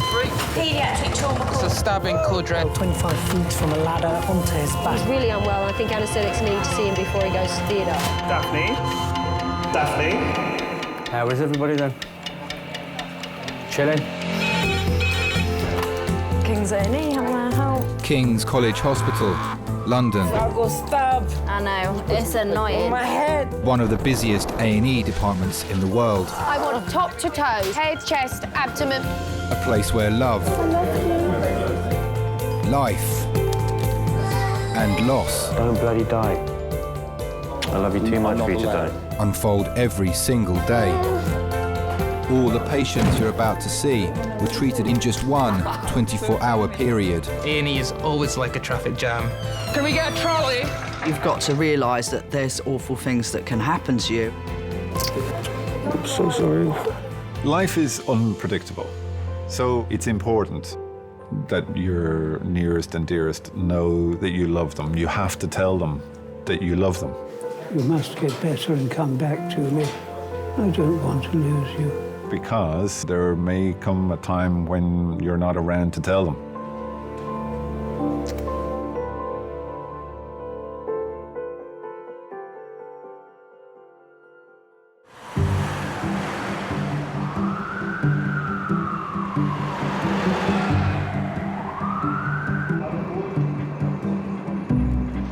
Yeah, well, it's like I was saying to the doctor, like the doctor in the ambulance, it's like, mate, it's the first couple of seconds where it comes out like a bloody volcano and you just don't know what to do you? Be reported to cubicle 14 and May just for a chest x-ray, please. That's portable, no, cubicle 14 for an x-ray. That was embarrassing. A&E staff wouldn't talk about life as luck or as lottery. I think we're all very superstitious. No. Is that my pen? No. So everything comes in 3s or 7s. So there'll be 3 heart attacks, or if there's not 3, there'll be 7. This is my favourite pen. You know when you find a pen that just writes really lovelily? Can I ask you for a hand? If you say the Q word, the quiet word, things will kick off almost immediately, and then it'll be all your fault. And in terms of luck, is always the nicest patients who are the unluckiest, always. Where on earth is that doctor? Well, there she is. Why hasn't she come to me? Yeah, but no, Alice, I suppose she's seeing quite a few, isn't she? Yes, I must be honest. Yeah. 89-year-old Alice was brought in by a friend and neighbour, Linda, after she had a fall near her home. A&E Majors. I mean, this very well could turn out just to be a bit of a hiccup. You had a fall, and like a lot of people, it will take you a bit to get over it. What are my next birthday? I don't know. 90? It would come as a big, big shock if there's anything really wrong. So they've taken your blood, they've taken your urine. Yes, but I've got to have the results, haven't I? That's what I'm saying. They're probably, it takes a little while to test it. What will happen if they find something? I'm not dwelling on it, but I suppose they find something. If they find something, they'll be able to do something about it, won't they? Yes, you're right there. Yeah. I take each day as it comes. If it's a bad day, just too bad. If it's a brilliant day, great. I'm on the up. I mean, after all, with due respect, I have not got a lot of time, have I? I don't know how long I'm going to live. I mean, I want to live every minute, but I don't know how long I'm going to live, do I? But I am so ashamed of myself. Why? Well, look how I'm dressed. Oh, yeah, Alice, look, we all Well, you know me what I'm like. Yeah, but we all get times where, you know, we're not going to look our best. That's why I said to you, look at me. What's the matter with you? Look how decent you're dressed. I've not washed my face, I've not combed my hair, I've not cleaned my teeth. I want to live till November, till my birthday. Don't want to go then either, but there you are. It's not in my hands. Whenever I've had to come into hospital, I've just sort of kept in my head that there's people coming in with a lot worse. You know? Yes.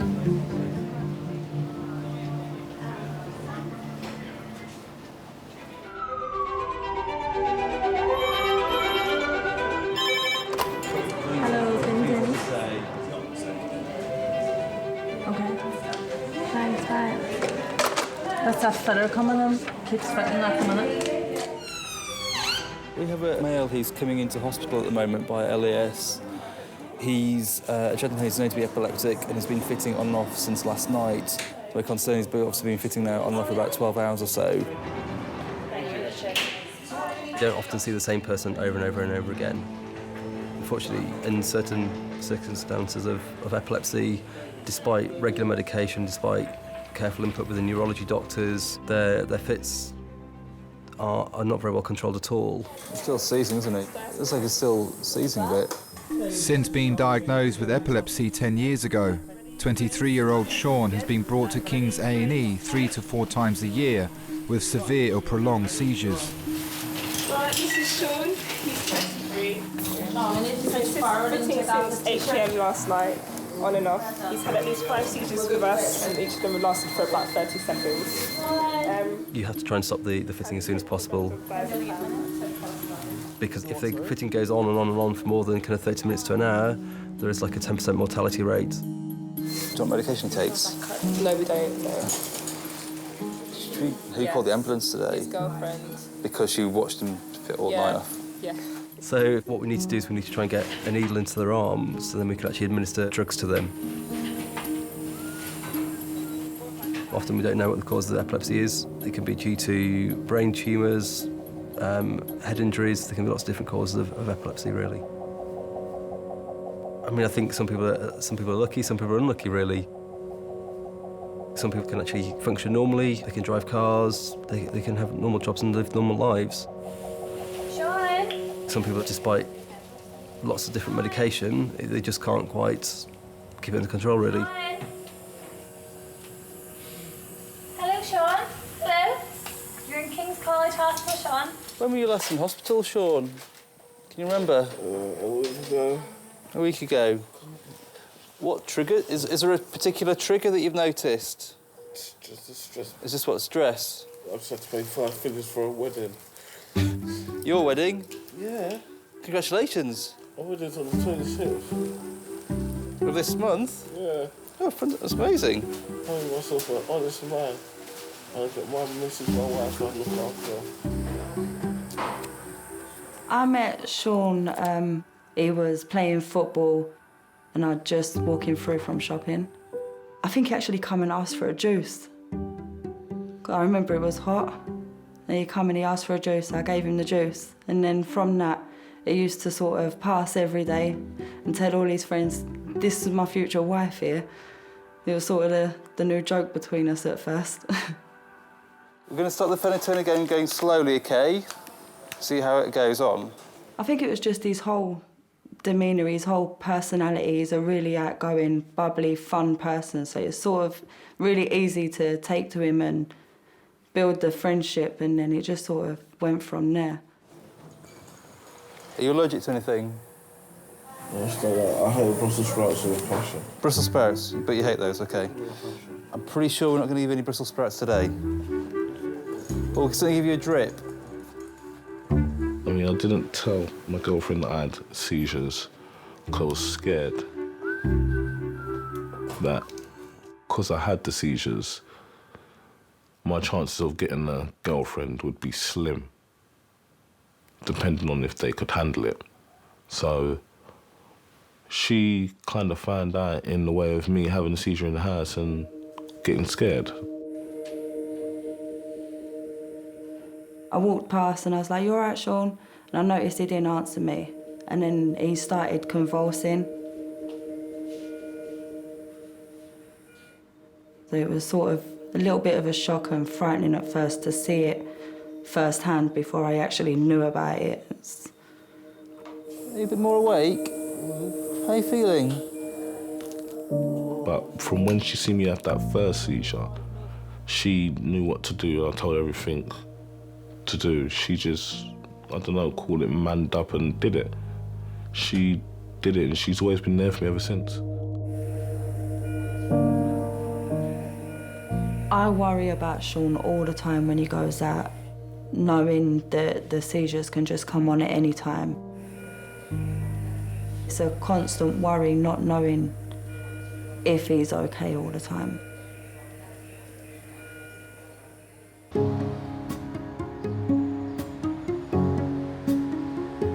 He's had epilepsy for quite some time now. I think it's due to a traumatic brain injury he had when he was younger. We've just started him on a phenytoin infusion, which is what he's had previously. I haven't stayed in a 5-star hotel. I've stayed in a 4-star. They're pretty good. Just had a day of back-to-back nice old people. It's a good day. It's a good day. Those aren't my bloods. I'm not lucky. I'm a really unlucky person. Sounds like a really petulant thing to say, but my friends will say it, that I just attract rubbish wherever I go. But then I'm still walking around, I'm healthy, so I guess I am kind of lucky. Hi, my dear, what can I do for you? Right, what's happened today? Just come it for a was visit. Tuesday that I fell on the pavement. Okay, then what happened? I went to bed, got up the next morning and thought, blimey, I do feel funny. I felt shivery. Okay. And then I noticed, see the bruise on my finger? Oh. And I've got a bruise on here. Oh dear. And a few on my legs, only little things. So how were you feeling this morning when you woke up? I felt a lot better to begin with. Okay. And then I felt, oh, hell almighty, I feel terrible. Okay, fine. Still waiting. Well, I was an only child. Mother had problems. She couldn't have any more children. But then at that time, the 30s, you couldn't adopt either. There was no such thing as adoption. So she found a way of acquiring a little baby. Nice deep breath in. And out. Again. Don't make me laugh. In again. I can hear you giggling.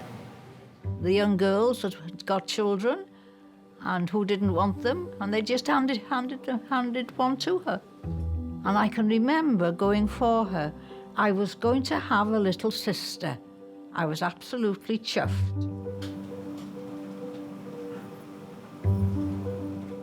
Little rosy cheeks like cherubs, you know. I adored her.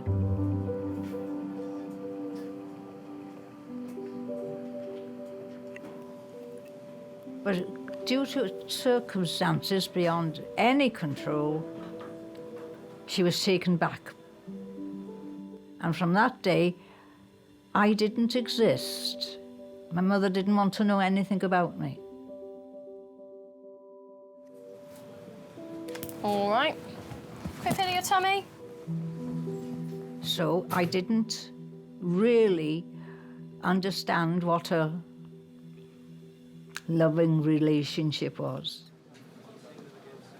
Now, am I going to live? That's all I want to know. Do you think I'll pass off in the next 3 days? Probably not. Thank I you. hope not. Why are you asking? Well, I'm not being morbid, I'm being practical. Now, tell me what you suspect's wrong Well, with I me. need to ask you a few more questions. Yeah, could do it. I've never young. I can do my leg. No, that is quite. I can do this. It's higher than me. Now, I couldn't do that yesterday because of the bruising, a bit on my elbow.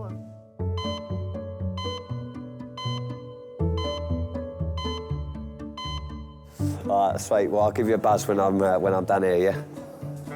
All right, cheers, mate. All right, see you later, mate. Michael, mate. Oh, thank fuck for that.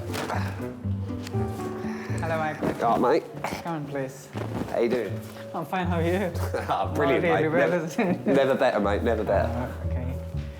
Michael, we got... Basically, I was cutting open a tube of cork, like mastic. Okay. Cutting open the end with a Stanley blade, and I've gone... Oh, the knife got this way? Yeah, but it was the across hook. Your knee? It was a hook blade. Oh, is it? So it's there. Something, okay, right. We'll open it and see.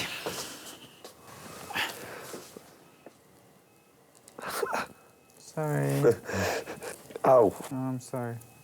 I'm happy to say I expect a little bit worse, but it doesn't look very bad. But unfortunately, we won't be able to do by strips. You may have to do some stitches. Oh, yeah. Really? But I know You it's glue like... it? No. Is that the anaesthetic, I take That's it? the anaesthetic, yes. Where do you have to jab that? Around the wound, actually. So it's Well, you're going to go in the cut? Sorry. You're a sick man. I'm sorry. But that's the best, actually. So it really... So tell me, do you want more pain or less pain? Oh, it's going to hurt sticking that in there. But... You can't just drip it in there.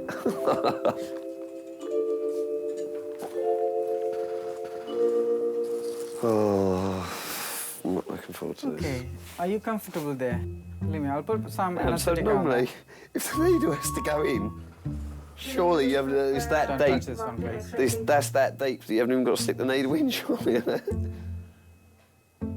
Okay, we'll see the best. Let's do the best, right? This is just water. What? Okay. Oh, that's cold. Is it? That's good. Okay.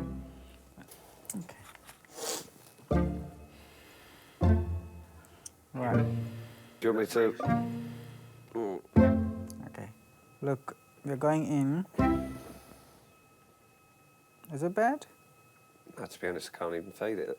That's what I'm saying.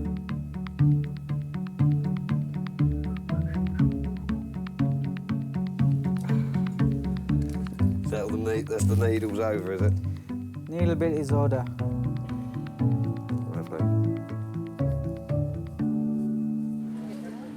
When I was at school, I was not very well. And it really made a difference when I went into A&E as a teenager. The doctors really could make such a difference to how I felt. So she's going to have a chest X-ray, she's going to have a urine test, and then she'll be going home. The doctors were such an inspiration, such an example, and I decided that I wanted to be a doctor like that. She might go to CDU.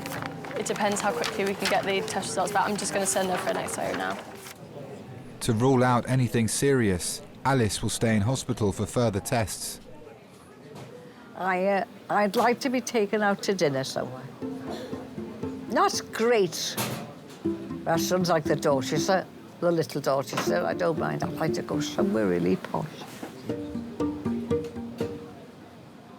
Oh, I'm wicked. I want somebody to come to me and say, Al, we've going to give you a party for your birthday. Yeah. Even if I say no, I want them to do it.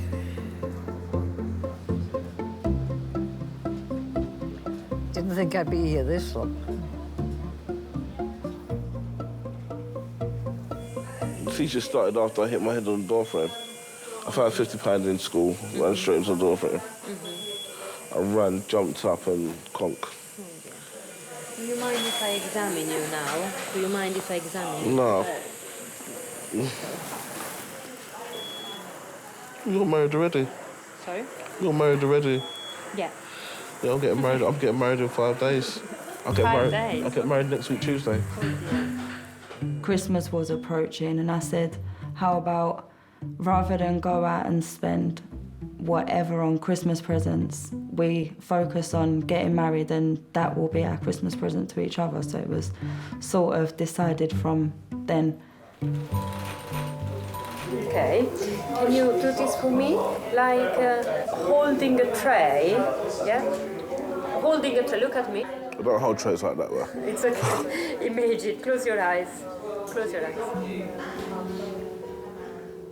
And we're hoping that the seizures will one day improve a little bit to enable us to go abroad somewhere. We haven't been on holiday together yet because it could just all of a sudden come on and he could drop down somewhere. Fine. That's okay, I'm happy with that. Sean is waiting for a final review before being allowed to go home. I don't think I've ever questioned why. We're all put here for different reasons.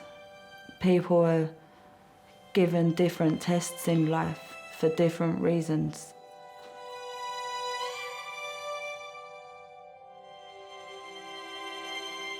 "57-year-old father of one, John, has come to King's complaining of delirium and disorientation, possibly as a result of a serious liver problem. Is that warm? Because I freeze. My dad was a Romany gypsy. He did a lot of travelling with the fairgrounds and circuses and things like that.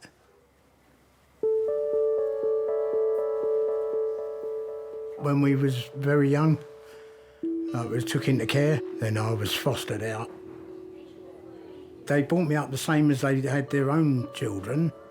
They all got A levels, O levels. Me, I grew up and I learnt how to steal cars, get drunk. Turned out completely different. They kicked me out when I was 15 years old. You can't change what you do.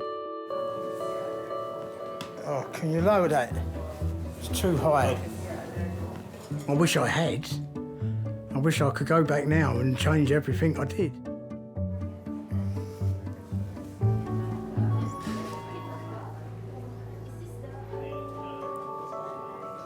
I would like to think that our lives aren't mapped out for us. If life is determined for us, then those patients that come through the door, if it's their time to go, that's the end of that. And we don't have a chance to have an impact on that. So I'd like to think that everyone that comes through our doors has a chance and we have a chance to save them.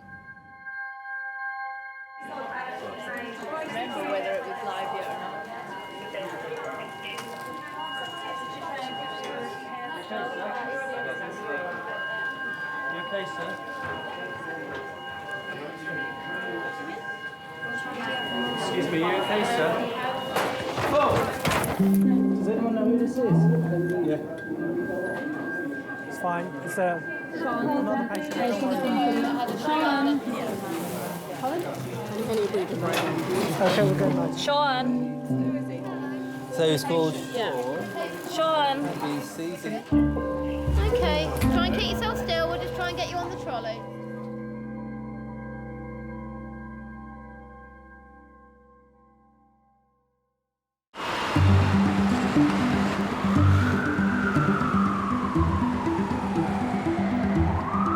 Does that stretch to a bit of oxygen anywhere? Because that's a lift. Before leaving hospital to go home, Sean had another fit.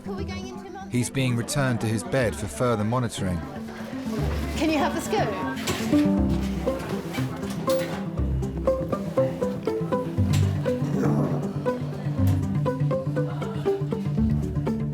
Hiya. Oh God, I'm in A&E now. Basically, what's happened? Went to go and get Dylan's have his consultation. But when we're in there, he just started to say it's really hot. He's burning up now. He's got a massive headache. So the doctor was like, you need to send him to Pediatric A&E because he's not very well. 6-year-old Dylan has come to A&E with his mum and sister after developing a headache and fever. I know. But anyway, I thought I'd let you know. Yeah, so I'll let you know when we're finished. Anyway, I better go. I'll speak to you later. Bye, darling. Bye. I was 33 when I had Daisy. She saved my life. They both did, really. Because it gives you a meaning, it gives you a purpose. Everything becomes important, everything is relative, everything matters all of a sudden. What is wrong with your head? I love you. I love you too. Dylan, if you need a wee, just tell Mum and she can wee in here. What if it goes up to the top? Pour it out. It only stop up to like where that line is normally. Pretend this is your toilet. And when even you need a wee, just be in there, okay? But what if it falls down my trousers? Oh, I know it won't happen. Okay, right. Should we ever go? No.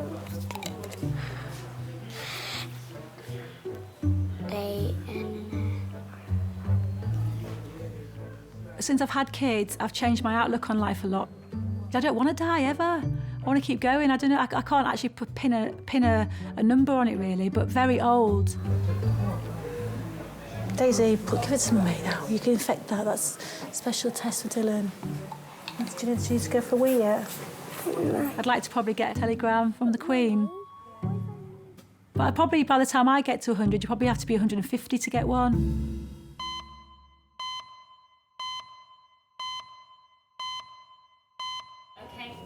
Waiting for the chest X-ray now, aren't we? Yeah, they want to do a chest X-ray, don't they? And they want to take your pulse standing up. That's right, yes. Alice, at quite an early age, grew up sort of with the attitude, I'm gonna succeed, whatever. So I think really doesn't matter what life throws at Alice. She will just put it behind her. She will carry on. Well, I will be honest. They've been pretty thorough. Yeah. That's what I said to you. At least when you go home now, you can be quite happy. That's it. Fit, aren't I? I won't say more than that because you don't know. Oh, yeah, but you're going to outlive us all. Steve, her husband, was like... He was the light of her life, basically, really. Everything kind of revolved around Steve. So when Steve died, there was nothing. You know, everything was gone. So she really needed somebody that she could just sit and talk to. And that's, I suppose, when we sort of really became friends then. It's time I went home. You look as if you could shut your eyes and just go. I'm ready to go to sleep.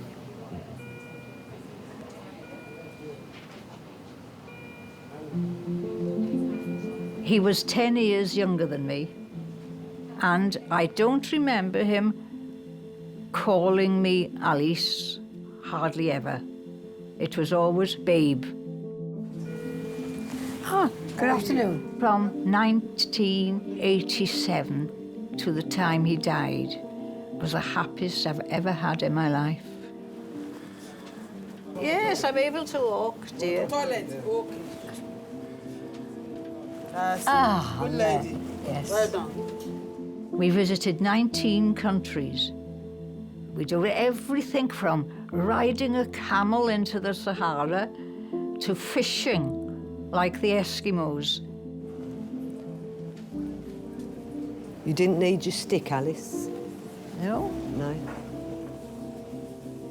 But I don't know how I did do without him for the first 3 years that he'd gone.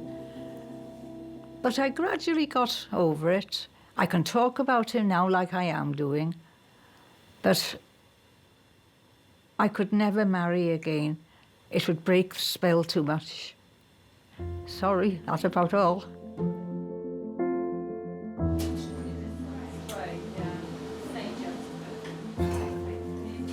Oh, I do feel funny. You feel funny? Yeah, after the going to the toilet. Whacked. Absolutely whacked.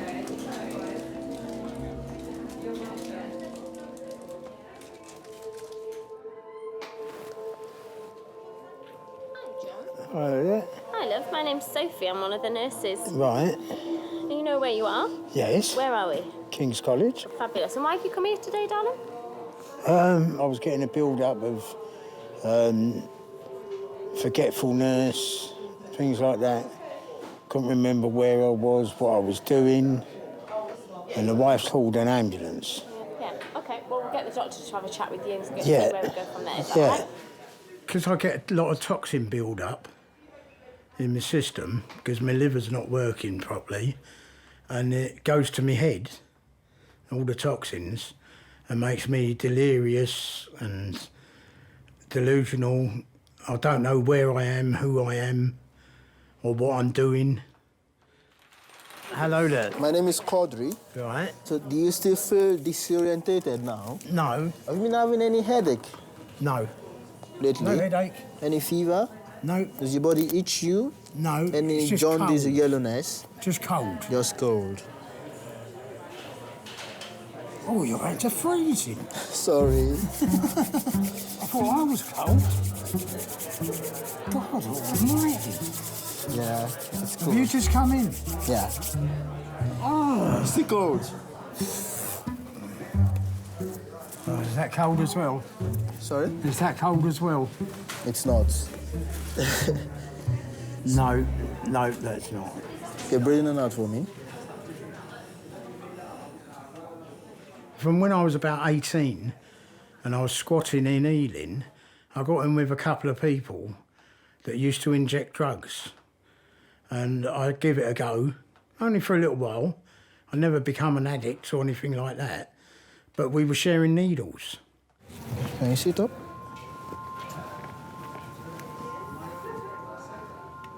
So I think one of them must have had it and passed it on to me. And it took 40 years to come out in my system. You've got hepatitis C. How long have you had that? Well, they reckon it could be as much as 40 years. Do you still take alcohol? No, don't drink. Okay. Gave up 12 years ago. Okay. I've come to the conclusion it was my choice whether I did what I did or not. And all right, I'll accept the consequences. I don't think I've had a bad life up to now. So what will be, will be. What I'm gonna do now is I'm gonna take some blood samples from you. Yeah. All right? And I'll have a little chat to the liver team and see what they think, all right? Okay.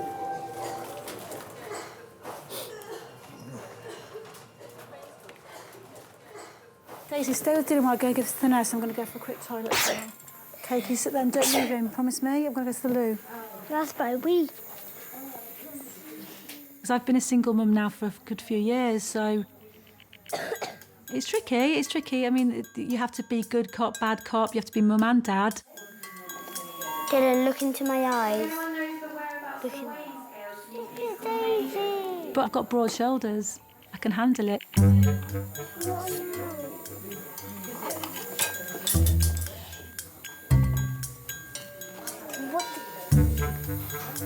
Stop doing that.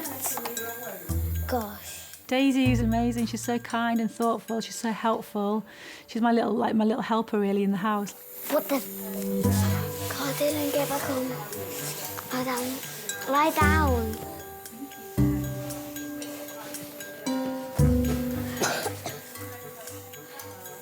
Get on the bed right now. This is not a playground.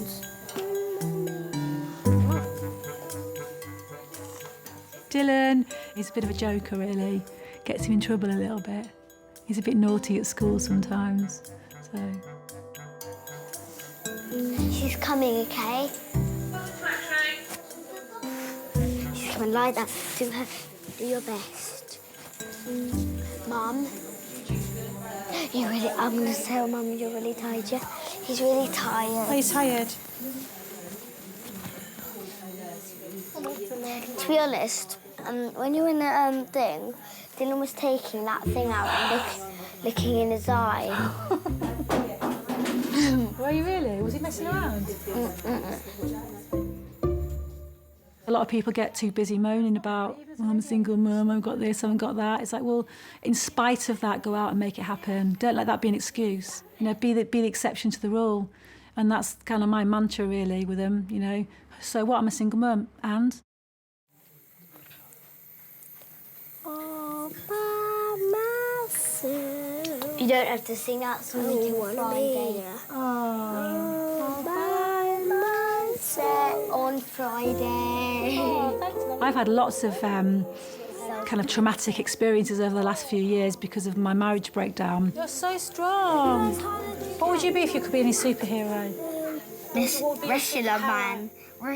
Bad things do happen to good people all the time. Actually, I'll be Jack Frost. You'd be Jack Frost? Yeah, because he can say, like, wind takes me home and then it blows him home. What are you, Days? Power girl. What would be your superpower? Power. What kind of power? Sometimes I think people that, you know, get things wrong with them are the people that have the best lives. I don't mean that in a way that their life is better, but they really appreciate what they have. Sometimes I think a bad experience can make you really hold on to the good things in life. And they were singing, bye, bye, Miss America, bye. Drove my Chevy to the levee was dry. Them good old boys were drinking whiskey and lime, singing, this'll be the day that I die. This'll be the day that I die.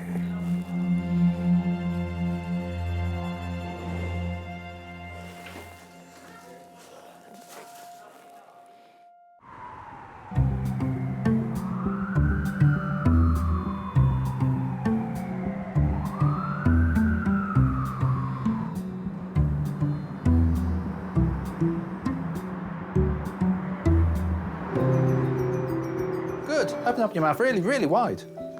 Cool, stick out your tongue.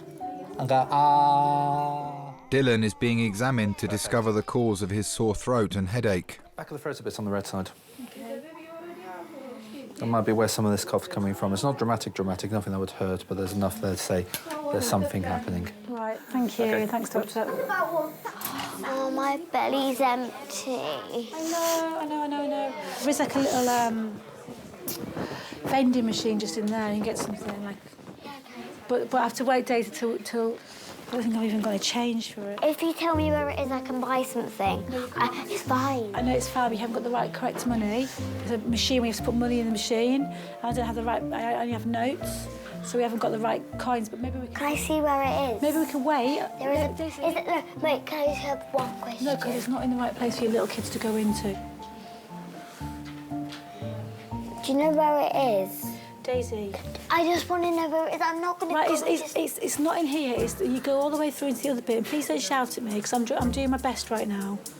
It's in the other bit, Days. It's in the other bit, in the big main bit, and we'll go and check soon. Well, I made a list actually the other day. You know, you do the bucket list. So that's kind of my 5-year plan. I'd like to get a bigger house eventually, so my children don't share a room. And just to be really, really good mum. Just give them what they need and deserve, because they're on loan. You know, they get older, and you know, I think that cherish them now, because they won't always be this age, and they won't always, you know, be wanting cuddles and kisses and stuff. So at the moment, that's the game plan. I love you, Mum. I love you, Daisy.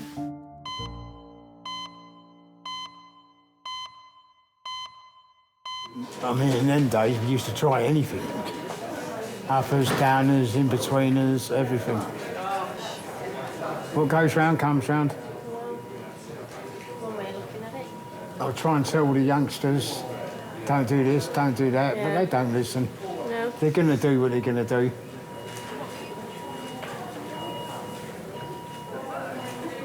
Do you want your belly covering over?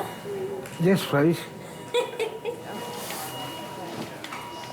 Let's have a look at these. Yeah, because I get very cold. I'm very, very, very, very cold. Well, it is a bit chilly at the moment. It is Yeah. a bit chilly. I've got freezing cold hands as well. I'm trying not to touch you. No, don't be like that. Oh, sense of humour hasn't been lost then. No. Good. No, I've kept that all the way through. Right, let me get some more stuff. Well, Natasha was 21 when I started seeing her, and I was 42, I think it was. We was together for a few years, and then our son came along, and we got married on his, I think it was his 5th birthday. Where is cold? What's cold? Everything's cold. Like my hands get cold, my belly gets cold. Everything gets cold. Went to Lapland the other year. Did you? Yeah, What a silly place for you to go if you get cold. well, I had to take the boy, didn't I? Ah, I see. It was going great, but over the last couple of years with my illness, it puts too much on her, because he's wheelchair bound himself. He's got a very rare brain disorder, and it's terminal, so we don't know how long he's going to be around. So, hang on, you have to give me a minute.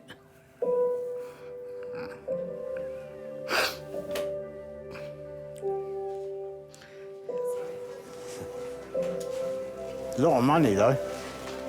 £1,100 for a day. What?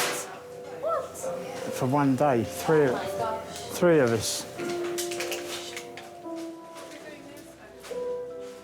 Usually you lose your kid between 1 and 5 years, and then the next stepping stone is 13 years, and then maybe 2% have lived just past their 20s.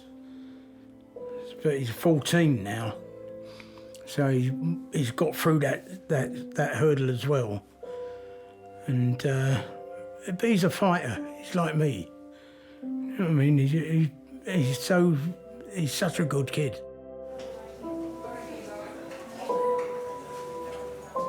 Don't forget my other blanket. Blanket, yes. Thank you.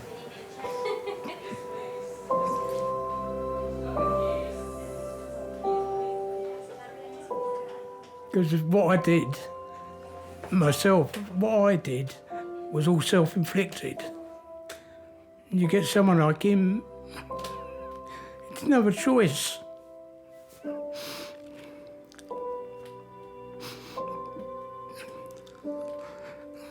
But like I say, he's a fighter, and he'll get through.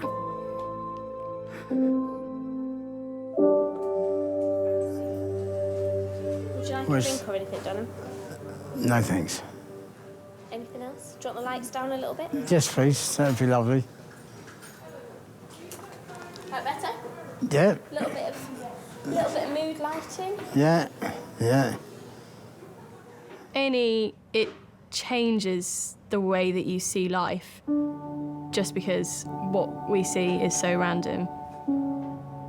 And seeing people like that in the department, it makes you realise that could be you, it could be any one of us at any point. And it makes you realise how much you take for granted.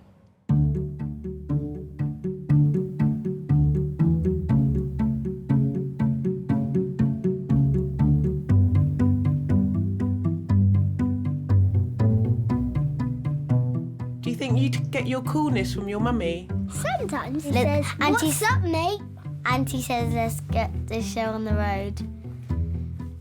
And she says, let's ready to rock.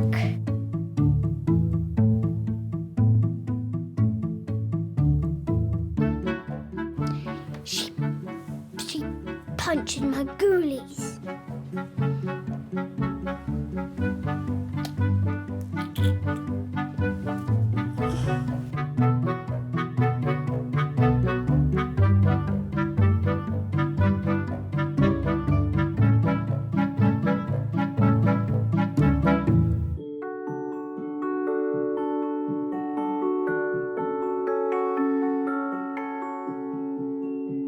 All you can do is carry on from day to day and see how he does. It makes my heart break. But then I think of him singing SpongeBob SquarePants.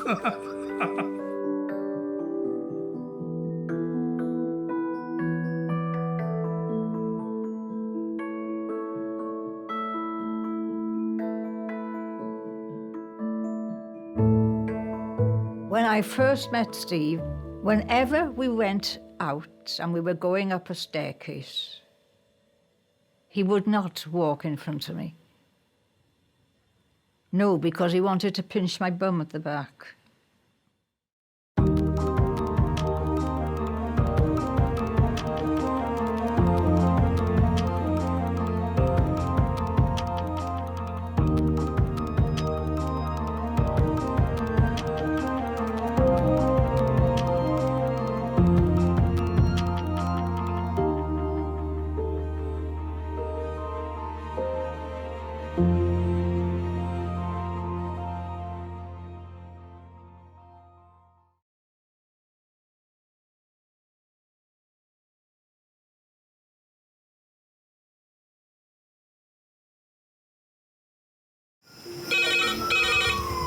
Went from the bonnet, found face down on the floor. 2, 3.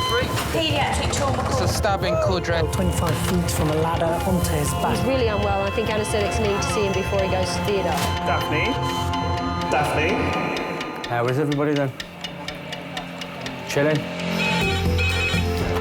King's A&E, how can I help? King's College Hospital, London. I got stabbed. I know, it's annoying. On my head. One of the busiest A&E departments in the world. I want top to toe, head, chest, abdomen. A place where love,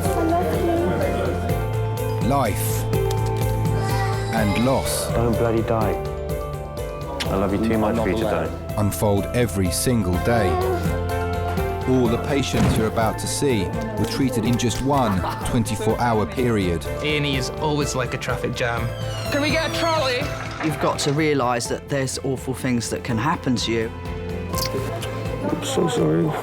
Life is unpredictable, so it's important that your nearest and dearest know that you love them. You have to tell them that you love them.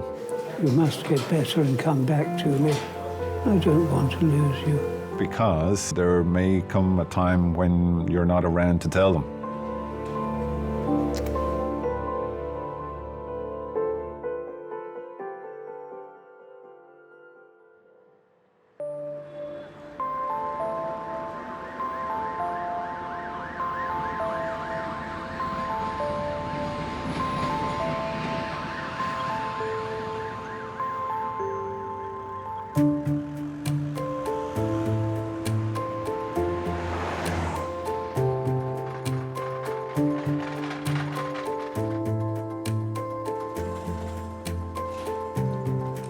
Stabbings at this time in the morning. Stop it, it's Monday morning. What have they done? Let's see. Oh my goodness. That looks posh. That's Leeds. The Rolls Royce are up at another 9p. My Rolls Royce shares now £11 each. When I bought those, they were coppers. Oh.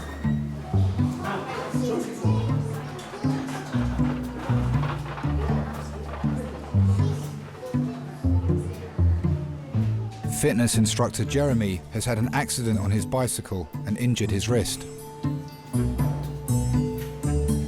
Monkey, it's me. Don't worry.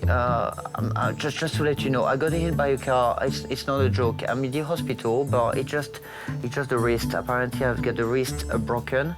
Oh, I'm in pain. But I just wanted to talk to you, and obviously you're not picking up your phone. So don't worry, I'm all right. You don't need to come back to London in emergency or anything. I'm all good. I'm very positive and things, but it's really, really painful, and it's just scary. It's horrible. I'll call you back later because I just would like to go home. All right, big kiss, monkey. Bye-bye. Bye.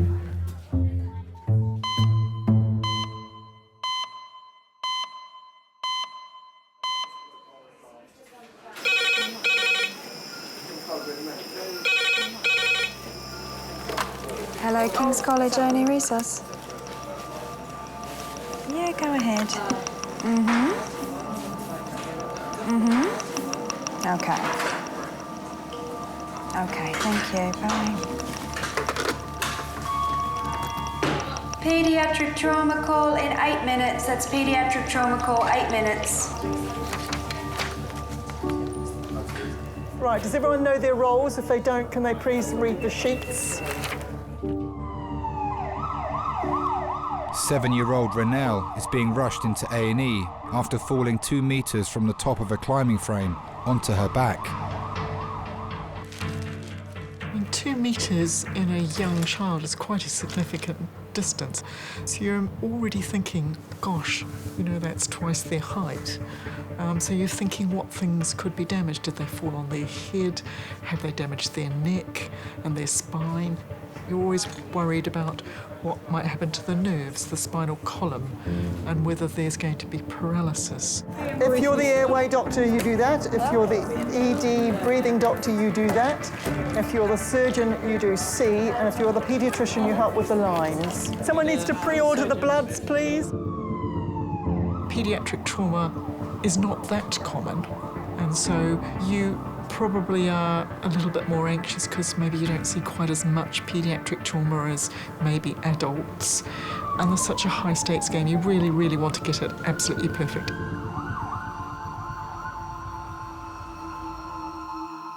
Is the trauma fellow there?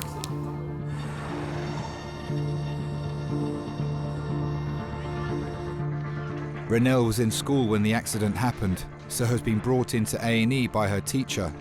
Her parents are on their way. Ready, steady, move. Can we all listen up, please? Quiet. This is young Renelle, 7-year-old little girl. At school, they've got like a wooden, sort of like hut with wooden decking flooring underneath it. She was approximately 2 meters up on the top beam, fell flat onto her back onto the wooden decking. No LOC. Teachers got to her quite quickly, helped her still. Okay. Complaining of central neck pain, back of the head pain, right, left shoulder pain and arm pain, lower lumbar, back pain, left leg pain, no allergies, no past medical history. Okay. Right, thank you very much. No problem. Okay. I think it is very, very scary for children to come in like that. There's all these strange people that are coming at them. They can't move and see them, and all they're seeing is faces coming in front of them. And so it's really important that we get their confidence early on, that we talk to them. Hi, I'm Dr. Lacey. I'm the doctor that's in charge of your care. I'm one of the consultants on today. All right. Now, can you tell me, are you in any pain now? Okay. What we'd like to do now is just roll you over very gently. We'll do all the work and we'll hold you. You don't have to move at all. And we'll just check your back and see where it's painful. I'm going to hold on to you, so you just keep... Okay. Okay. Go. We're going to roll you over, and these guys are going to do all the work. Okay? Yep. Ready, steady, right. Good girl. She's just going to have a little look at your back, okay? Okay, now, Renelle, tell me if that hurts. Yes or no? Yes. We were looking particularly for tender spots, sore spots. We're looking to see if there's any steps or deformities suggesting that the bones were broken. Just back again for a little while, all right? I just hold your head like that, sweetie. That's it, until we get all the x-rays done. That's really sticky white tape. Doctors are concerned that Renelle may have serious back injuries. She is being taken immediately to X-ray to discover the possible damage.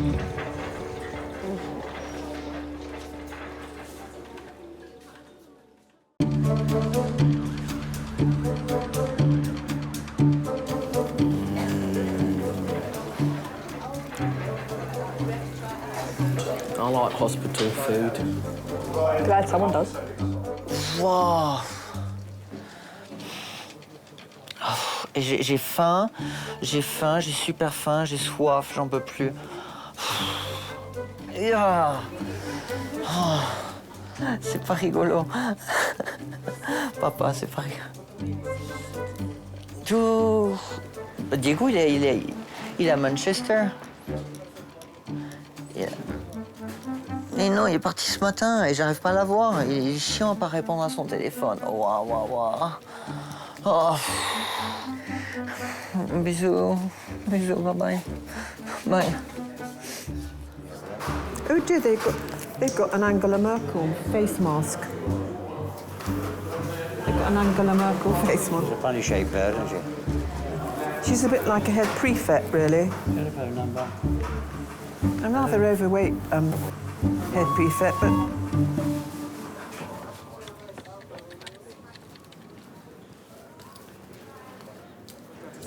All right. Bisous. Bye. Hello. Hello. Jeremy? Yes, it's me. Jeremy, I'm Malinda, one of the doctors. Yes. I'm sorry to hear your bad experience today. Yeah, it could be worse. It could be worse. Could be worse, but it's really painful right now. We need to give you some sort of painkillers. I think so, yeah. Okay, let me get Whatever you see on the radio, please give me some good news. Don't be too dramatic and... You've been so... the only way I can cope with it. I know, right. So far, everybody's been very helpful and lovely. Right, well, try my best. I'm not that very good good person. Nobody likes me. Go away. Probably likes somebody else. How bad is the pain now? It's still 8, 9. Yes. Let's slowly... To go. I'm not your fault.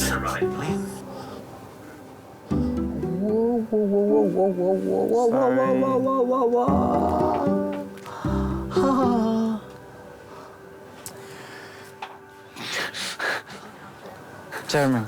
Yes, Malinda. Unfortunately, I can't give you good news. Okay.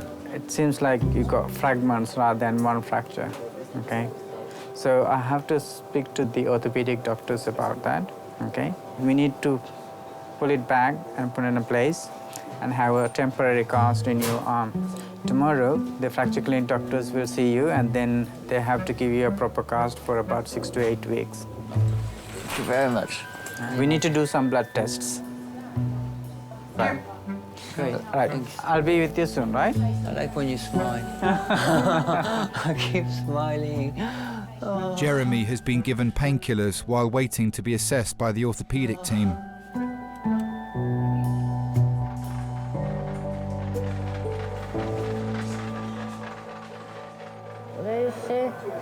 Epic. Labels. Oil. Lip. Well done. I'm just going to lift you up gently, okay? Take that away. I'm happy to take it away. Lift up very gently. How do you feel? A little bit fine. A little bit the same? Renelle's X-ray has shown no obvious sign of damage to her spine. Like that. Her parents have arrived and are going with her to a ward where she'll be reassessed. Do you want to put... This is her stuff, isn't it? And pop it on the end of the bed. Yeah, thank you. Are you coming for... Yeah.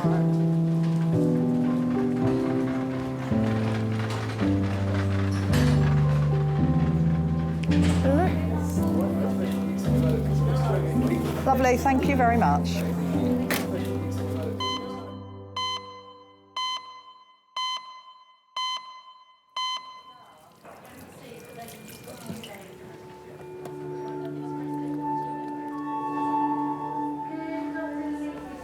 All right, darling. All right, darling. Babe. Bobby is being monitored by resus staff while waiting to be seen by a doctor. He was brought into A&E with his partner Jackie following a seizure. Babe, I'm here. Babe. Oh. Is someone coming to help? Oh. Hang on. Oh, Bobby, come on. Oh, he's never done like this before. Right. Bobby. He's never been like this before, Jen, not this bad. That's right. Do you want to grab the curtains for me, Carly? Bobby, listen. We're going to do our job. Right round here. All right? The doctor's going to be in to see you in a minute, OK? And you need to just relax. I know, but we can't give you any painkillers yet because the doctor will be coming to... painkillers. Well, you need some painkillers first, Bobby. Some of the people that we come across have got pretty traumatic life stories. Sometimes you do look at patients and wonder what's gone on before. I don't always find out a lot of my patients' past stories. Some of it's a bit too harrowing.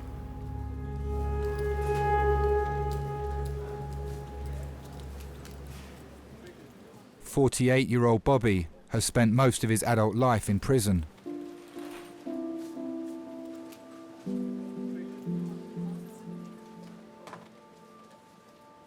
I was only 6 years of age and my sister was 9, and we both got sent out to nick the dinner and we got arrested.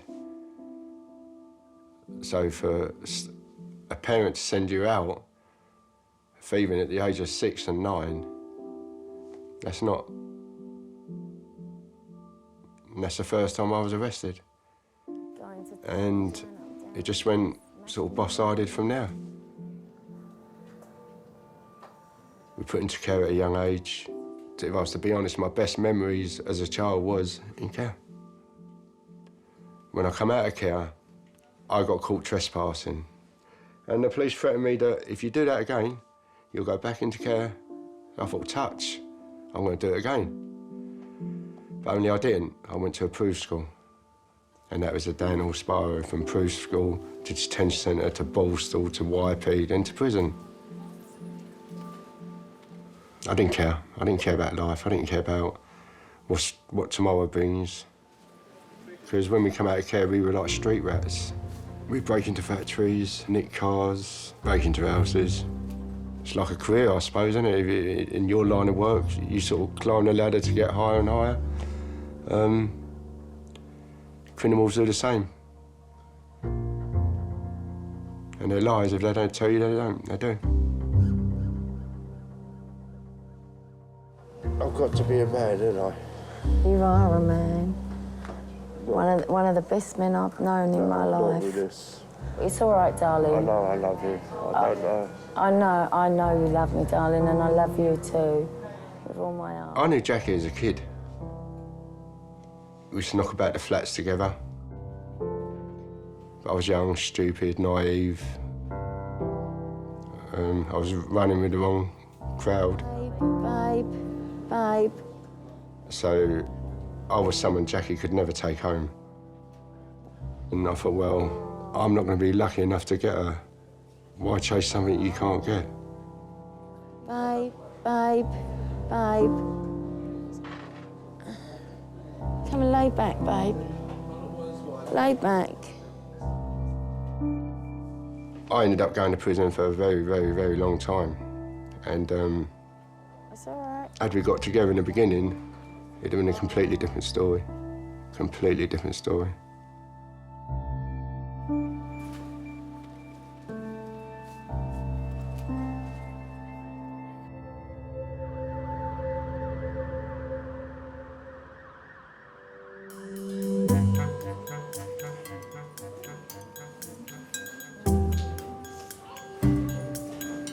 Jackie. I'm in the hospital. Camberwell. I'm gonna make sure they give me a painkiller. Because their painkiller here is stronger. You know that boy over there? He could even have the neurovirus. Yeah, you don't even know when he's coming and spreading. But ill enough as it is. Is that one? He vomit in the bowl and leave it. Yeah, and he left it in there. You can imagine what his yard looked like. Nasty. No. Don't worry, there's nothing you can do. I'm at King's College Hospital. There's nothing you can do. The bad news is that I had the result from the X-ray. I might have to do surgery. No, I'm on the chair right now, but I'm hungry. I'm really hungry, and I'm really thirsty. Why am I always hungry?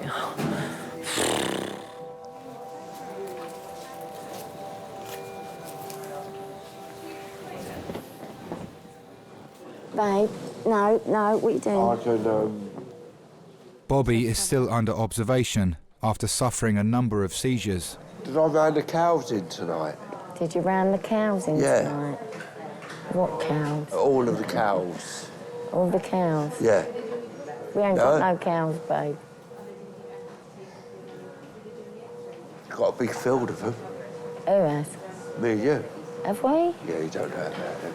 Oh, is it a secret, is it? Yeah. Who milks them? I don't know. Oh. I round them in.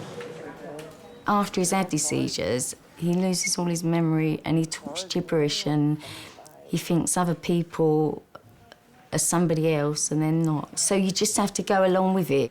I know you shouldn't laugh, but some things you have to laugh to get through it with him. Got lots of bubbles, right? Yeah. And at the same time, there's a lot of chicken feathers. Chicken feathers? Chicken feathers, cows and bubbles.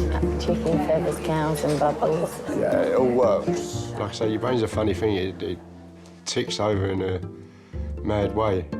And I think I've never said that, I never did that, and I sort of giggle to myself.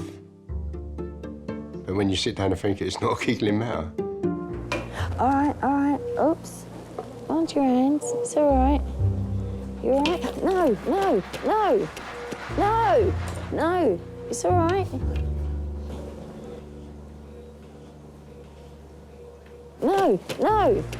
No. Bobby's partner, Jackie, suffers from a debilitating illness and has been in a wheelchair for over 4 years. It's really frustrating because I can't help him. Bobby does everything that I used to be able to do, but can't do no more. I even get him to paint my toenails. I couldn't cook a bit of toast without burning it. When I do the cooking, she sits there in her wheelchair and sort of, she's like a supervisor. That's what she reminds me of. She's supervising me. And we have a giggle as we do it. You with me? She tells me this, she tells me how much I needed this, how long I leave that on for. Keep that arm straight, just giving you a bit of fluid, all right? Which may help with your headache a little bit, OK? If she goes to the toilet, I need to take her to the toilet, I need to bath her. Stay there, lay there calm. Jack, if I move you over, okay, because it's going to make you feel better, OK? Baby, I'm here.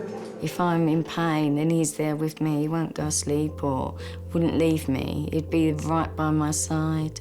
I don't think I'd ever find another one like him. Even if I went round the world 3 times over, I'd never find another one like Bobby. He's a proper diamond. I feel fine now. No, we just you've got to lay and relax. Put your head back. For me, please, put your head back and relax. I mean, she would do it for me, I would do it for her. Please, put your head back. That's just the love that shines through that does that.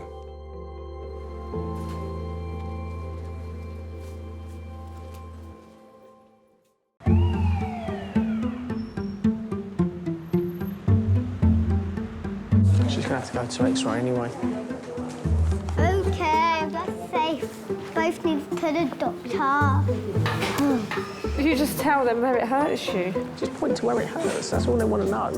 Where does it hurt? Bang it. Come on.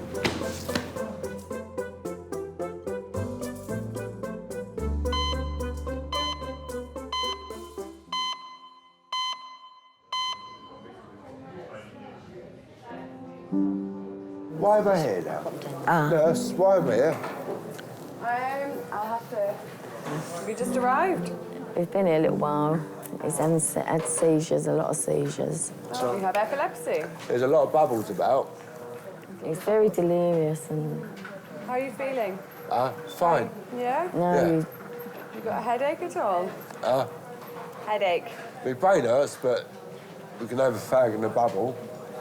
Isn't it? Bobby's condition has been stabilised and he's being seen by a registrar to discover the cause of his problems. Sorry, hi. Hi, Robert. Hi. Hi, I'm one of the A&E registrars. My name is Dr. Ikram. How are you? Yeah, all right. How are you? Yeah, I'm good. Excellent. What happened exactly? He didn't feel well today. Did he have any fall today? He did, after having a seizure, he went down. And has he had taken any alcohol today? He had about half a pint. He only has one every so often, not a drinker at all, really. Do you suffer with seizures in the past? Oh? Did you have any fits in the past? Robert, did you have any fits, any Fits? seizures? Yeah. What medications do you take for that? Epilin. When you do have a seizure, you just go down. You've got no control over it. It takes me about 3 days to bounce back to my normal self. Would you mind lying down for me? I'll just quickly examine you, okay? Lay down for us. I had them as a child. But they went away. And it was only, I think, it was in the last three years they started coming back. I really don't know what brings them on. There's been times I've been as happy as Larry and had them. And there's been times I've been really stressed out and not had them. Can I go home in a minute and have a fag? Not in a minute, but let me examine you first. Then I'll let you know about the next steps, okay? Can you stretch your hands for me? Can you stretch both your hands? Yeah? Turn it up. Excellent. What are you doing? I'm doctor. I'm just examining you. Can you follow my finger? Look at my finger. Don't move your head, just your eyes. Excellent.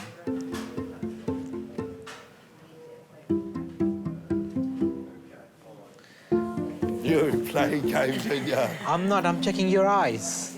That's the reason I was doing that. I might have to do a small scan of your head to make sure that everything is fine, okay? Can I go for a fag? Only after that. After the scan, I promise I'll allow you. And before? But after the scan, that's like I'm talking about. Mate, I'm gagging for a fag. After the scan. Yeah.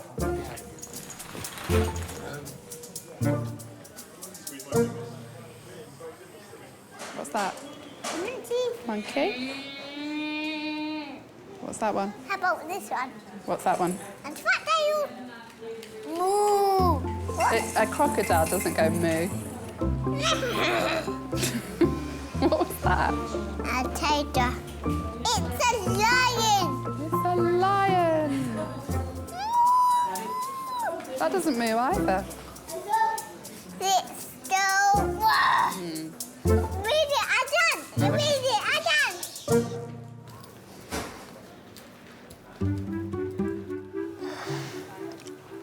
Jeremy is waiting for an orthopaedic doctor to treat his wrist. A friend's come in to see him. Hello. I found you. So what did they say? Now? We need to wait because I need to see a second doctor. He's gonna tell me exactly what's gonna happen. Yeah. Thanks for coming. You didn't have to come. No, but you know, he said you were not well at all. What, Diego is over dramatic. Yeah, I know, but... No, it could have been worse. It Now, could I'm have been still worse, here that's because right. can you see I'm Yeah, I know. bruised here as well? My leg here. Nothing else got broken. My shoulder here, I got really It's scary, isn't it? It's scary. And the worst thing is just because my bike was between my legs, I couldn't move my legs. Yeah, maybe just to ask them when the doctor is coming. Hi. Ah. It's coming to see you. Oh, thank you. Oh, hello. Who are you? I'm one of the bone doctor, orthopedic. Oh. We will give you some gas, which will make you laugh rather than cry. Well, I laugh all the time. That's a good thing. That's fine. Feeling better now? Wow. No. It's hurting, yeah, but it's not like it was like half an hour ago when I was jumping.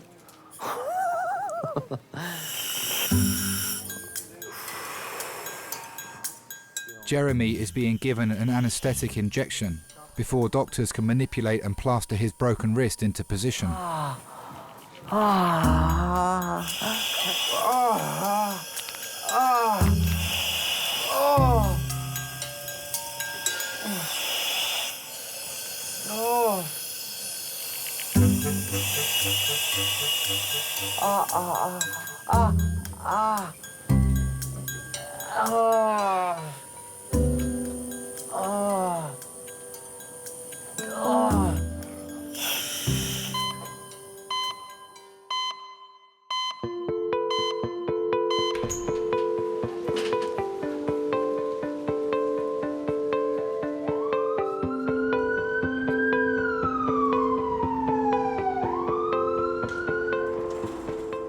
"70-year-old Ronald has been rushed into A&E suffering from acute breathing difficulties and possible kidney failure.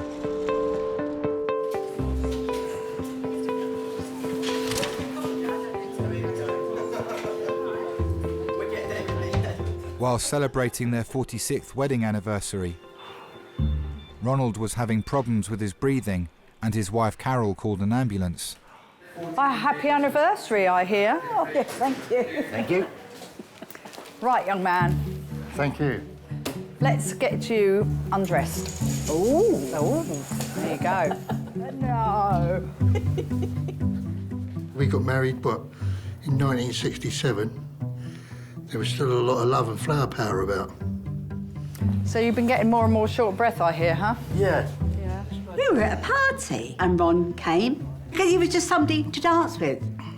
And then during the course of the early part of the evening, Ron and the older people went to the pub for a drink. I was too young, I was good, didn't go. But that's how we basically met. He came back after a few drinks, started dancing, and it went from there. Just very simple. Get out. They're wonderful, aren't they? Well, at least they're bigger now. Are they? Well, they used to be, but they were the ones you had before were bigger. Funny enough, I probably couldn't keep my eyes off her. 2 on. Did you, to cover up your back? Yeah. That's it. Pop yourself back, my love. When you make that commitment to get married, you know it's basically for life. I'm going to cause you a little bit of pain now by pulling these ones off. We were young when we got married compared to people getting married today. I was 21, Ron was 24. And so we grew up together and we grew together. Yeah. We're not saying that it's been all hunky-dory, because it hasn't. Oh, no. You know, you have rows. Of course you do, but you get through the rows. I lose them. They never shave your chest in the ambulance. See, I'm nice. I always shave my patients before I put them on, you see. You should go and get waxed, Ron. You wouldn't have this problem. We all need somebody to support us and put their arm around us and tell us it's all going to be all right. And not everybody's got that luxury, not everybody's got someone to love and care for them, and everybody needs that, I think. Do you want me to just stroke your head? Like I do? You don't ever do it. I know. Bobby has a number of convictions for violent crimes, including murder. He and Jackie got back in contact when he still had 8 years of his last sentence to serve. I don't know, it still hurts. Yeah, it will hurt. A friend of mine and Jackie's, yeah, he come into prison. He's put on the same wing in Belmarsh prison, and I was down the block and he was put in the cell next door. And down the block, you speak through the pipe. And I realised it was someone I knew. And we were just talking a bit about her past, and Jackie's name popped up. And I said, what's she up to now, then? Yeah. He went, I'll be phoning her later, have a chat with her. And then that was it. It was just like fireworks going off. The worst thing he ever done was give me the phone to talk to her. We hit it off straight away. We laugh, and he'd ask me advice over the phone. We just got on from there. Even when I was in prison, I used to call her my star, because every time I looked out my cell window, there was that big star, and I used to call that my Jackie star. He used to send me poems, write me poems, and I know it sounds a bit silly, but no, that was lovely. The thing was, that was it, because I wasn't getting in no more trouble. I had something to aim at, live for, focus at. Then after about 5, 6 years, I thought, I'm never getting out. She's only human. But eventually, the time came, and when the prison gates opened, she was there.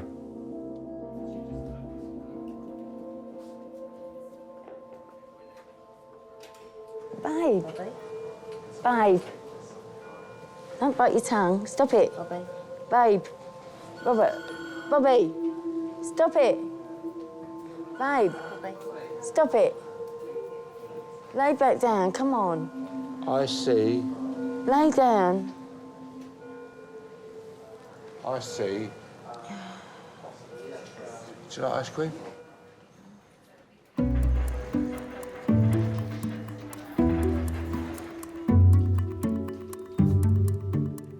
The doctors have sent Jeremy home, but he will need to come back for surgery.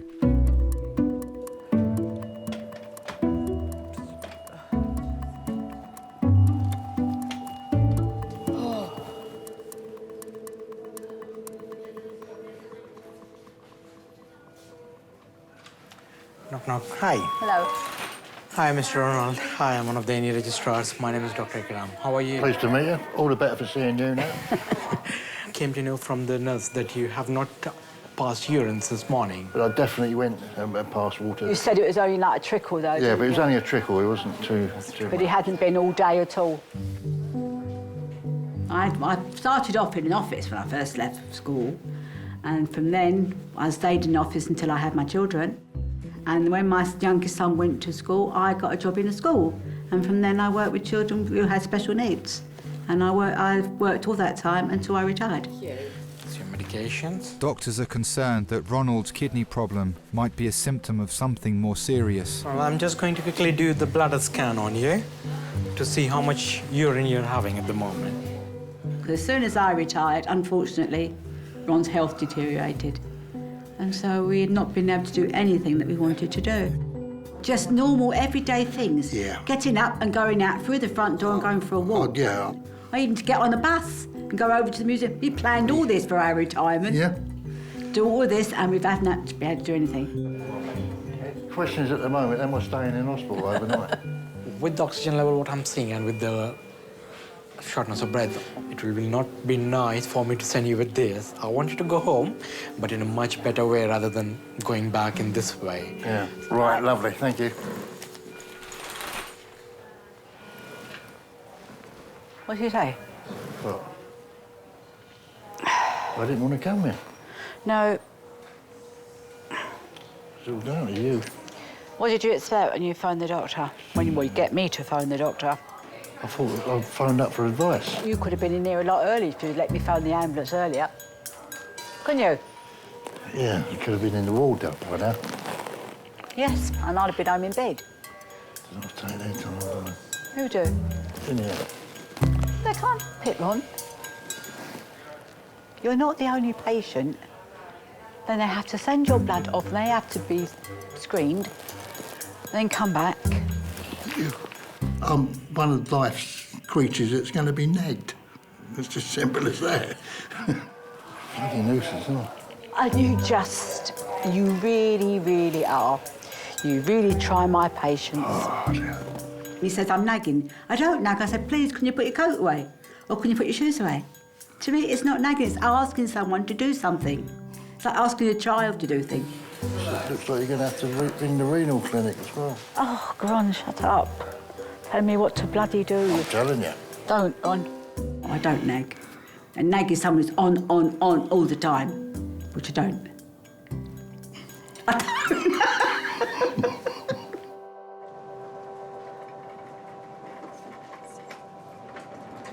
Thank you.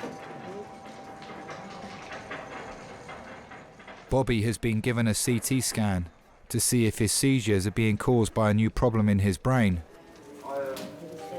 Was he good? He behaved, did he? Yeah. Yeah. And I'm all right, and Well, we'll have to wait and see, but you look all right to me. can I go and have a fag? Can we just wait to make sure that you're... You know that scan that they've just done over your head? Give it a minute and let's just make sure everything's all right with that, all right? Yeah. Yeah? And then I don't mind you going out for a fag. There you go. Is she good?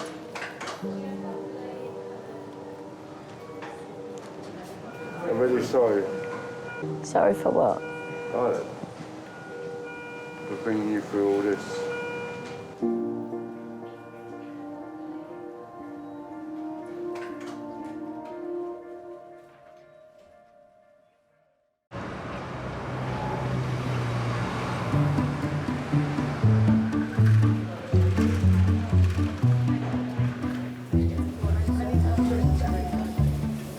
So you're gonna cook when you get in, or you got dinner left from yesterday?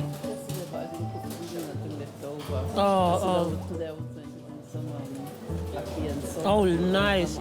Food and dumpling and... Okay. No rice and peas. I didn't enjoy the rice and peas. I love rice and peas. I think there might be up, Harry.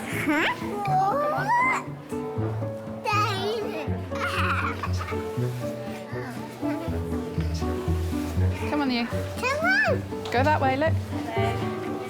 Hi. Hi. 1, 2, 3. We can't say we're going to eat a horse anymore. Oh, no. No, because if we say eat a horse, they'll look at you like you're mad.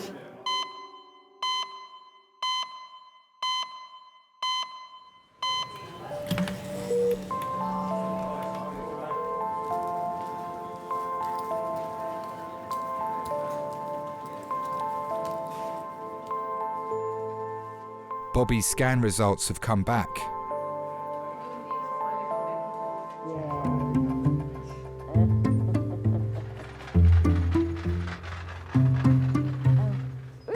He'd never really had a proper mum and dad.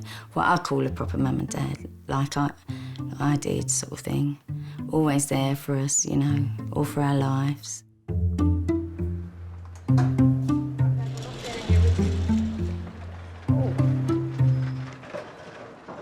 My mother was a very spiteful woman.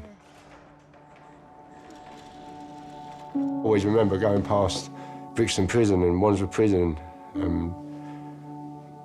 I was going to see an uncle or another relative with my mum, and she'd always say, "You'll end up in there, you'll end up in there." And I did. I found prison okay. In fact, there was times I enjoyed it. I've had some of my best Christmases ever in prison. I've met some of the most nicest people you can ever meet in prison. It was home. Bobby has spent a total of 28 years in prison and has been continually monitored since he was last released. I've got an outreach team, I've got a psychiatrist, I've got a psychologist, I've got a professor. So there's avenues I can take now. I'm all right, I know I'm all right. I know I'm all right, so you ain't got to worry. I do worry because I love you. Yeah, I know that. If I didn't love you, I wouldn't worry. I know that. But I've been out 5.5 years. I've never, ever been out of prison 5.5 weeks, let alone 5.5 years. It's only Jackie that's kept me out of prison. And she's always there with her arms open and her heart open. I know that he did wrong. He did wrong in his past. But I know 1,000,000% he'd never, ever do anything to go back into prison. Jackie has moulded a bad person into a good person. Not just bad, evil, sadistic, horrible. She ain't just brought out the goodness out of me, she's brought the honesty out of me. She taught me how to deal with people, whereas before I couldn't deal with people.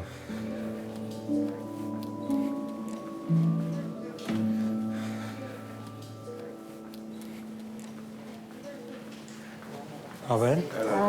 All your reports are fine. There's nothing to worry. X-ray also seems to be fine. I'm going to refer you to the neurology as an outpatient one for a review, okay? Bye. Thanks very much. Yes, you are excellent. You still have the slight amount of bruise, but I don't think so there's any fracture. If you was a woman, would you fancy me? I'm not a woman. So first of all, that's ruled out, okay? Thank you, Doctor. Excellent. You know what you are. You're wind up, you are. What are we going to do with you, eh? I always believe people can never, ever change. I've changed. So, people can change.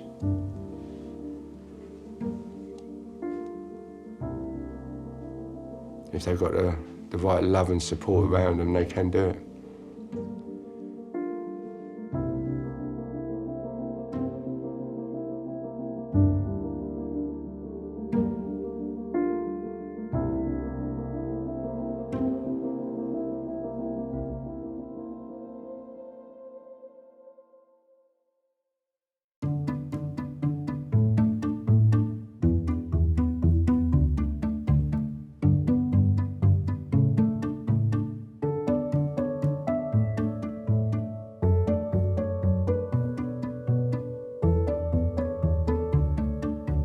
I'm sort of old school.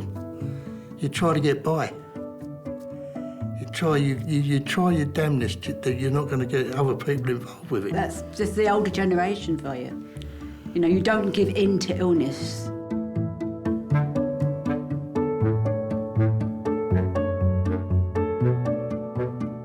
To say there's things that I dislike about her, I find it very hard because I love her to bits.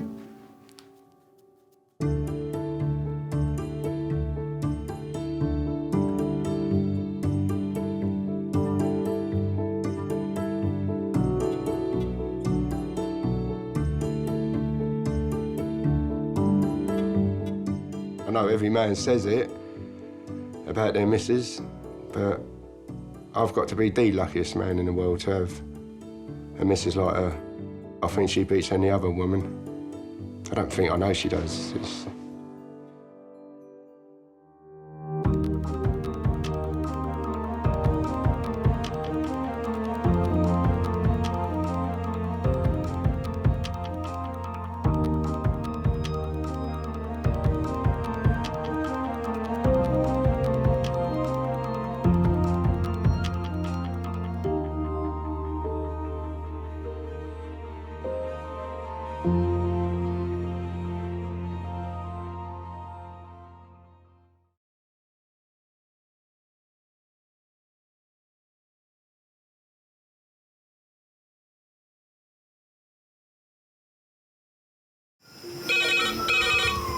Went from the bonnet, found face down on the floor. Pediatric trauma. It's a stabbing quadrant. 25 feet from a ladder onto his back. He's really unwell, and I think anaesthetics need to see him before he goes to theatre.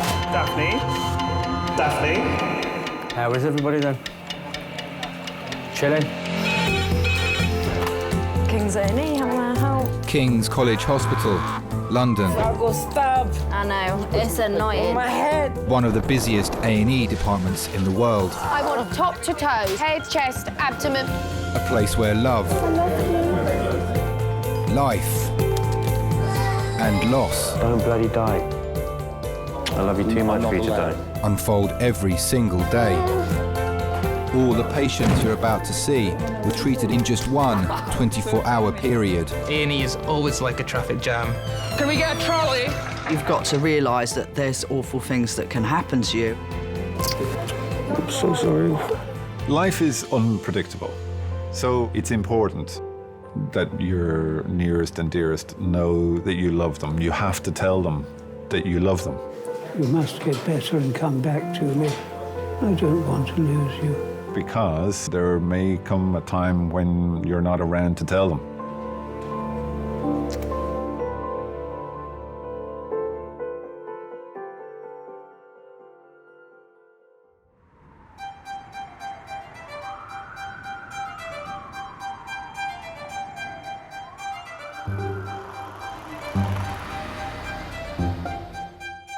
And what happened? You tell me.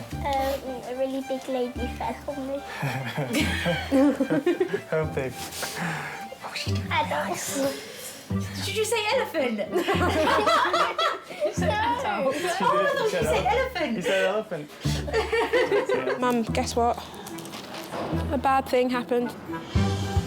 No, I'm not pregnant. I fell over and she fell on top of me. And she didn't get up. She couldn't get up? My bike is ruined. No, I just got knocked off it. I just got hit by a car.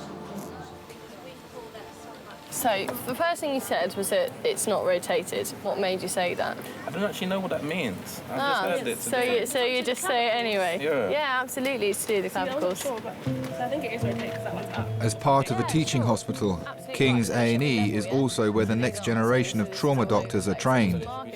So this is really rotated, which means you can't really comment on the trachea. I think he's going to need to have CDU for a multi-MDT. Running Resus today is A&E consultant Simon. He has over 10 years' experience in emergency medicine.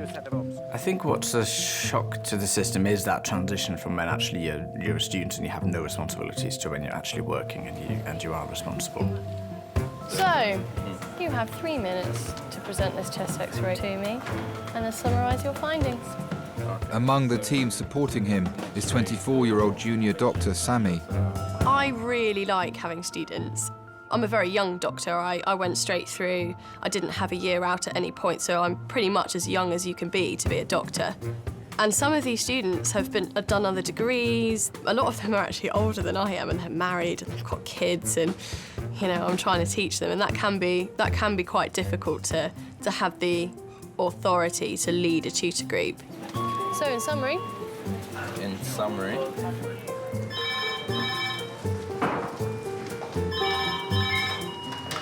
King's Resus. First of all, with the airways, the trachea.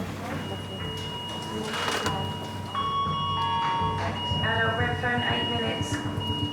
Oh. Every time the red phone goes off, my heart still races and I still get that buzz of adrenaline.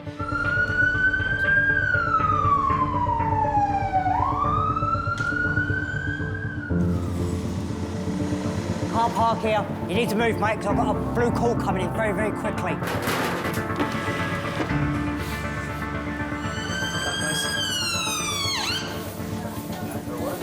Paramedics are bringing in a man who had an accident at work. What's the mechanism? He's fallen from a raised platform onto the concrete floor below. Can I help out? Would you mind? I think we've probably got everything allocated. Let's see when it comes around. Oh goodness! Right, you've got a few. I came into A&E very enthusiastic, wanting to jump straight in on all the HEMS traumas, and I think a couple of them, like Faraz, would just grab my collar and be like, come and stand here with me. Watch first. How high has he fallen from? 15 foot. 15 foot straight down he's fallen. If you know that a patient's fallen from a height, the crucial facts you'd want to know would be how high they've fallen from and what surface they've landed on, whether or not there are any other difficulties, such as them hitting an object on the way down or being trapped somewhere for a long time before they're able to be brought to hospital. So there's no loss of consciousness. He did mobilise at the time. He was complaining with shooting pains up his right leg and was unable to straighten his elbow. Slightly tachycardic. We're going to get some painkillers for you, you said. Let's get some IV paracetamol. Right, so I'm just going to do a little scan of your tummy, just check there's no bleeding or anything going on in there.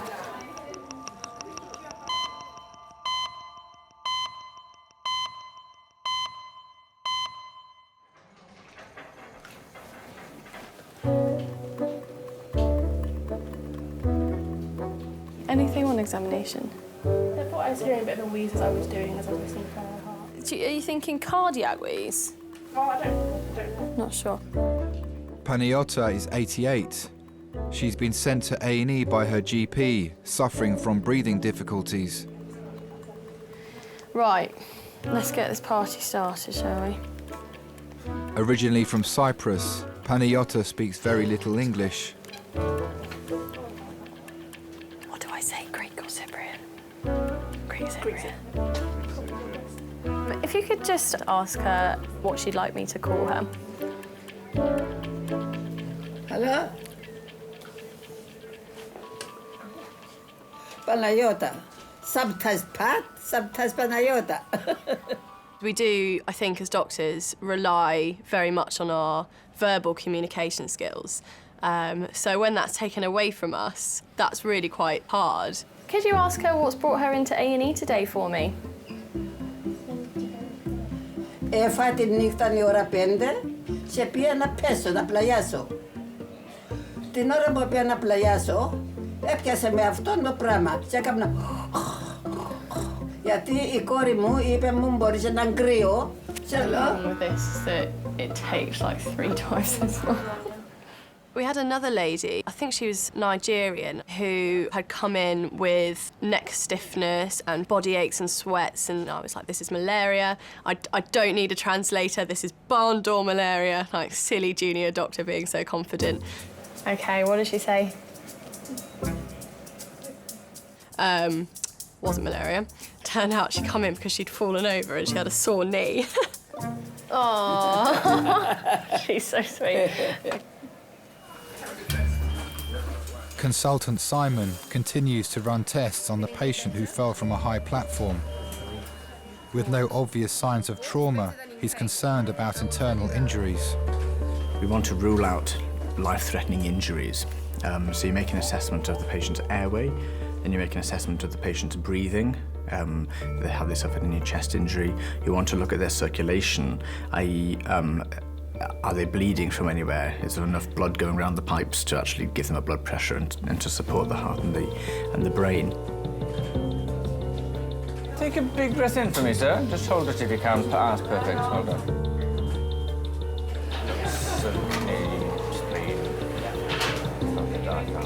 Ultrasound scans allow us to see some very early signs of potentially serious problems. Sorry, sir. You okay?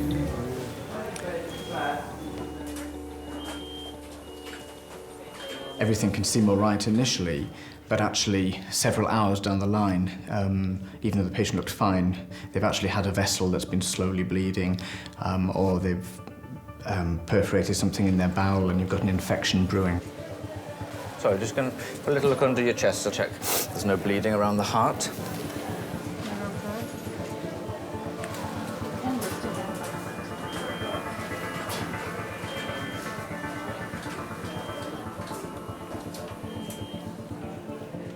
Chance can play a terrible card for people sometimes. For exactly the same situation, one person can walk away unscathed, the other person can be severely disabled or worse. That split second can make all the difference.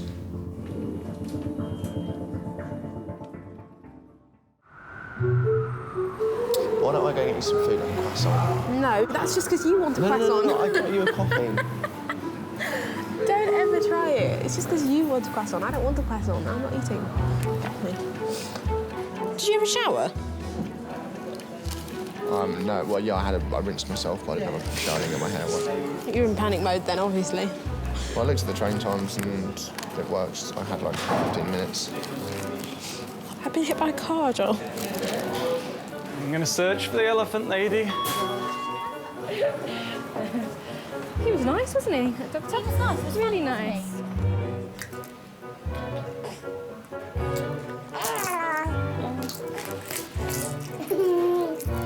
She said hello.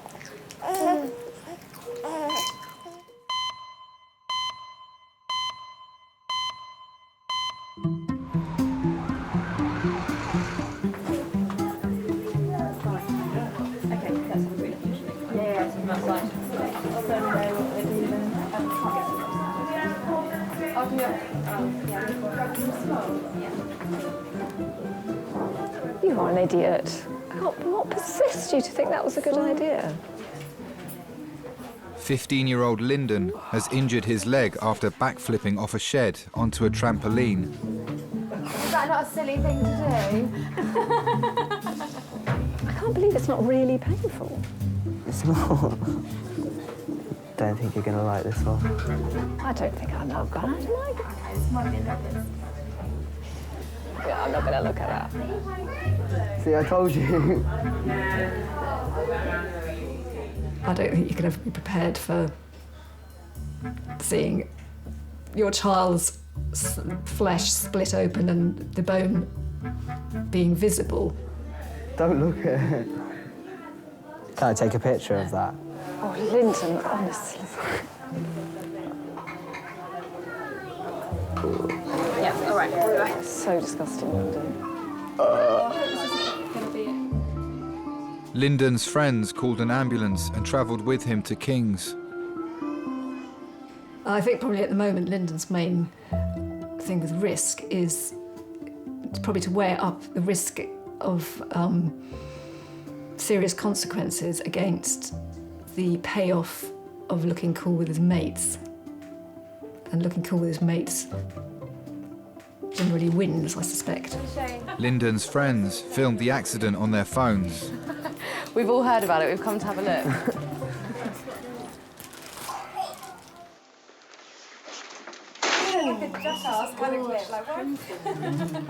Oh, bet that hurt.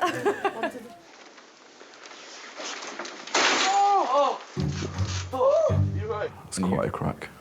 That you can tell something's gone wrong. Yeah. His leg was broken. Oh, fuck, bro. The intelligence side of him is very clever. I think he's actually pretty smart at school. But the physical side of him, like doing things, yeah, that can be pretty stupid. Yeah, stupid. Yeah. Oh, Lyndon. Shit, Oh, you're right. dear. Yeah. What's happened here?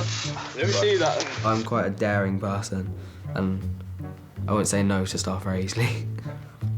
When you see a shed and a trampoline and you want to backflip off it that way, it's not going to go well with you. It just doesn't even go through your head, really. It's something to do. The bigger the risk, the more the fun. Oh, Lyndon, Sloan, you won't be able to go to cricket on Sunday. Such an idiotic thing to do. You know, why would, in your right mind, would you think somersaulting off a shed onto a trampoline was a good idea? And you say it was Lyndon's idea to go and get on the shed, but I heard that maybe someone dared him. Yeah, I might have dared him, actually. If I hurt myself, the pain will only be temporary, whereas kind of the memory of it will make people laugh for quite a long time. How could you be so stupid?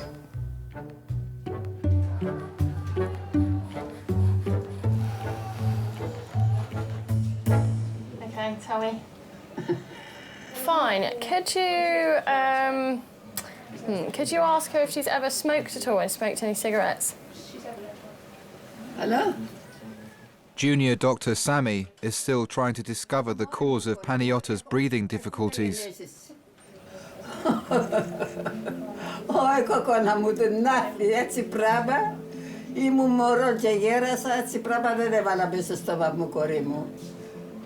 Πήραν τα παιδιά μου και βάλουν μαζί τους, να κόψαν το. Παρετήσα. Ναι. Obviously, Mum's Greek Cypriot. Oh!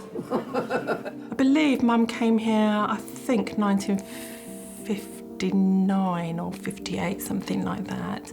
She came from a village called Lefkonigo, which no longer exists. Η κόρη μου άμα σήμερα νου, κάμνε μου σόπι, έρχεται φέρνει μου το, φέρνει μου φαΐ μαϊρεμένο, βοηθάμε η κόρη μου.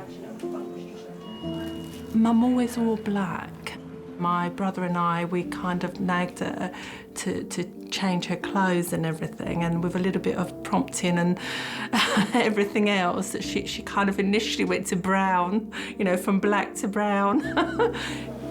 Ναι, έρχεται. Άμα είναι σήμερα νόφου τη δουλειά της.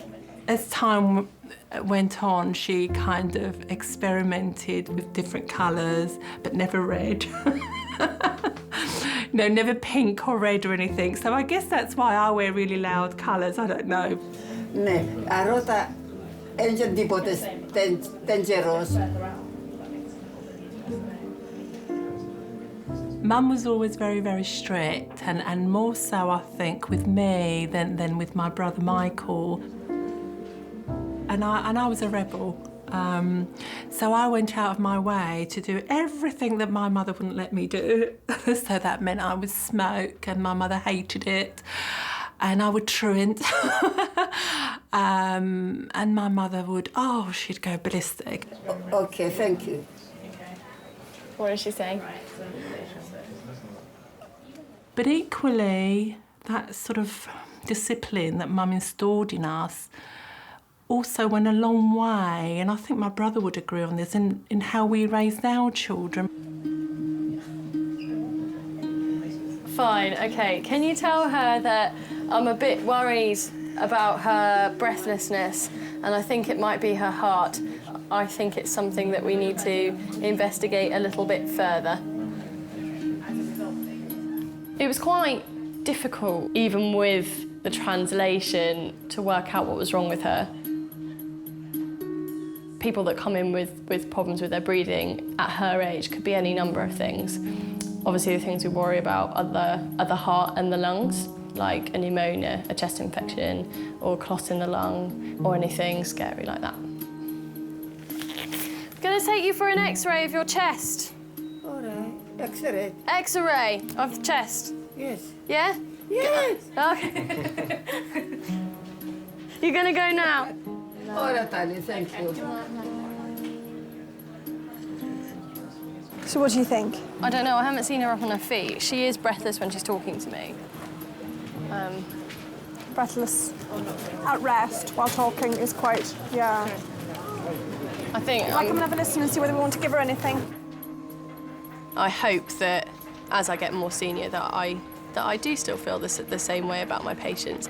It's really important that you still have that compassion, because it's that more than anything else, more than your practical skills, more than what you can do for people medically, that really makes a difference to patients' care.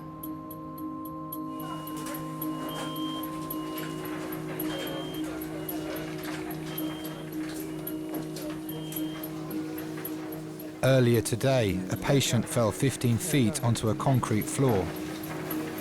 He's returning from X-ray, and doctors are about to learn the extent of his injuries. That's your elbow there, as you can see. And it looks lovely. Okay, I can't see any breaks in it at all. 5 metres is a long way to fall onto concrete, Squire. You have been the luckiest man in history. Maybe it's sort of a future in stunts. There's always a silver lining. You know you can take some punishment. The human body is built pretty well. When you think what happens if you drop your iPhone from a metre, it doesn't do very well. The human body can show some remarkable resilience. What we're going to do now is we're going to give you some painkillers, and your movement should start to increase. But I expect it to be back to normal. You're right-handed, and your elbow is one of those things that can get stiff quite quick. So get it moving. If it has not returned to completely normal by a week, I'd expect you to pop to your GP, and we might need to send you back to get some different films. All right. Maybe you're thinking to yourself, gosh, should I have kept them in? Should I have done all those tests? But it's a much better position to be in than be able to send the patient home healthy at the end of a short stay in the unit rather than actually them coming back as an emergency in a worse condition a few hours later.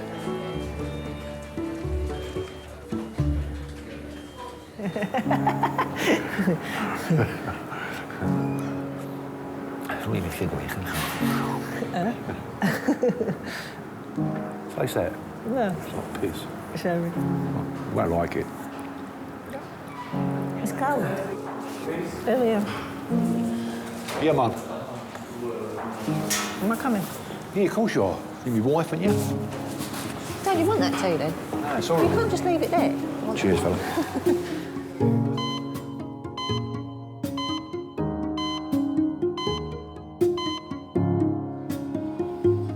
Anthony, a 55-year-old lorry driver from Kent, has lost all feeling in his left leg.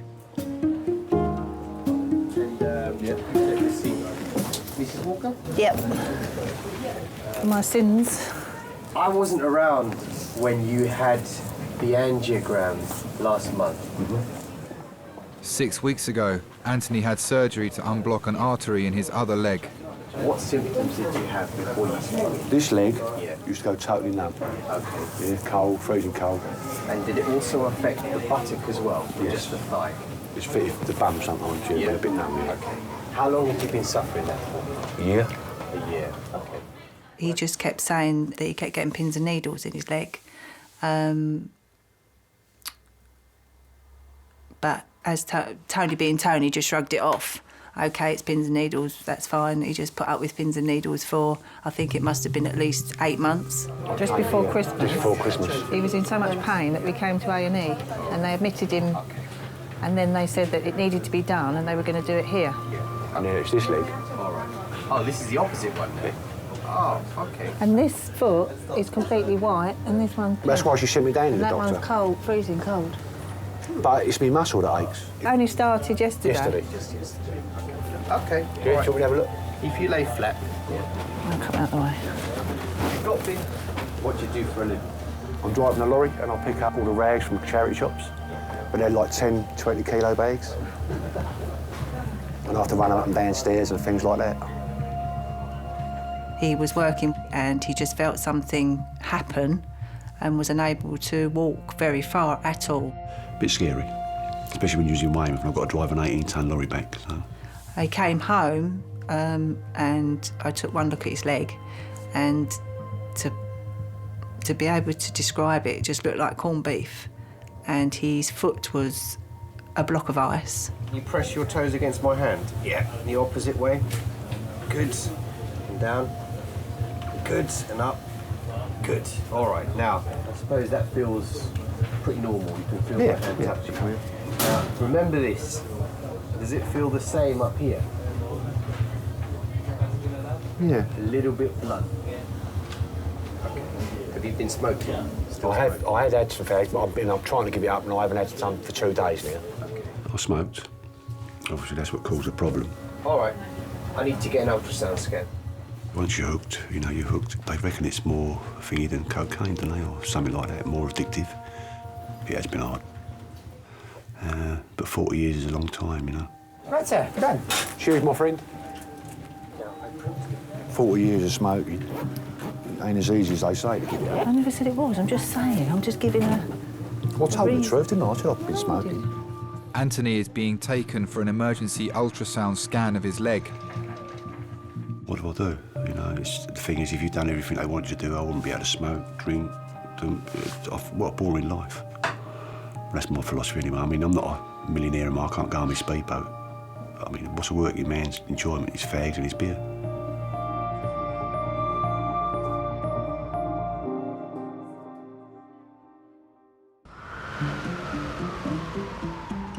We'll move up a bit, I can feel that draft coming round. Yeah, it was drafty there, wasn't it? Yeah. I bet it's rumbling now, I've had nothing to eat. Yeah, no. Well, I was up at 5 o'clock this morning. Well, I got up at 4:30 and had a cup of tea.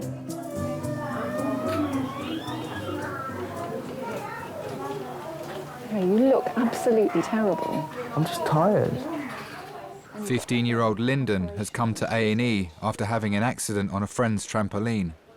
God, I swear to God it wasn't that long ago I was here with you with a penny in your stomach. Was that in year 10? Or was it year 9? It's 8. It wasn't that long ago, though, was it? I've had a fair share of experiences in hospitals. A year ago, I swallowed a coin as a dare and had to go to hospital for that as well, to get that out of me. So, yeah, I've had a fair share of hospital experiences. Lyndon, if you want to put your head back and have a snooze, you might as well. Okay.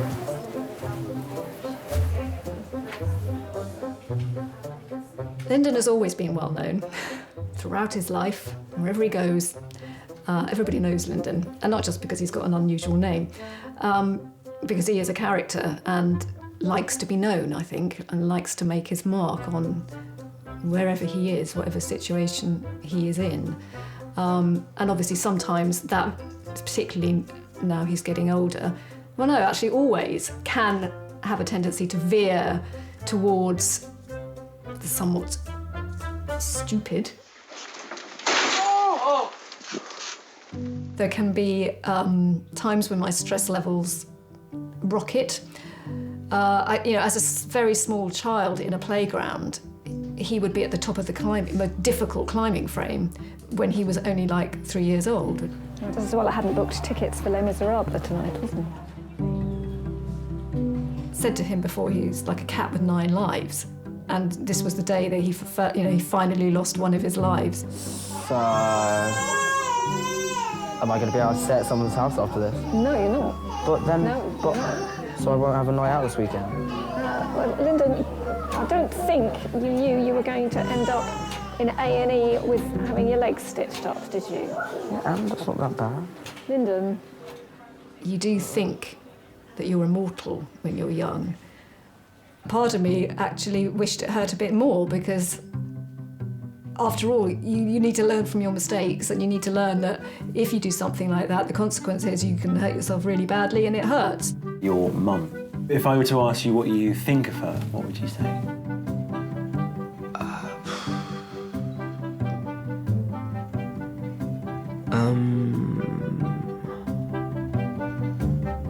Caring.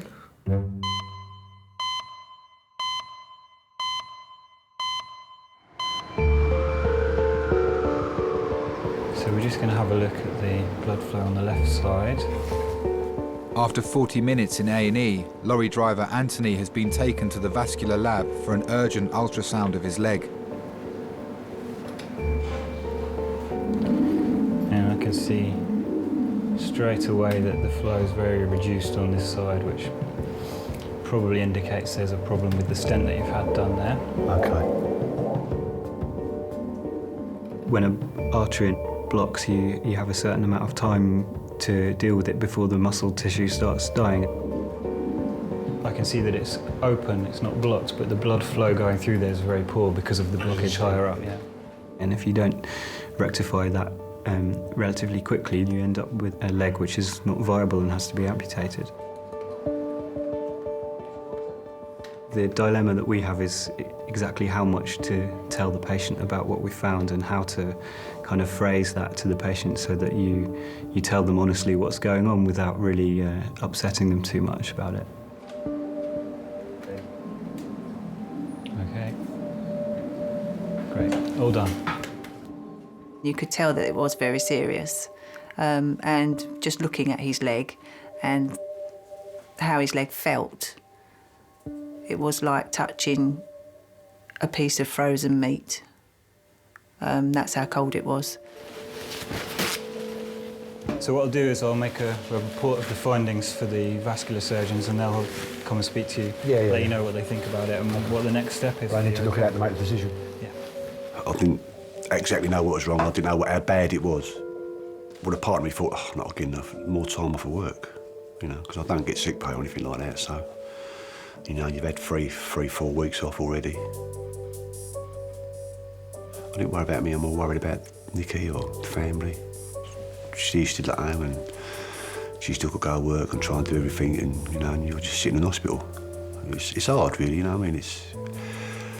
You're the one that's ill, but they're the ones that suffer. I always remember my granddad saying to me, the real man is someone who gets up and goes to work every day, because that's the hardest thing to do, you know, so, and I always remember that. Anthony's having a CT scan so doctors can fully assess the extent of the blockage in his left leg. You know, if I weren't here, how's Nicky going to pay the mortgage? You know, it's a team. You know. Obviously, if half the team's gone, how can you do it? I don't know. Maybe that's what I'm worried about. We have struggled a lot. Obviously, he's been self-employed, he's been in work, he's been out of work. Like everybody else, we're still struggling to try and make ends meet, but we plod along and just take every day as it comes and, you know, try and be happy with life. Listen, the stent's gone wrong. It ain't going to repair itself, so they've got to do an operation. Simple as that. But you haven't actually been 100% told that. Good enough. Yeah, my biggest worry is not being here, I suppose. For them.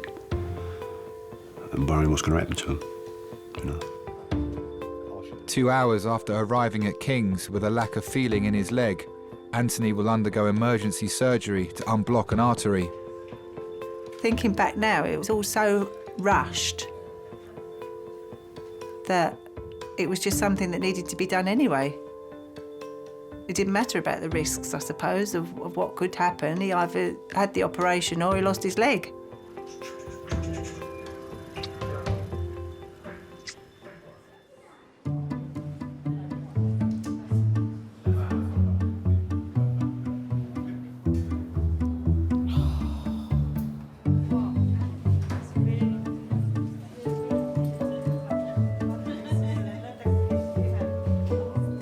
What are you thinking? What am I thinking? Someone's bullseyed the windscreen. Head injury. I think the learning never ends. Every day I go to work, hopefully I learn something new. You're always refining your clinical skills. You're always understanding diseases better. You're working with new colleagues and learning new things. That's quite high impact then if they bullseye the windscreen. Yeah. Were they restrained? So it would be a poor day when you walked away not having learned something new.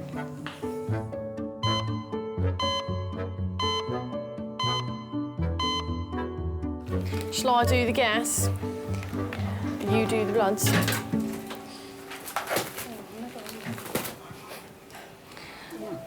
She's going to need an ABG. Junior Dr. Sammy is still trying to discover the cause of Paniotta's breathing difficulties. She continues to run tests with the help of the student doctors. Yeah? One of you two? Who wanted to do it earlier and didn't? You were going to do it. Why don't we... I'm a bit of a mother hen. I tend to adopt strays when I see them wandering around the hospital looking lost. Because it's a really tough environment, A&E, but it's the best place to learn. No. Oh, no. Just aim for under my finger, not for my finger. Oh, sorry. That's all right. All they need is someone to say, come on, get behind the curtain, come and watch this trauma. There you go, good try. You had a flashback. Sorry, Pat. All right, Ali, okay. It just takes practice finding, like, being able to find that flashback and holding that syringe steady. It's not easy. It takes a while. And sometimes they just need that little push. So, yeah, I like looking after them. I'm not that great yet because I'm a medical student. So I tried, but it wasn't very good. It's all right, Ali. It's all right. My mum and I never got on because I guess really I held a grudge for Mum forcing me to marry somebody I didn't want to marry. Can you sit up for me? I had an arranged marriage, yeah. Deep breath in. I had a fairy tale wedding, but I didn't want to be there. How many brides can, you know?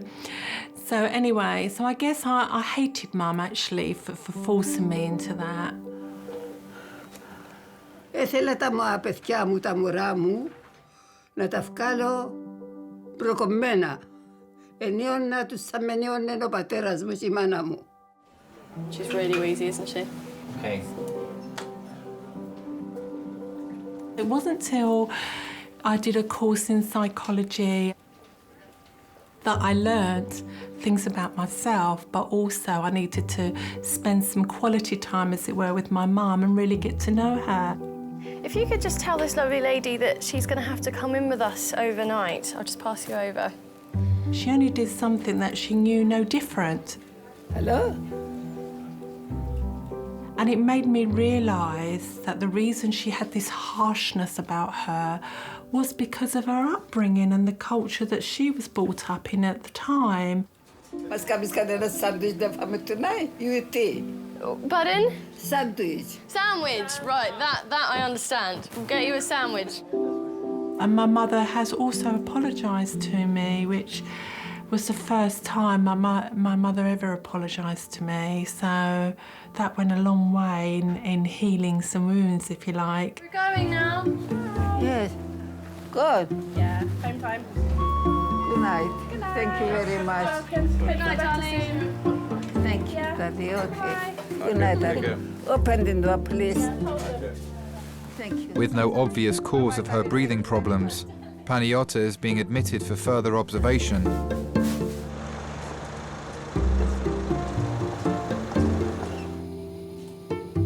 After an operation lasting over 2 hours, Anthony is out of surgery. You smell of hospitals again. Why am I in hospital? That's a horrible smell. Doctors were able to restore the blood flow to his left leg, and he's expected to make a full recovery. What's the most important thing in your life? My family. It goes without saying. You know, my kids, my wife, and that's it. They're the most important. Everything's material. They're not. They're your life. You know, so that's the most important thing for me. You're getting tired now? You're getting tired now? I'm tired all day.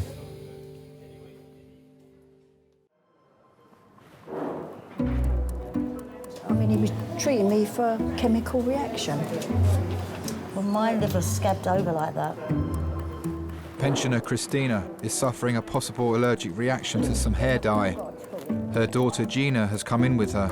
It still burns, it still burns. When she turned up and opened the door, I went, oh my God, what has happened to you?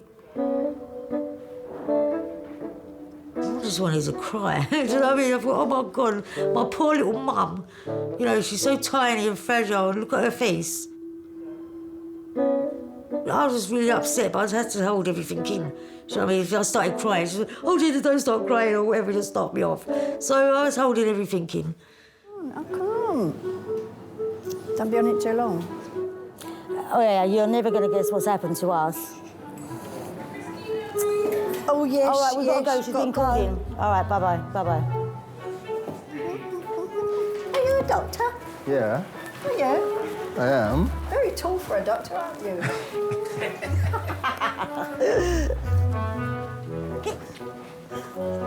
It's all right, be safe, it's mother and daughter. My mum, she's an absolute nutter. She's great fun. She really is great fun. Hello. Hi. Hi, I'm Quadri. She's like a comic strip all on her own. Sorry. When I went to the doctors the first time, it was all itching on the forehead and sort of thumping in the head. I went to the hairdressers on the Wednesday and this started on the Friday or the Saturday, and he said it could be chemical reaction. But I did pop to the hairdressers Tuesday, and I've been going to them 30 years, and they said they didn't change anything. Lie down here for me so that I can examine you properly. You're only looking at me, are we? You're tall enough. Just make you a bit comfortable. Oh, yeah, that'd be better. Yeah, All right. because of my back. So you know Oh, this sorry, is... sorry. It's Let me okay. get over it. I'm touching his knees. OK. I'm a happy person. All the time, all the time. It's the best way. It's the best way to get you through the day. Because days are long. Days are long.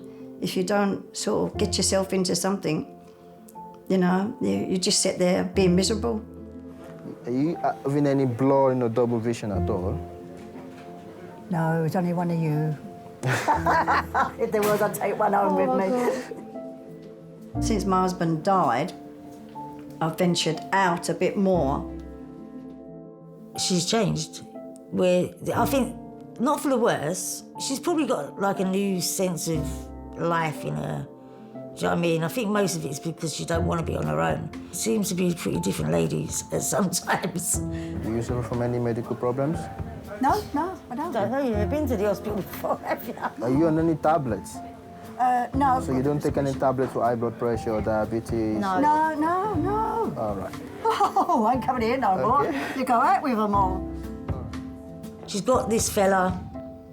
What can you say? As long as you're happy, that's okay. His name's Mike. Yeah, he's special. He's special. Yeah. It's sort of like turned my life around. Let's put it that way. He's turned my life around.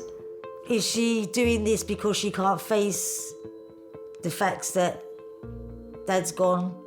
There could be multiple reasons why she is like how she is. Are you having a midlife crisis? No, I think you're too old to have a midlife crisis. But we need to get a specialist to see you now. My happiness is my happiness, yeah. I think that's what everybody needs in life, happiness, yeah. That gets you through it, anything.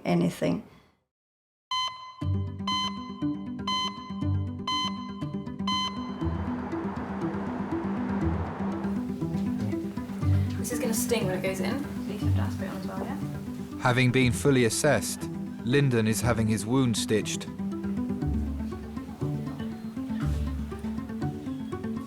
He'll always be a bit of an adventurer, I think, a bit of an explorer, always have that streak in him. You was.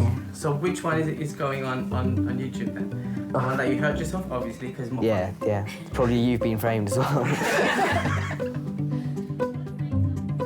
I wish for him to have a life that he chooses, actually. A life that has freedom in it for him to do what he wants to do, and that he doesn't get too ground down by the conventionalities of life and the everyday mundanities. And as I'm saying all this, I'm thinking, actually, I can see where Linda gets it from. His intrepid spirit, yeah.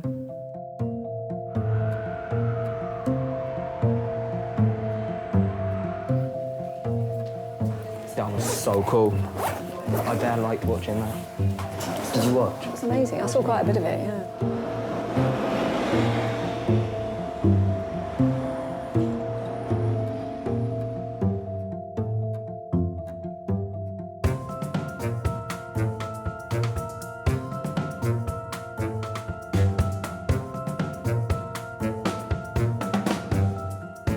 I think she's just grabbing all the time that she's got, why she's got it.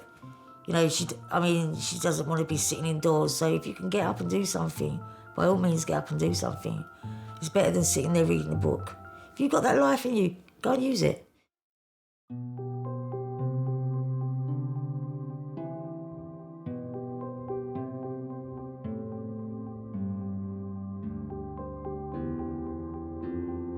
And she's changed a lot as well, I've noticed. You know, in her beliefs, in her outlook, her attitude to life has changed immensely. So, yeah, I'm pretty proud of her, really. Αισθάνομαι πολλά ωραία. Προπαντός με την κόρη μου που μου βοηθά, σε αγαπάμε. Να είναι καλό πλάσμα. Θα μου να τους πω.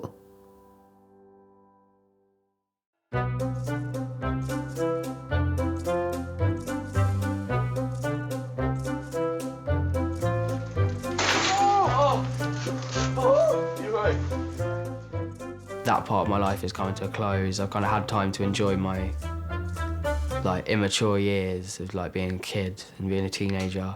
And it's kind of like another stage in our life. I might enjoy this one more, but I still want to experience adulthood and growing up and having kids and stuff.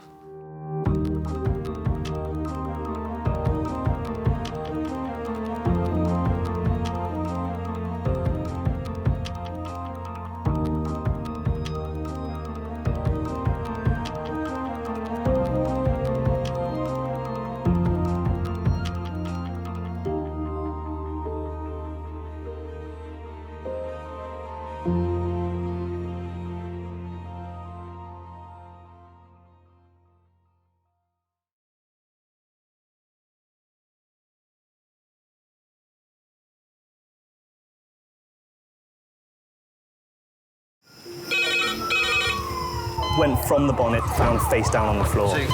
Pediatric trauma. It's a stabbing, Cordray. 25 feet from a ladder onto his back. He's really unwell, and I think anaesthetics need to see him before he goes to theatre. Daphne? Daphne? How is everybody then? Chilling? King's A&E, how can I help? King's College Hospital, London. I got stabbed. I know, it's annoying. My head. One of the busiest A&E departments in the world. I want top to toe, head, chest, abdomen. A place where love, life, and loss Don't bloody die. I love you too much for you to die. unfold every single day. All the patients you're about to see were treated in just one 24-hour period. A&E is always like a traffic jam. Can we get a trolley? You've got to realise that there's awful things that can happen to you. I'm so sorry. Life is unpredictable, so it's important that your nearest and dearest know that you love them. You have to tell them that you love them. You must get better and come back to me. I don't want to lose you. Because there may come a time when you're not around to tell them.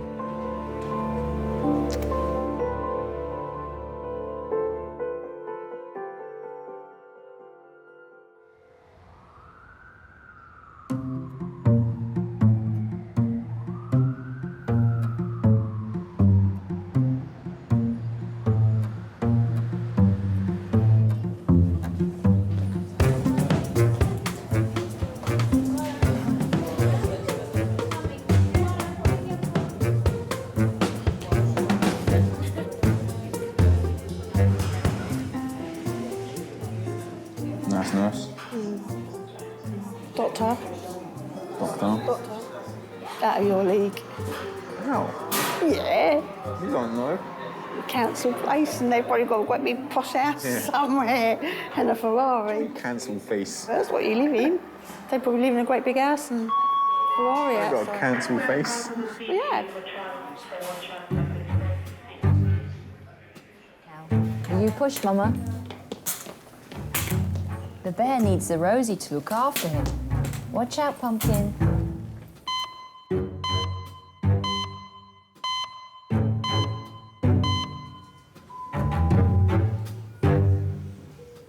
In charge of A&E today is trauma consultant Dr. Des.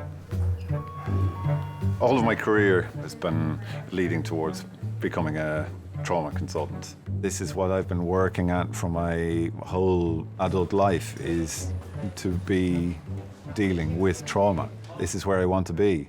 And you can't very well ask for something and then complain when you get it. A&E King staff nurse speaking. Yeah. Des, Yeah. there's a cardiac arrest on its way with a query subarach hemorrhage. They're asking if they want us to go straight to CT. No. No, just bring them straight in to here then. Resus. Adult red phone, 10 minutes. That's adult red phone, 10 minutes.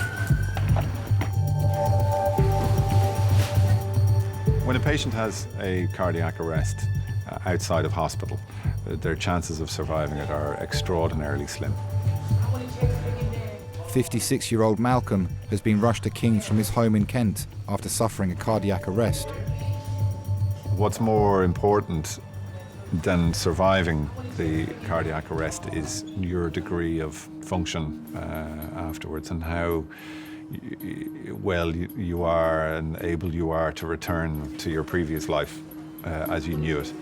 And that's very, very, very slim. As Malcolm was, had a witnessed collapse, was very, very agitated with his wife, found to be in cardiac arrest, had immediate bystander CPR, had one DC shock within 4 minutes of collapse. So collapse time was? That time was about 2.5 hours. How long do you think he was in arrest for? Just for a couple of minutes? 4 minutes, Fine, literally. lovely. Yeah, that's what I thought.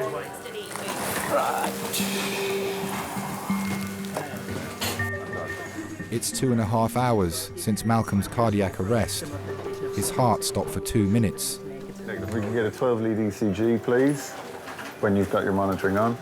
Papa, will you be able to get an ABG for us? I got Callum doing that. Malcolm is now on life support. Airway's all good. Yep. Yeah. So we'll get our monitoring on.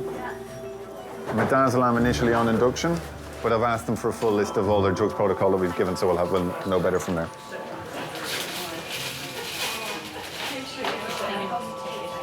We met at work. Actually, we didn't meet. We spoke on the phone for about 4 or 5 years before there was a relationship. Yeah, I suppose you get a good idea in your head of who somebody is over such a long period of time. When I was due to leave that particular job, I realised that actually I was leaving Malcolm behind as well. And that seemed like quite a painful thing. When he phoned me and said, "I'm in love with you," I said, "I feel the same." So we met on the 29th of May 1998.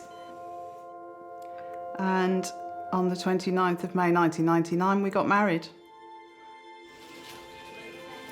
So he's probably an inferior MI. I'd still like to get him CT straight away while we get cardiology to come and see about whether they're going to take him up to the cath lab. Malcolm was found by his wife, Heather. She rang the emergency services.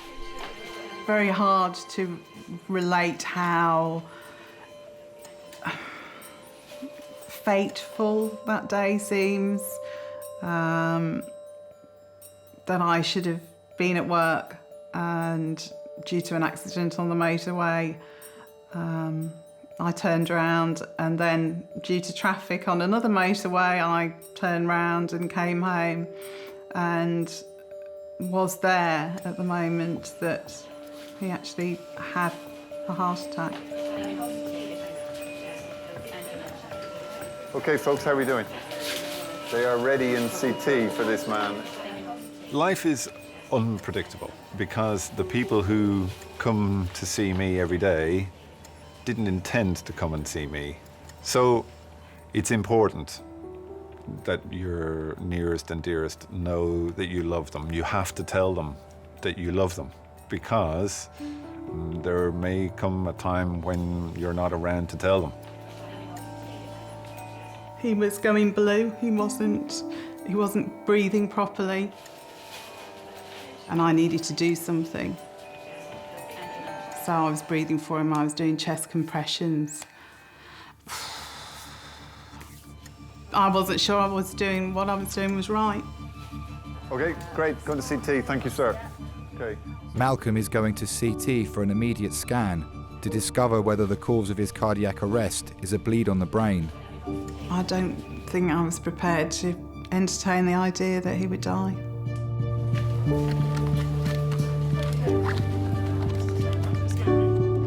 I wouldn't allow myself to go there.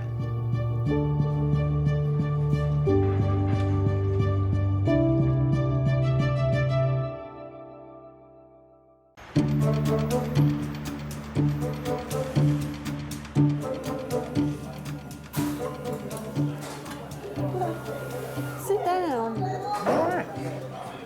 As soon as I sit down, call me. That's all right then, but sit down. Like when you light a fag up, the bus comes.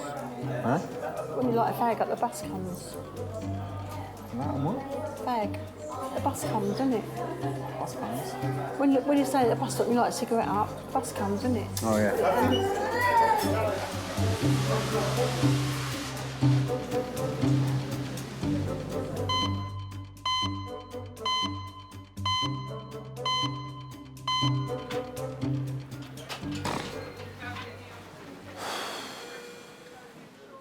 Ooh, ooh, ooh, ooh. 36-year-old Phil has come into A&E with chronic back pain. Hello, Mr. Brown. Hi, you all right? The painkiller settled the pain at all? No. No. Have you been feverish at all? Well, yeah, that's kind of a normal thing for me. I wake up every day and I'm sweating like crazy, but I do have a bit of a manic, hectic lifestyle there, so... In what sense? I don't really look after myself that well. I haven't got time. There's always time to look after yourself. Yeah, sound like my mother. Sound like your mother. I was having a usual Saturday night, you know, fun and games, lots of partying, having fun with lots of women, brilliant time, and then all of a sudden I just had a stabbing pain in my side and just dropped to the floor. Had to be carried out of the venue, put in a taxi, came back home, woke up the next day, couldn't move, and so I literally just lay on the sofa all day. What work do you do? I'm an events manager. I see. Fashion week, parties, nightclubs, festivals. That sounds pretty good. Yeah, it's a good job, but it's very it's very hectic. 24-hour party people kind of thing. Jeez.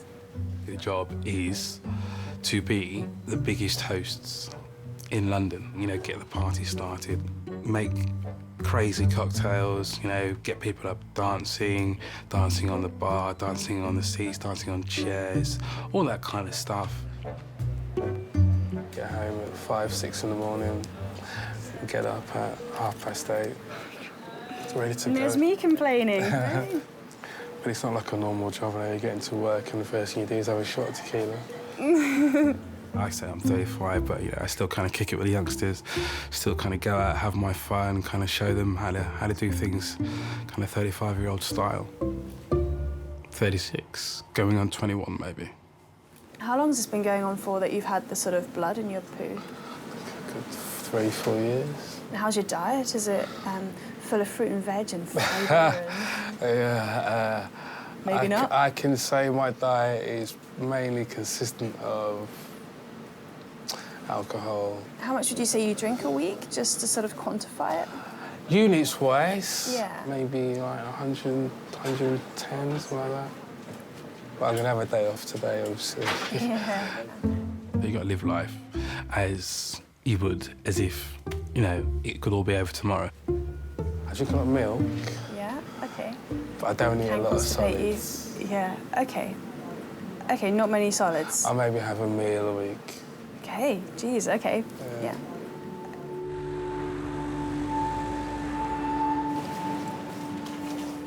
Malcolm is having an emergency CT scan to discover the cause of his cardiac arrest. Doctors are concerned that he might have a bleed in his brain. His wife Heather is still travelling the 50 miles from their home in Kent. Malcolm retired about 3 years ago. Got up at 4 o'clock every day to go to work for many years. Driving into London, he was going to really relax and enjoy his retirement. He learned to play the guitar. He started doing clock repair. We were very, very keen to get a dog when Malcolm retired. The dog was an important part of our life. I suppose he was our child substitute. He's my child substitute, having lost the ability to have children. Malcolm walked him every day, every morning, and usually we walked him together every evening. He was happy, he was enjoying retirement, for sure.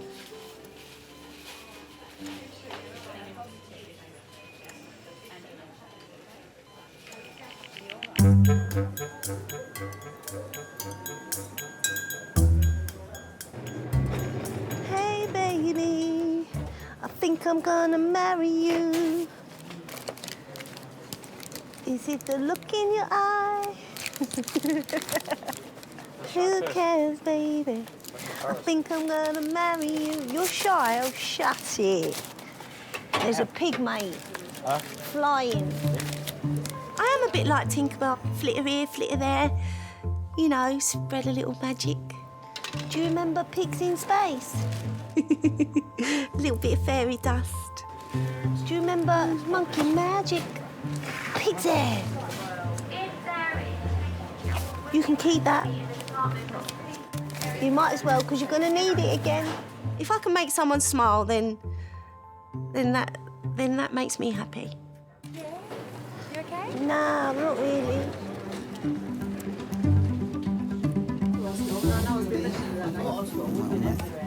Right, 61-year-old Bob has brought himself into A&E after developing numbness in his arm. He believes he's had a stroke. So what brought you in today then? I had pains in my arm. Okay. Didn't know what they were. Which arm was it? Left. Okay. And what did it feel like? Can you describe the pain? We're going to talk. It wasn't a pain as a. Yeah, it wasn't a pain as a pain. My arm went floppy.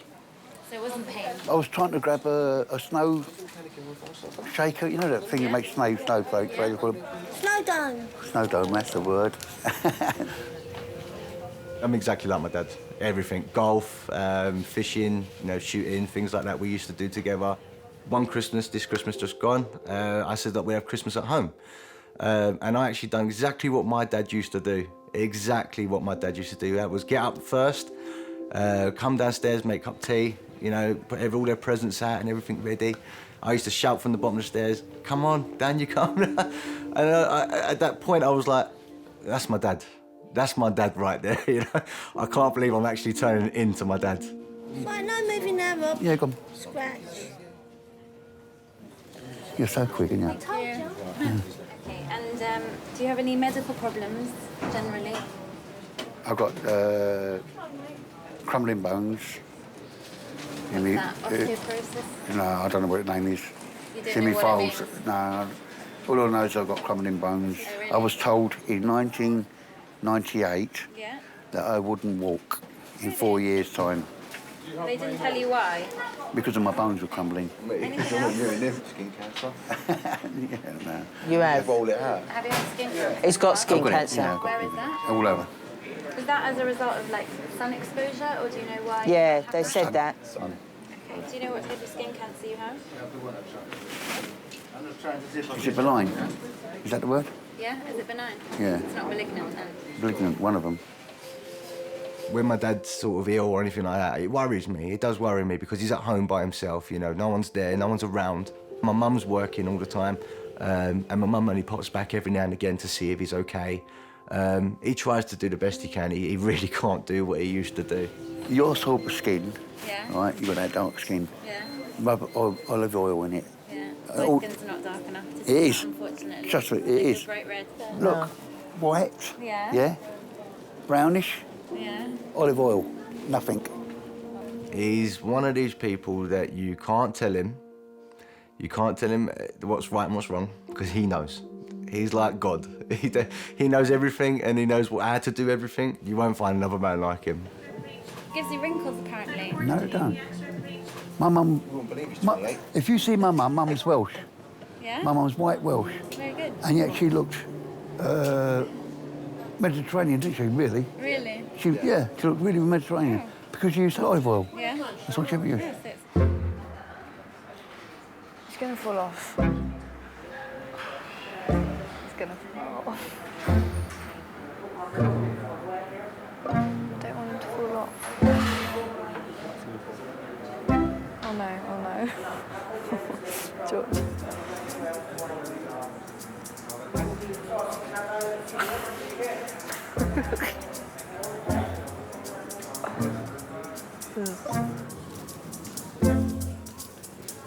Hey, Mr. Wright. Oh, you're right. We were just chatting about your case and just trying to figure out what's been causing it, because it sounds pretty sore. Yeah, it is. Yeah, pretty sore. So it started at 2 in the morning on that Sunday. Yeah, it was about 2 o'clock in the morning. Office at 2, come on. I think I was in the office. Is this a euphemism? What is the office? The office is the pub. No, the office is the office above the bar. Paperwork above the bar, yeah. I've got lots of friends from school who I'm still in touch with, and from uni I'm still in touch with. They're doing like 9-to-5 jobs, and they've got houses and mortgages, and married with kids. And there have been times where I've said, I'd love to swap places with you. This bizarre diet of booze and milk. Is that true? It is. I know it's a strange fact, but I don't really get a chance to sit down and have a proper meal or cook myself a proper meal. Phil, on the outside, looks like a fit guy, but he's clearly pushing it hard. And I think that his body was starting, even as young and fit as he was just starting no longer to be that youthful, bouncing back, amazing piece of equipment that maybe it always was. So down here? That's fine. Okay. So up here? Ah, yeah. Are you still here? Christ. Oh, one of my French. Yes, I am, yes. Whew. Okay, right, let's see how far you can bend forward. Touch your toes for me, see how far. That's appalling. It's like, that's the granny version. I know, yeah. Okay. Everyone has done things which, were foolish or they regret. And yeah, I'm 100% one of those people. All right, straighten up. Okay, and then just be a teapot to the side. Slide your arm down that leg, like I'm a little teapot. See, that's it. That's appalling. And I think those experiences probably make us as A&E doctors better doctors to say, yeah, I've done that too. It's ridiculous. Probably my style, rather than saying don't do it, just being like, look, you're pushing the envelope here, and I understand why it's fun and why you might be doing it, but you're close. You're close to the edge. Your blood tests are starting to show signs of long-term booze. You're certainly drinking to a level where your body's feeling it. Yeah. That's all I've got to say.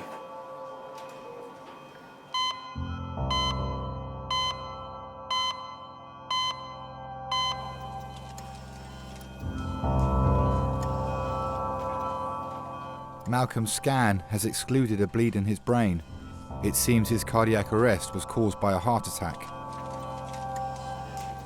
When a patient has the cardiac arrest, you're in effect trying to perform a miracle.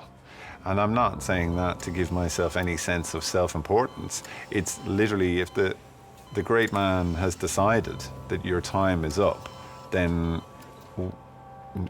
we are working against him and nature to try and turn that around.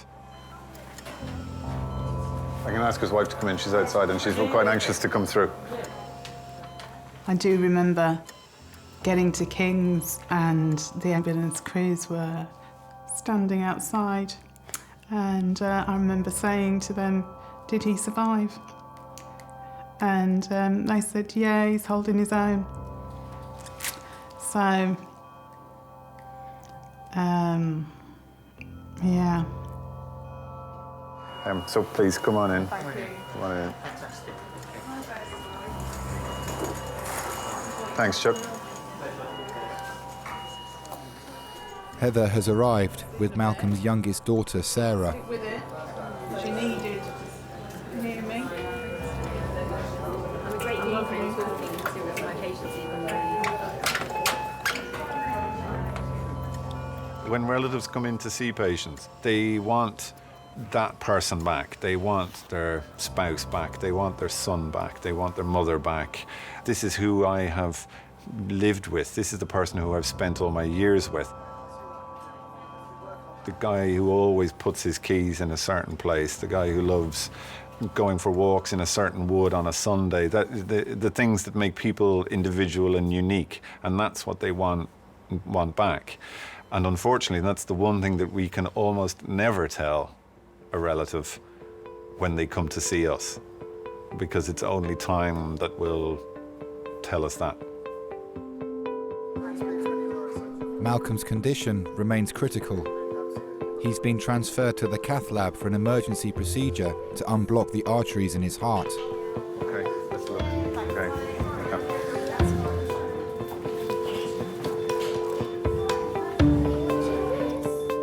I was going to lose somebody else from my life. I think it would be very difficult to imagine a worse moment.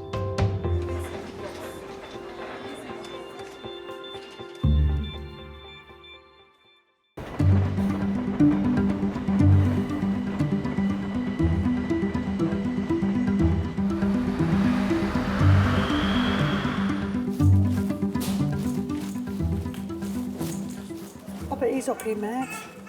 I bet he's up being mad.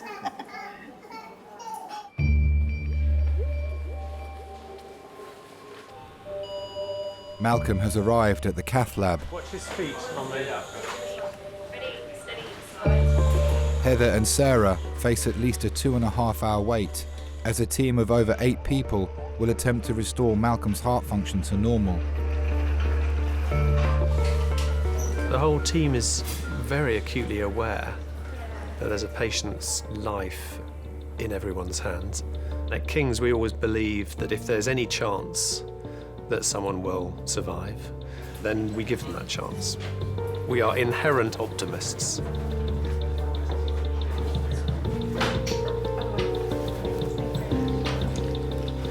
Okay, change over a wire to the right guide. The cardiologists are passing a fine catheter through an artery in Malcolm's groin, all the way to his heart.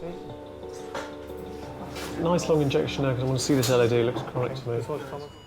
This will allow them to discover the root cause of Malcolm's cardiac arrest and hopefully restore the blood flow to his heart as quickly as possible. Could I have a 2x15 Rugen balloon, please? 10 minutes. So I'm going to take this balloon off. But there are factors outside the team's control. Heather's resuscitation of Malcolm was the most crucial thing. It is those first few minutes that are the most important. Those are the few minutes where the heart is not pumping, the brain is starved of oxygen, and if you don't manage those first few minutes well with effective resuscitation, the brain is damaged, and it's damaged irreversibly, and there's nothing we can do about it. Sitting outside the cath lab, I think, was probably the most anxious I was for the whole time. Thinking, did I do enough? Did I breathe enough for him? And would it be him? Would it be Malcolm at the end of it? What I've found is he's got quite bad coronary disease. Right. He's actually blocked a very important artery down the front of the heart. So what I've done is I have opened that artery up with a balloon, get some flow down it, which is fine, which is very straightforward. You've got cause to be optimistic, but we've also got to be realistic as well. We're not going to underestimate what's happened today. He said there's no reason why he couldn't walk out of here at the end of this.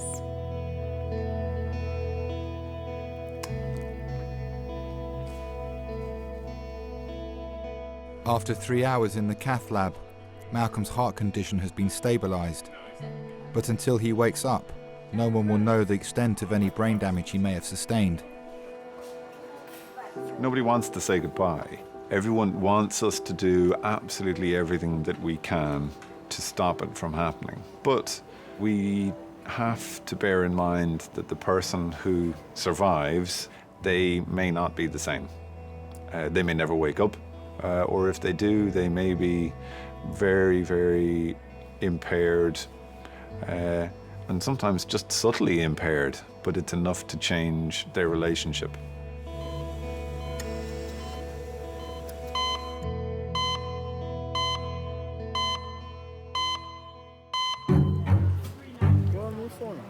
It's nice. I'm gonna get a blackberry posh. Number 14 is going to blackberry posh? Yeah. But I'm not posh. And I always wanted to do something like this sort of work. I'm gonna come and see ya. Because when I was a child, someone was there for me when I needed somebody, and in a way, I'm now there for somebody else as well. Right, all you need to do is pop your arm straight for me. And make a fist. We all need people to help us. If we go through life thinking we can do it all on our own, then you're delusional, really. We'll just pull your gown up. Phil is undergoing further examination for his mystery back pain. Have you had an ECG before? Not that I can remember, no. The only people who knew I was in hospital, obviously my 2 flatmates. And your mum didn't know? I'm not really that close to my family. I don't really see them a lot. It's been a good few years. We're appointed from Central Station. It was a time where literally me and my mum were kind of like inseparable. And then, I don't know, the whole kind of balance, the dynamic of the family changed. I do think about them every now and again. I think if my life wasn't so full and I didn't have so much going on, then I would have more time to probably reflect and think about, you know, past and family and stuff like that.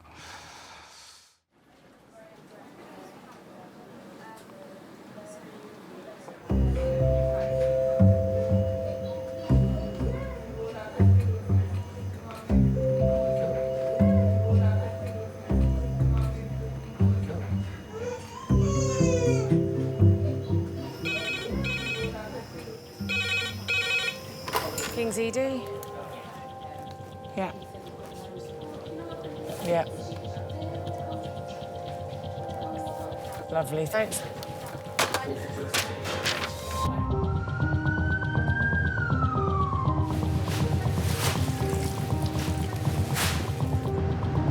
A 12-year-old girl has been knocked down on a pedestrian crossing on her way home from school.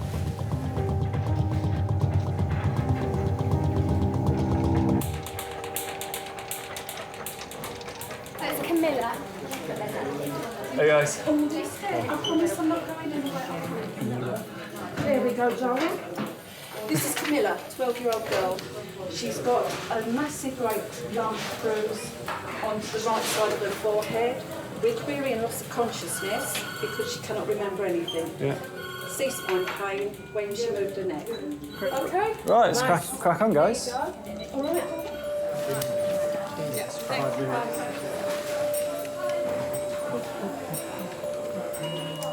Camilla and her mother Nora are originally from Lithuania. I'm very scared, very scared. All of us are here just to look after her. You be strong, Fred. Keep it together. And then in half an hour, we'll know everything that we need to know. And you can take a deep breath. You'll be all right. Tu nepajusi, dukruk neverk, prašau, šitiek laiko neverki.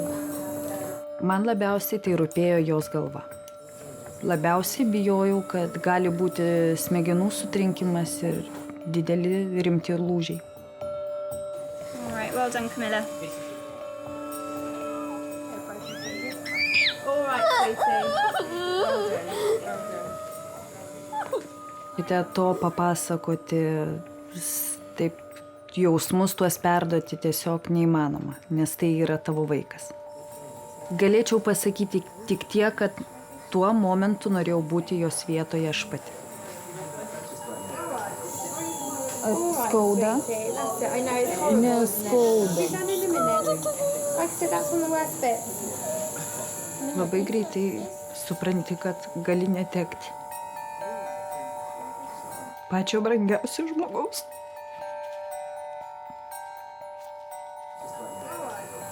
Neverk.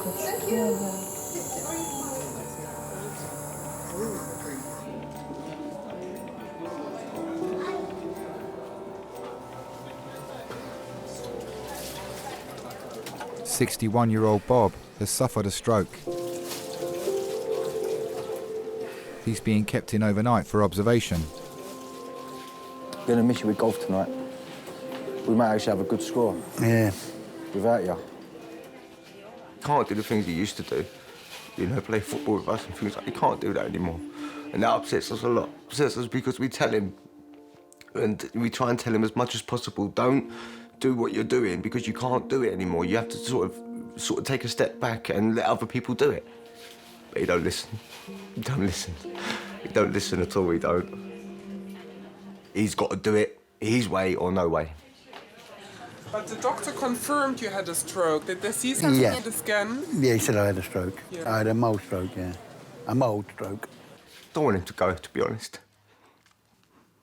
That's the truth. I don't want him gone.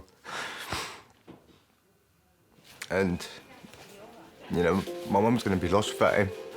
I'll be lost without him. My brother will be lost without him. It's not all right. You pull, you push. I think she's got a life of luxury now.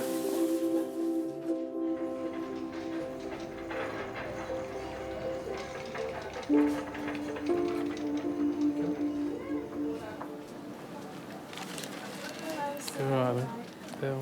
Hey, Chief, how you feeling? Yeah, not too bad. A new man? Since our painkillers? Yeah. Okay. How you feeling, seriously, though? Have they helped at all, or...? Yeah, it's not too bad, actually. Like, lying in this position now, it's fine. Good news is that all the X-rays are completely normal, right? Wicked cool.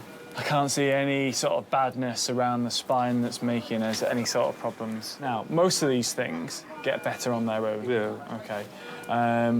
And that's why I think now we've excluded, we've tried to exclude anything super serious going on. We can relax a little bit and say, right, let's just see how this goes. What about going back to work? Yeah, well, yeah, like, I don't know. Like, go back to work tomorrow? Well, yeah. All right, if you can do it. If I've got the painkillers, yeah, and the painkillers... Be careful on the source with the painkillers because they will massively decrease your tolerance to it. And if by accident, you slipped over and fell on some booze and it went in, right, be careful, be really, really careful because it will decrease your tolerance and it will just come on you like a stack of tons and then you'll end up like mullered. Does that make sense? Yeah, it does make loads of sense to me. Yeah, sweet. I think we've pulled you apart to enough of a degree today. Oh man, to be fairly confident. Just no partying for me tonight then. Yeah, this is it. Stay in. Home with that milk of yours. You want a shot? Yeah, I'm just having some juice. We'll bring you some cheesecake. Apple juice, yeah. All right, quality. You're going to come and take all this palaver off you and make you look like a normal person and then you'll be free. Wicked. Nice one. Thank you very much, guys. It's all right. Nice to meet you. Oh, yeah.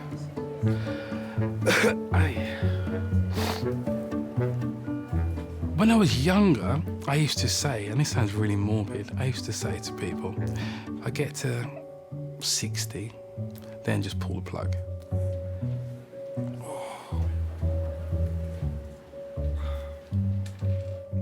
But now, at my age, I'm thinking, okay, maybe give me a little bit longer.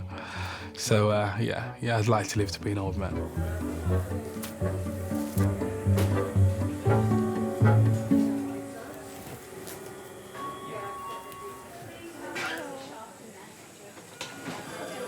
Should we take this off? So what we're doing now is we're going for that scan. Then when we come back, we'll do the X-ray, which is what we were going to do before. Doctors are worried that Camilla has injured her head and neck after being hit by a car. She is going for a CT scan to discover the extent of the damage. Tuo metu, kai Lietuvą užklupo krizė, palietė labai daug žmonių, tame tarpe ir mano šeimą.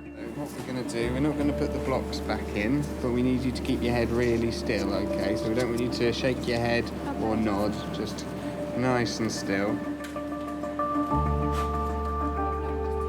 Pusę metų aš gyvenau viena, be savo dukters. O paskui gyvenimas taip, darbas, namai, darbas. Okay, so just close your eyes for a moment. Just going to use a red light, just I don't want to get it in your eyes. Okay, that's great. Kai leidėsi į metro su eskalatorium, tu atsistoji dešiniai pusėj, o kiti kairė pusė bėga. Ar tai lipa žemyn, ar lipa aukštyn. Ir galvoju, jau kai aš čia gyvensiu, aš niekada nebėgsiu. Po mėnesio teko savo žodžius atsiimti. Dabar bėgu ir aš.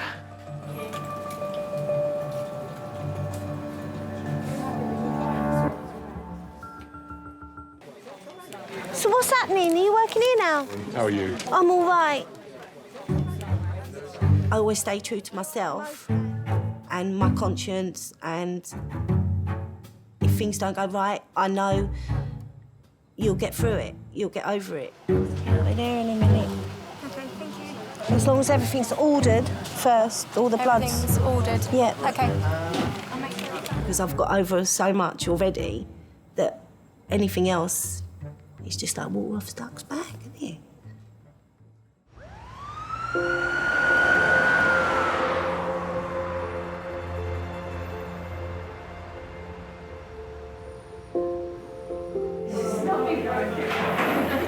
Tikiuosi, kad aš... Man bus fizinis.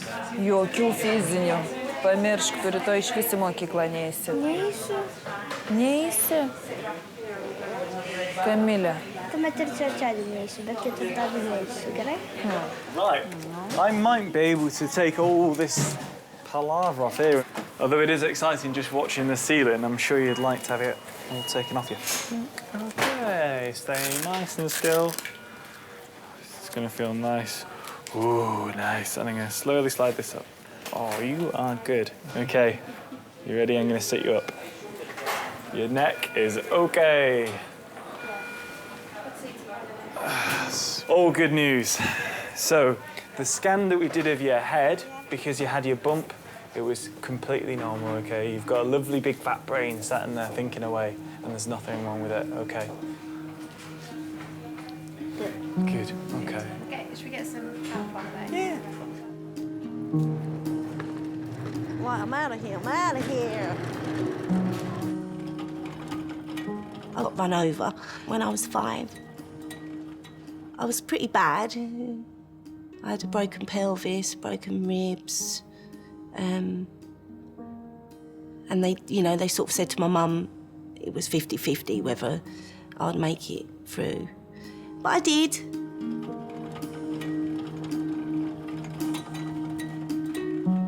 It left me with a squint.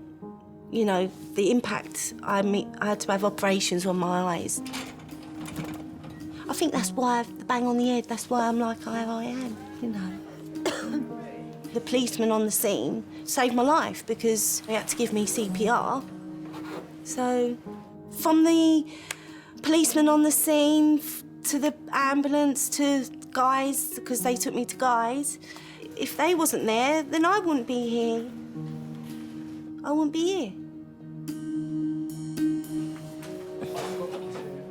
I sort of don't harp on it, but just that's what's made me want to do something like this, because I'm giving something back for the life that I've got.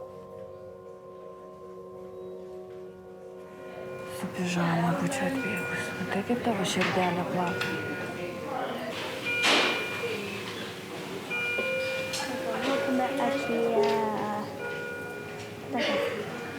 Oi, kaip krenta. Apie močiutę. O, kyla, žiūrėk, klausyk. Reiškia, aš pasiilgau.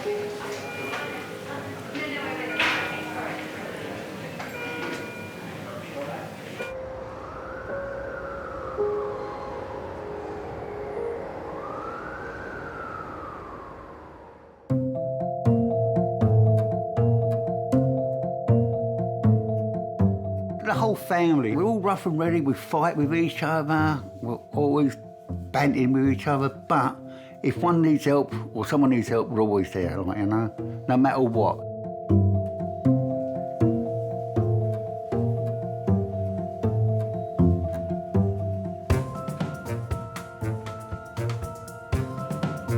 I got to a point where enough is enough. I handed my notice in and they were like, well, we're going to move you to something which is kind of not so kind of crazy. And I was like, okay, we'll give it a try. So I've moved, and so far so good. I'm having a really good time, still doing the same thing, but the same thing as in the same job, but less alcohol.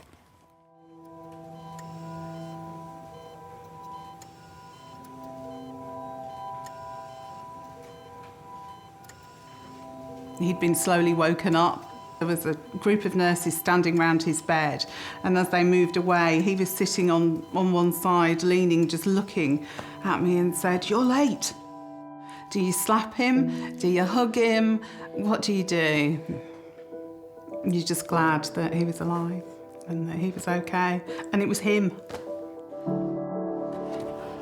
We go down the seaside, go down the water, shall we? Yes.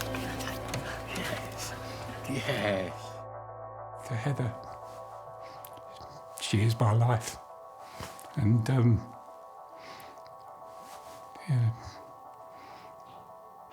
she does everything to me, and it's just, I'm glad I survived so I can live with her longer. She saved my life.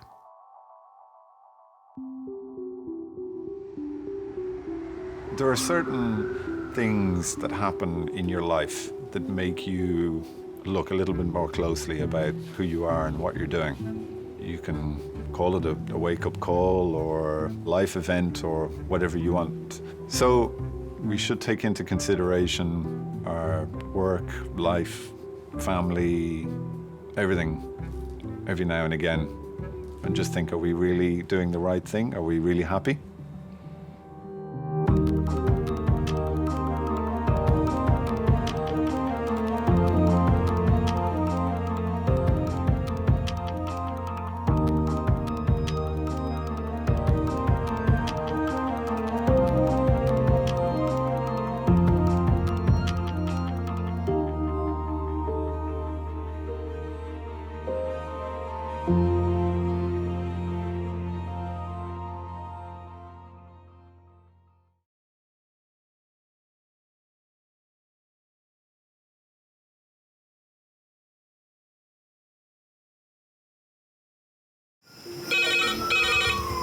Went from the bonnet, found face down on the floor. 2, 3. Pediatric trauma call. It's a stabbing, Cordray. 25 feet from a ladder onto his back. He's really unwell. I think anaesthetics need to see him before he goes to theatre. Daphne? Daphne? How is everybody then? Chilling? King's A&E, how may I help? King's College Hospital, London. I got stabbed. I know, it's annoying. My head. One of the busiest A&E departments in the world. I want top to toe, head, chest, abdomen. A place where love, life, and loss Don't bloody die. I love you too much for you to die. unfold every single day. All the patients you're about to see were treated in just one 24-hour period. A&E is always like a traffic jam. Can we get a trolley? You've got to realise that there's awful things that can happen to you. I'm so sorry. Life is unpredictable, so it's important that your nearest and dearest know that you love them. You have to tell them that you love them. You must get better and come back to me. I don't want to lose you. Because there may come a time when you're not around to tell them.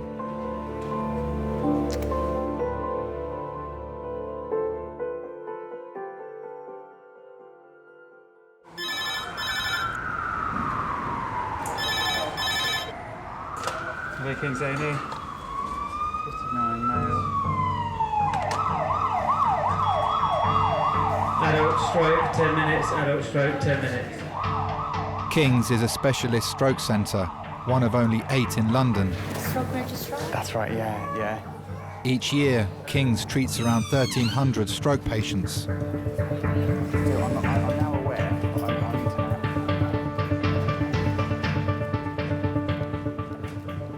On our stroke unit at King's, we assess 4 or 5 fast calls in a 24-hour period, some of which will turn out to be strokes, some of which will initially look like strokes, but we may decide that's not the case. This is Charles. Charles is 59 years old. Collapsed twice at midday today. He has no recollection of this. His wife was called to come and get him. He was assisted home. Okay. Stroke disease is one of the biggest causes of death in the UK, but certainly amongst adult populations, the biggest cause of disability. Your wife, is that right? Yeah. And I presume you weren't present at all? I was not. No. When I came in, he was different. He was slower, he was slurring, he was not the way I saw him when I was going out. King's have a clot-busting drug which can vastly increase a patient's chance of recovery, but only if given in the first 4.5 hours. In strokes, time is really important. The earlier we can give those treatments, the more effective they are.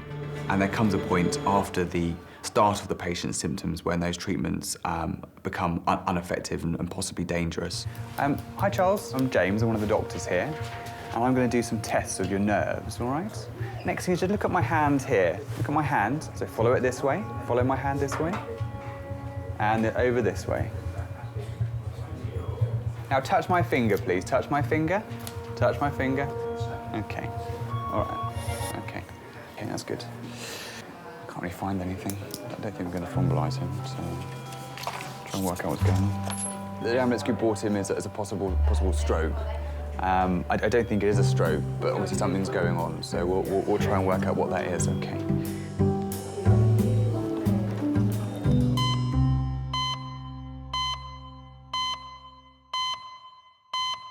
Hello, Remo, it's Claire.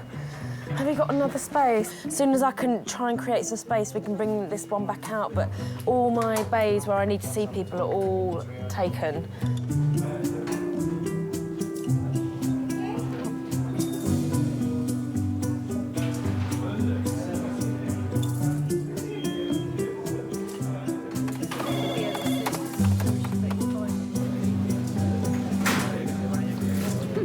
Once when we were about 15, we were at Pizza Hut and we really fancied this guy on like another table. So we wrote our numbers on a napkin and asked the waitress to give it to him. She gave it to the wrong person. How old were you? Was it at the same table or? No. Hello, it's Claire. Have you got a bed?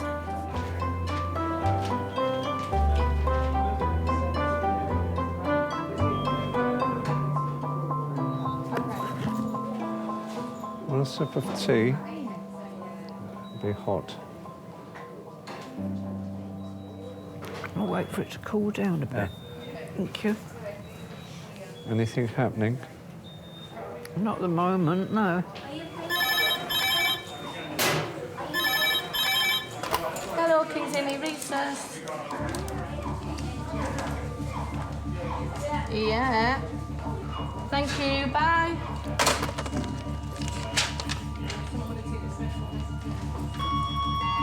Adult for 3 minutes, that's adult for 3 minutes. 72-year-old Laura is being rushed to King's, having suffered a suspected stroke. Her husband Camillo is driving in behind. I was down here in the kitchen, and she came down about around 9 o'clock, and she made herself a lemon tea. That normally I always take the lemon tea up to the bedroom. She went back upstairs to bed. After 10 minutes, I went upstairs to get ready to go out. I saw her standing in the bedroom, and I said to her, "Are you okay?" And she couldn't talk.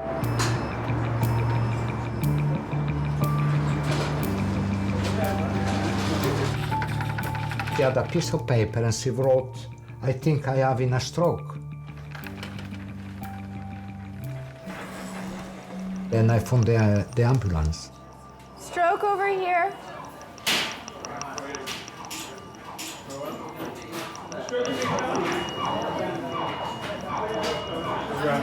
This is 72-year-old Laura. At 9:50 this morning, she's had sudden onset of slurred speech. Heartbreak. Hello, it's Laura, right? I'm Fiona, I'm one of the nurses. So your speech gone? Yeah? I know you want to say the words, but you can't, right? Yeah. Okay. She must have been desperate to make people understand what she was feeling, but she couldn't. Okay, it's gonna be okay. You're in the right place, all right? And we'll take good care of you.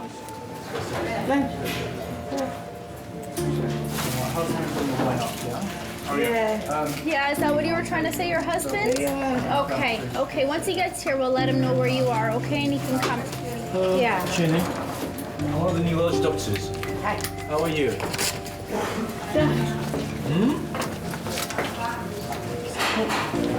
Don't worry, we'll try and look as to why that is, okay? Doctors will scan Laura to find out if there is a blood clot on her brain. Can you hand this leg up for me?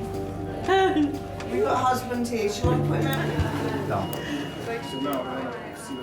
It was terrible. You see somebody that they cannot talk things like that, you think always are the worst. Sorry.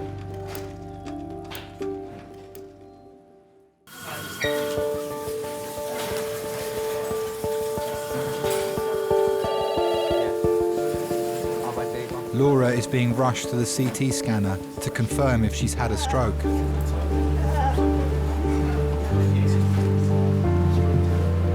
Watch the cord there. Thank you. Everybody ready?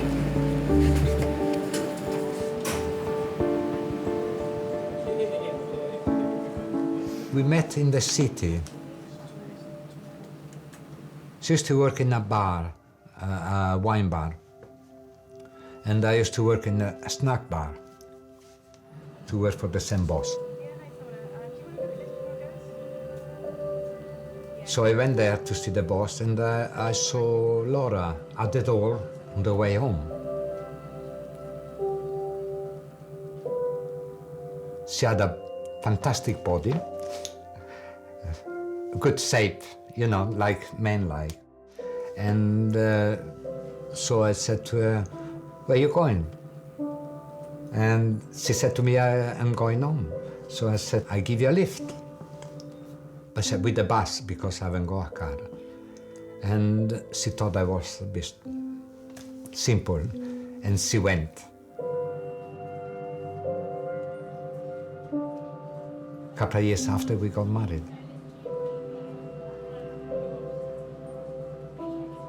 She was about 31. She was divorced. She had one daughter, Gabriella, or Gabi.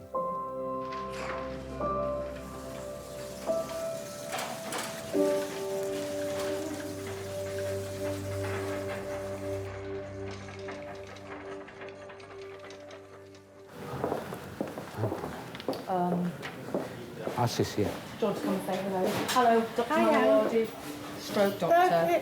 Okay, don't get upset. Oh, because she's so... Okay, let me just take you out.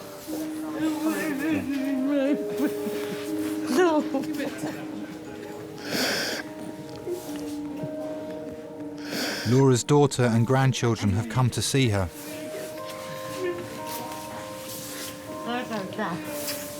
Hello, darling.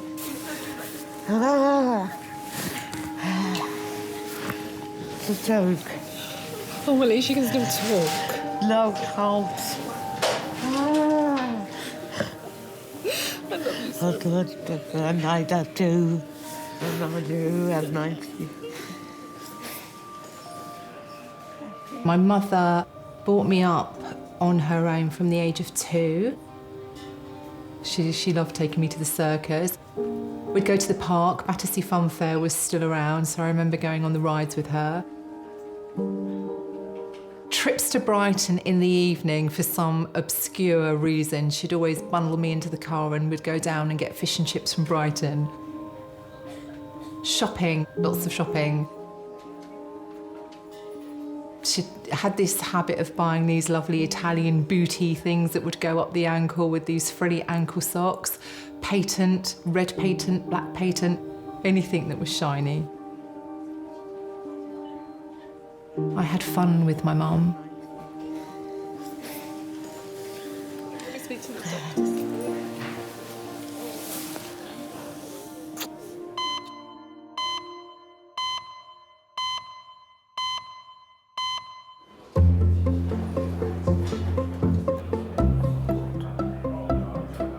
Have you guys seen Django Unchained? No. I really want to see it. Timber went to go and see it. We should try and... Thursday. Is it still in the cinemas? Yeah. We should try and go. There's a really good song on the soundtrack. It's just been in my head all morning. It's really good. My dad saw it and said it was like every other word was like not a nice word. Really? Yeah. Where did you have to go for the tea? Round to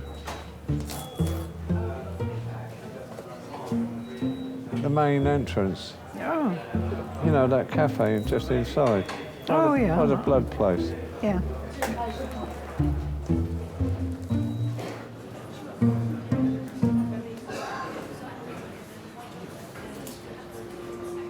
"47-year-old father of 3, Nick, has collapsed in reception. He's being rushed straight through to resus.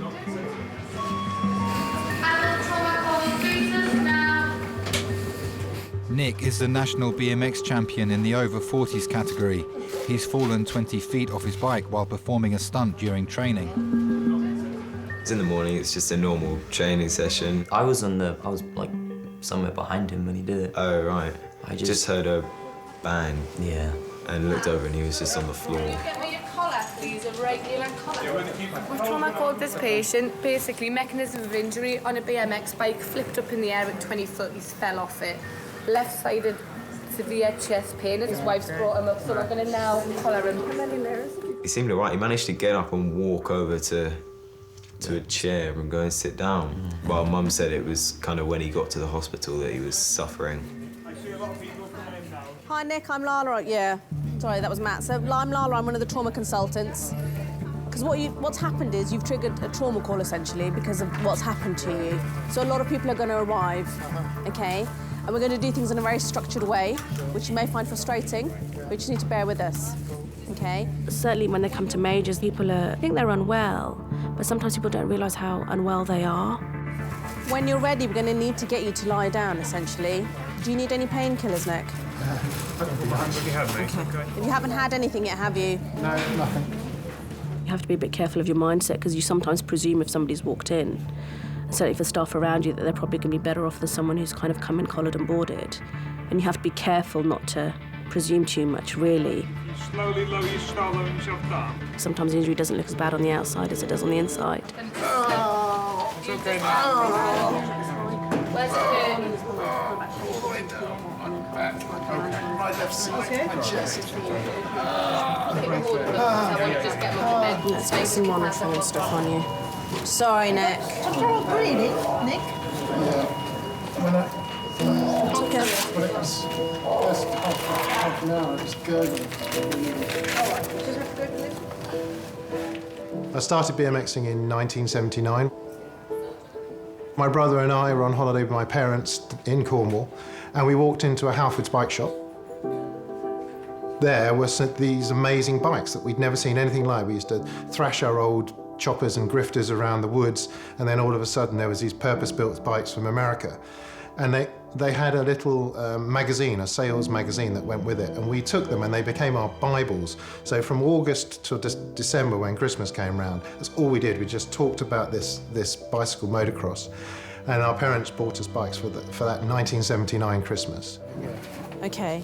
And what happened? Did you get up by yourself, or somebody help you up, or? I couldn't get up for about 10 minutes. Okay. And I felt very sick. Okay. And dizzy. Okay. And I couldn't breathe, I had wind in myself. So. Okay. BMXing, superb feeling. There was a game we used to play when we were kids, which was the Star Wars video game.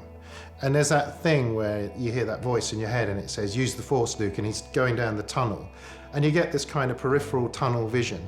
That's what it's like. You're kind of in a zone and your peripheral vision is taking over control, and you're just going for it, 150%, just absolutely charging and racing against other guys. That carried on until about 1986, when I went to do my degree. And went back to BMXing about 6 years ago, when my two sons got really interested in it. Okay, so the way it works is, the lovely Neha is going to put a line into your arm and we're going to do some bloods. Yeah. I'm going to get some paracetamol into that drip, but we'll also give you some morphine just to keep you ticking over, all right? Yeah.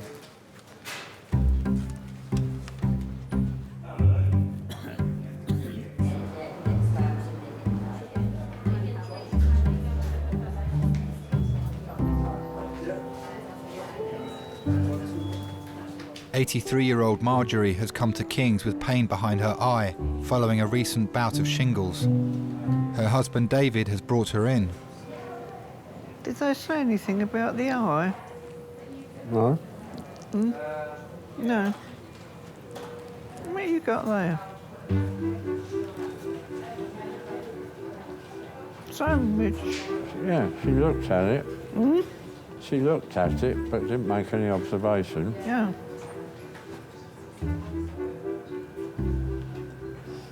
They're sure it's nerve. Hmm? They're sure it's this nerve group that's causing the pain. The what? Nerve group. Nerve group. I was in the Air Force when we met. I was on leave. I'd just come back from Malaya. So I was as brown as a berry. Unbeknown to me, Marjorie had seen me in Sydenham in a sweet shop. Do you want a sip of tea now? Mm. Be nice, thank you. What did you eat? Sandwich. What did you eat? That's a sandwich. Do you want a bit? Oh, no. Something. What is that? It's a BLT. No, thank you. When I first saw him, he was very tall, very tan, in his uniform. And I'd always liked men in uniform. And I thought, wow, he's a bit of all right. If I saw him in the road, I would follow him along and go in any shop that he went into and hope that he would notice me, and he never did. And I thought, well, is he worth waiting for? How are you, Marjorie? No, okay, thank you. Any better? It comes and goes in waves. It comes and goes. It was really the dogs that brought us together. I had a dog, Chum. She saw me cross the top of her road, so she dashed back indoors, got her dog, and came up the park to be there at the same time as me. She was very slim, and she had lovely legs, and she walked in a very specific manner of walking. She used to sort of swing one leg round in front of the other as she walked, and it was very sexy. It was really. My dog got naughty with her dog, and I had to sort of intervene, and that's where we started. What we're going to do, we are going to give some tramadol. Have you had tramadol before? Don't think so, but no, I don't think so. Tramadol, okay. Okay. Right. Thank you. Did you hear what he was saying then? They're going to give you a cyanide pill. Yeah.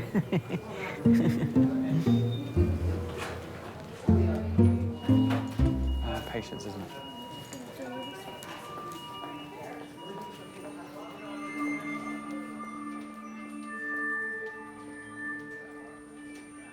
Just tell me what it is. Yeah. It's a stroke. It's a stroke? Yeah, it's a stroke. That's the diagnosis. Yeah. And the stroke has affected what we call the understanding and speaking component. So her speaking isn't so normal.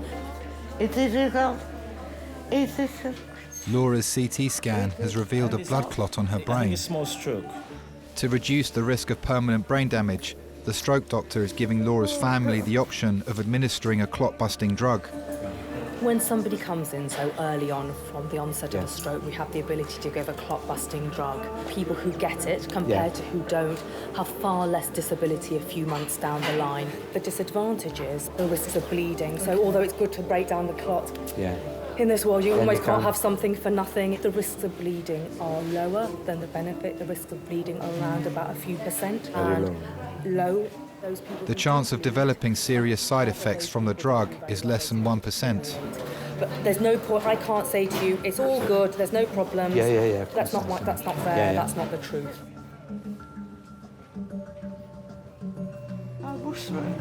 We only use one type of clot-busting drug, one type of thrombolysis drug at the moment. By giving those treatments, we hope that we can restore blood supply, thereby stopping any damage to brain cells. But there are downsides because you're filling the blood, and some patients will bleed into the brain, and you really do have to pick it for the right patients who do have sort of definite stroke pathology.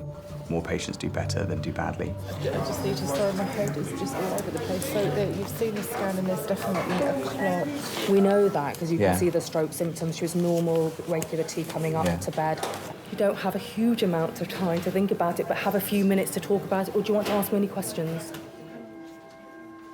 You feel that you are hopeless, that really you cannot really decide. You're pushed to decide which way to go, but it's very, very, very difficult. You don't know if you make the right decision or the wrong decision. That is the problem. What do you think we should do, Lily? What's the first option? Nothing in her speech stays like that. Okay. Or the clot-busting drug.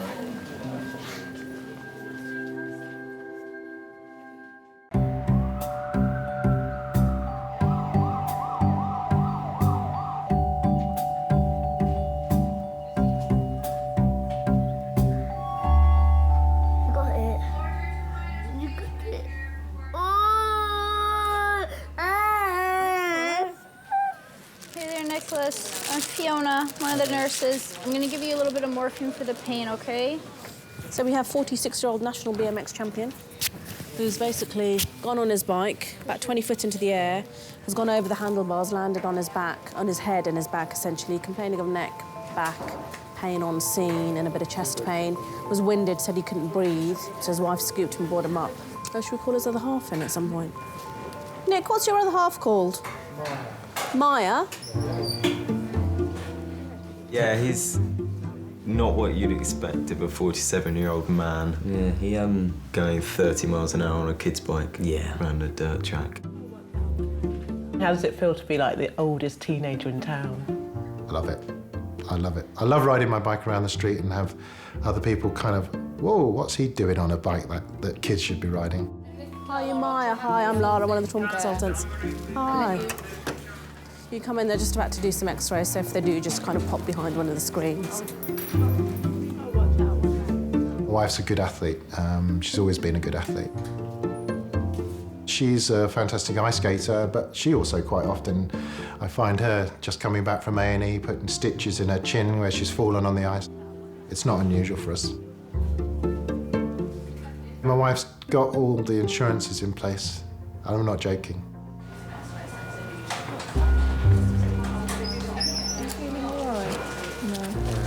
Hurting everywhere. She's given some morphine, so it's a little bit better. Are you still hurting everywhere, or is it somewhere specific? It's really just ribs, chest. Quite dramatic, isn't it? Nick's x-rays have revealed that he's suffered internal injuries. That's okay, a couple of things. You've punctured your lung. So what we're going to need to do is put a drain into that side to allow the lung to reinflate. The other thing we're going to do, because we found that and we weren't expecting to find it, I think we just need some better imaging. So we'll get a CT done of your chest, your abdomen, Humer's pelvis as well, and just check, because you've obviously had a significant injury, so I'm afraid you're going to be with us for a bit longer than you anticipated. Okay? There's worse places to be. I'm going to have to get Jessie to her game, but I can come back later. My daughter plays ice hockey, and my wife had taken over the management of her ice hockey team. So this was the very first match that my wife was going to be in charge. And she was panicking because she had this game at 3 o'clock in the afternoon. So when she came to the hospital, all she was thinking about is, I've got to get my players onto the ice. So she actually had to leave within about an hour of me being in the hospital.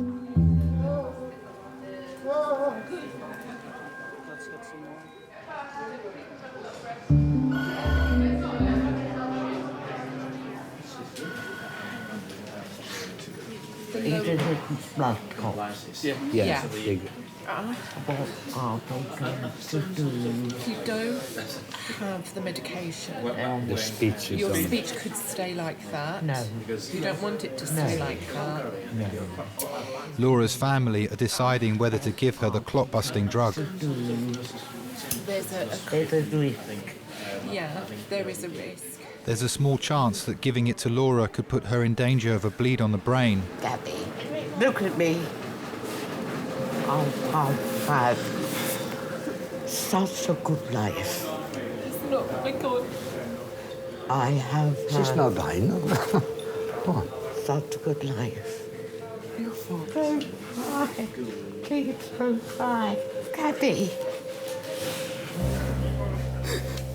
I'm not going anywhere. I'm not going anywhere.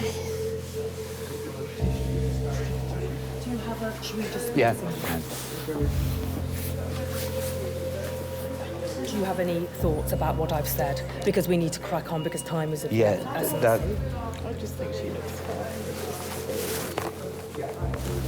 Would the speech not get better without? It's got more chance with it. So what do you think, Gabby? We agree for the medicine, no? Gabby. Yeah, but Gabby. you have to... No risk. No risk. No risk. I don't want any risk. You don't want any risk? No, I don't want any risk. Even if the benefits were more than the risks. That would be up to my daughter. Not up to both of them. Both of Together. them. Yeah. Yes. Yes. Before asking her family to make the final decision, a doctor will reassess Laura to see if there's been a change to her condition. If you can hear and understand me, close your eyes. Put your left thumb on your right ear and relax. Point to somebody related to you. Okay. What is this? A hand. Close eyes tight, tight, tight. Open quickly. Show teeth. Open mouth. Stick tongue. Relax. So there's been a significant improvement. Oh, yeah. And so, just speaking about you, the speaking is better. Yes. Not perfect. No. You can see that. No. But we keep you in hospital still. We keep an eye on you. Yeah. We'll just every half an hour we'll check you Yeah. to make sure that. Remember, I was talking about the clot busting drug for 4.5 Yeah, see. hours. If it stays like this, it gets better. Great. If in the next few hours problems again, we'll have to rethink. Okay. Yeah, about the drug. Yeah. Yeah. I think that's right. I think that's the right thing to do. Despite a slight improvement, doctors will monitor Laura closely on the specialist stroke unit, as she's at risk of further strokes.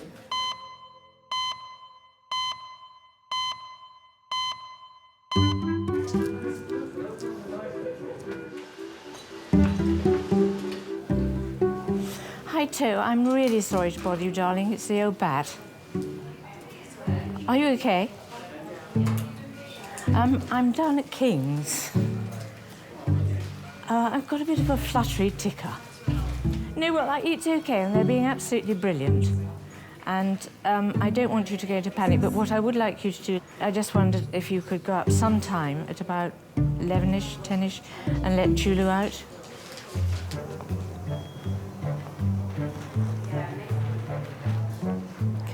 Do you know how to put this up a bit more or not? I should do it. Can you have that up a bit more, please? Yeah, can I put it? Sure. Thank you. Where do you originate from? Philippines. Philippines. Oh, I thought you might be Indonesian. Anyway, you're all lovely girls. You do great work over here, don't you? There's a lot of you. Thank you. Well done. Nick has had a chest drain inserted to re-inflate his punctured lung and will be sent for a CT scan to check for other injuries. Rove had to go get her kids, didn't she?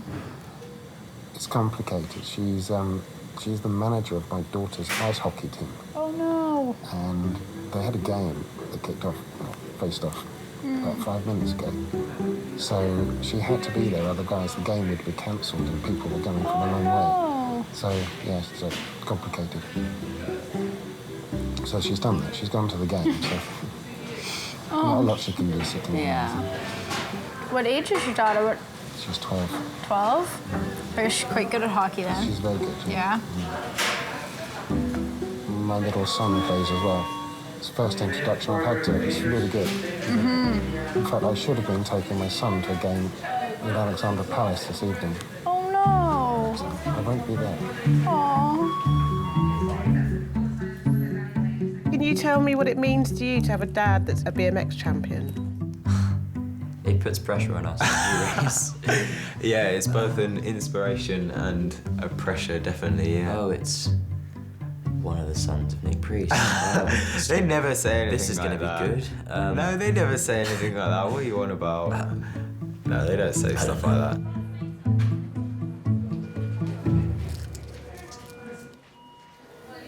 We're going to get you around to CT. All right. Because at the end of the day, you've done this, so you could have done something else, and this would count as possibly a distracting injury. So it may be that you've got other injuries elsewhere, but because the pain of this is as much as it is, you're not necessarily going to notice things elsewhere, more subtle things. So that's the reason to get the CT. So the pain. Worrying about myself is one thing, but worrying about the children is another. So when I watch my two boys go round, and they really go for it, and they do much higher jumps. Yeah, it does scare me. It does scare me that they're going to hurt themselves.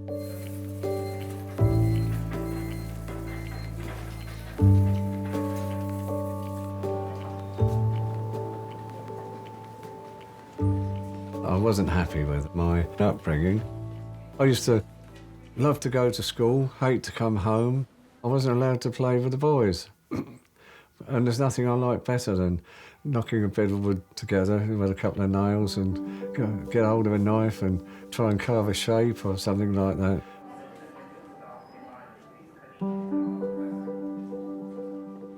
I was born in a workhouse at Watford. My mother put me up for fostering, and finally she'd put me up for adoption. I had to go to a solicitor's office in Reading. The solicitor said, hello, David. In the other room, through that door over there, you'll find there are two ladies, and one of them's going to be your new mummy. See if you can be a clever little boy and pick out which one it is. So I went through the doorway, and there were two ladies sitting there.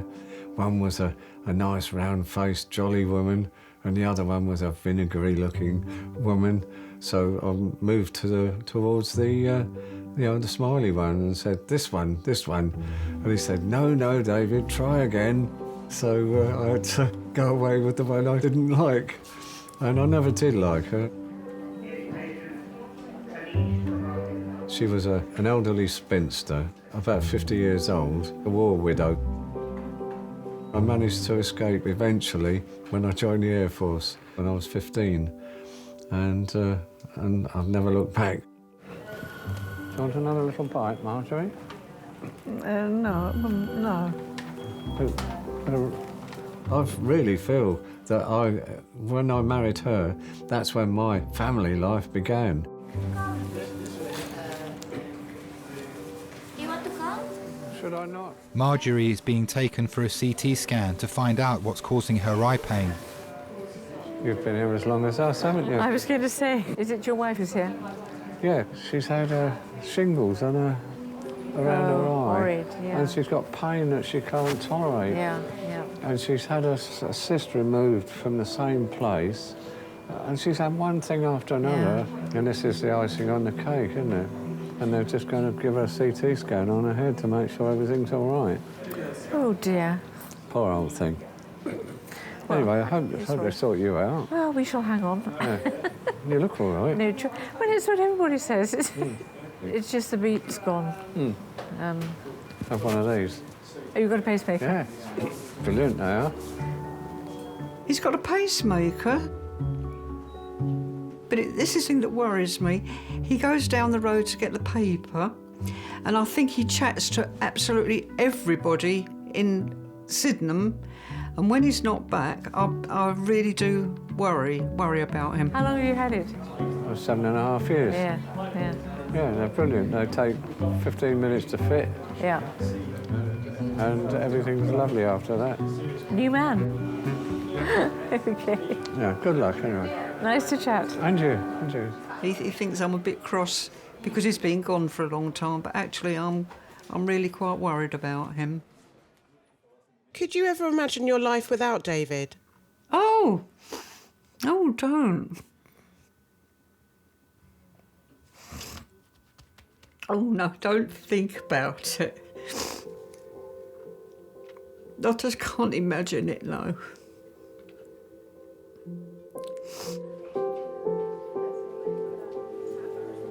What a scare, Camille. Poor Camille. Poor you, no, me, I'm okay. I never expected this. Don't even think. Just think of the future. Life is a chain. You know, you cannot live forever. Someday, something happened to anybody. You have to expect that when you get over a certain age. You have to accept that one day everybody has to die. And it's sad, but it's what is life. I love you, Camille. Yeah, I got you.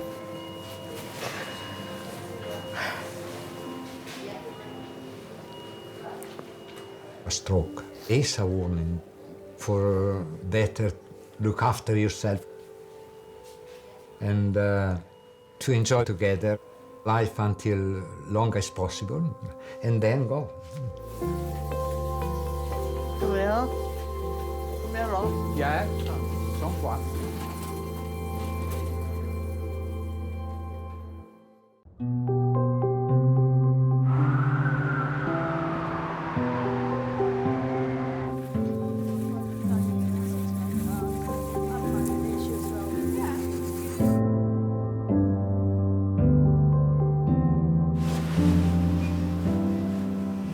You feel tired? I feel very tired, but I don't want to be alone.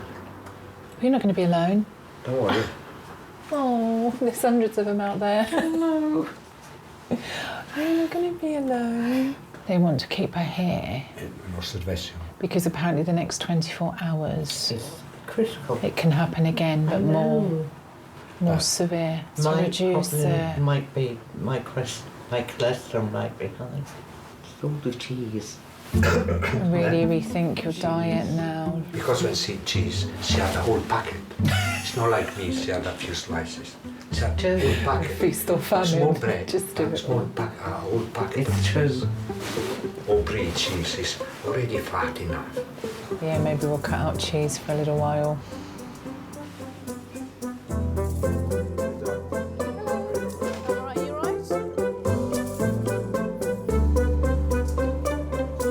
Nick is back from his CT scan. Nick, they're still looking at your scans. Okay, at the moment you've got quite a lot of rib fractures on the left side. 4th and then 8th through to 11th essentially. Okay, so 8, 9, 10, 11. They are still looking at the rest of it. Okay, so they need to kind of just make sure that the rest of you is okay as well.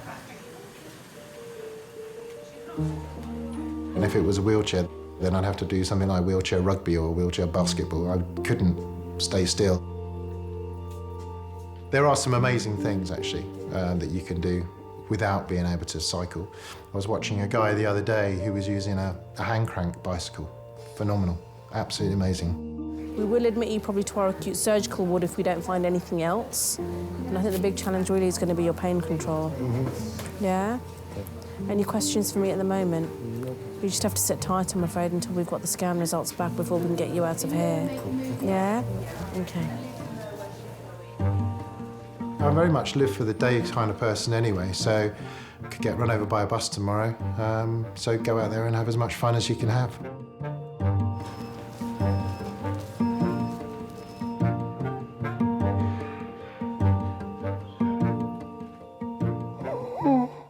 Yeah. Tired as well. Yes, I am. I am tired now. No, we were up early, weren't we? Oh, yeah, and you've been worried, I expect. Oh, what I've got to worry about? Doctors have ruled out any serious causes for Marjorie's eye pain. She'll be given pain relief and is being kept in hospital for observation. Do you feel all right, do you? Oh, yeah. Yes, Just tell well, don't do anything at home, don't. I'm not going to. I'm not going to do any ironing tonight. No, don't do it. I'm not doing anything. I'm just going to sit and watch the rest of the evening television. We talk about it. Said, what would you do if anything happened to me, Dave? And I say, oh, I'd be horrified, you know, but I could survive. And I've said the same to her. She said, well, I don't know what I'd do without you, because I am her sort of arms and her legs. Because she's not very mobile, I'll go out and get bits of shopping and whatnot. So we've been practicing buying stuff on the internet and various ways around. You know, we've got some plans afoot. But they've said all that has gone. Oh yeah, I know you're not in a. And I think that's the. You're not in an infectious state now, but you know, I think that's the contagious just to bit. be on the safe side. But we said we're going to go together. Yeah, if one of us goes with, then the other one will follow suit.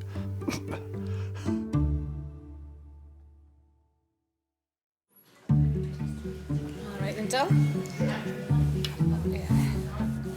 Better, worse? That's good. Yeah? Thank you. So, yeah, it's annoying with the season starting, defending my crown again. I'll only be out for a month or so.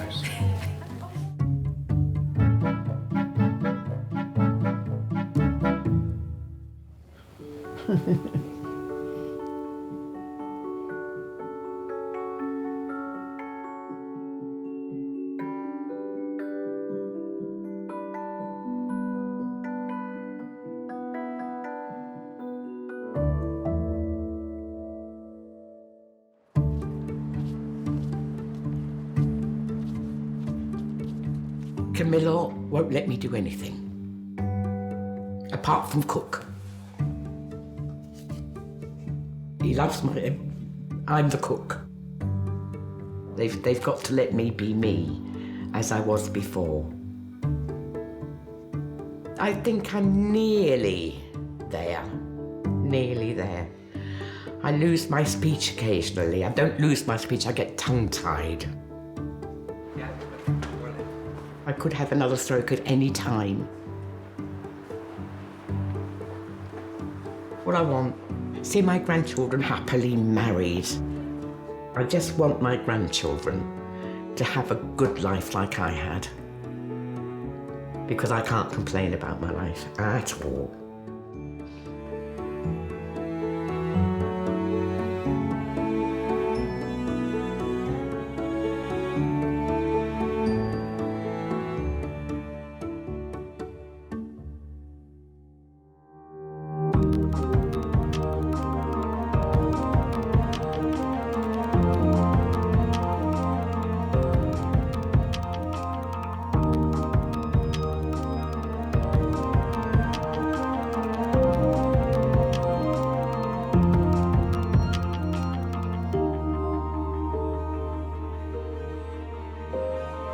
you.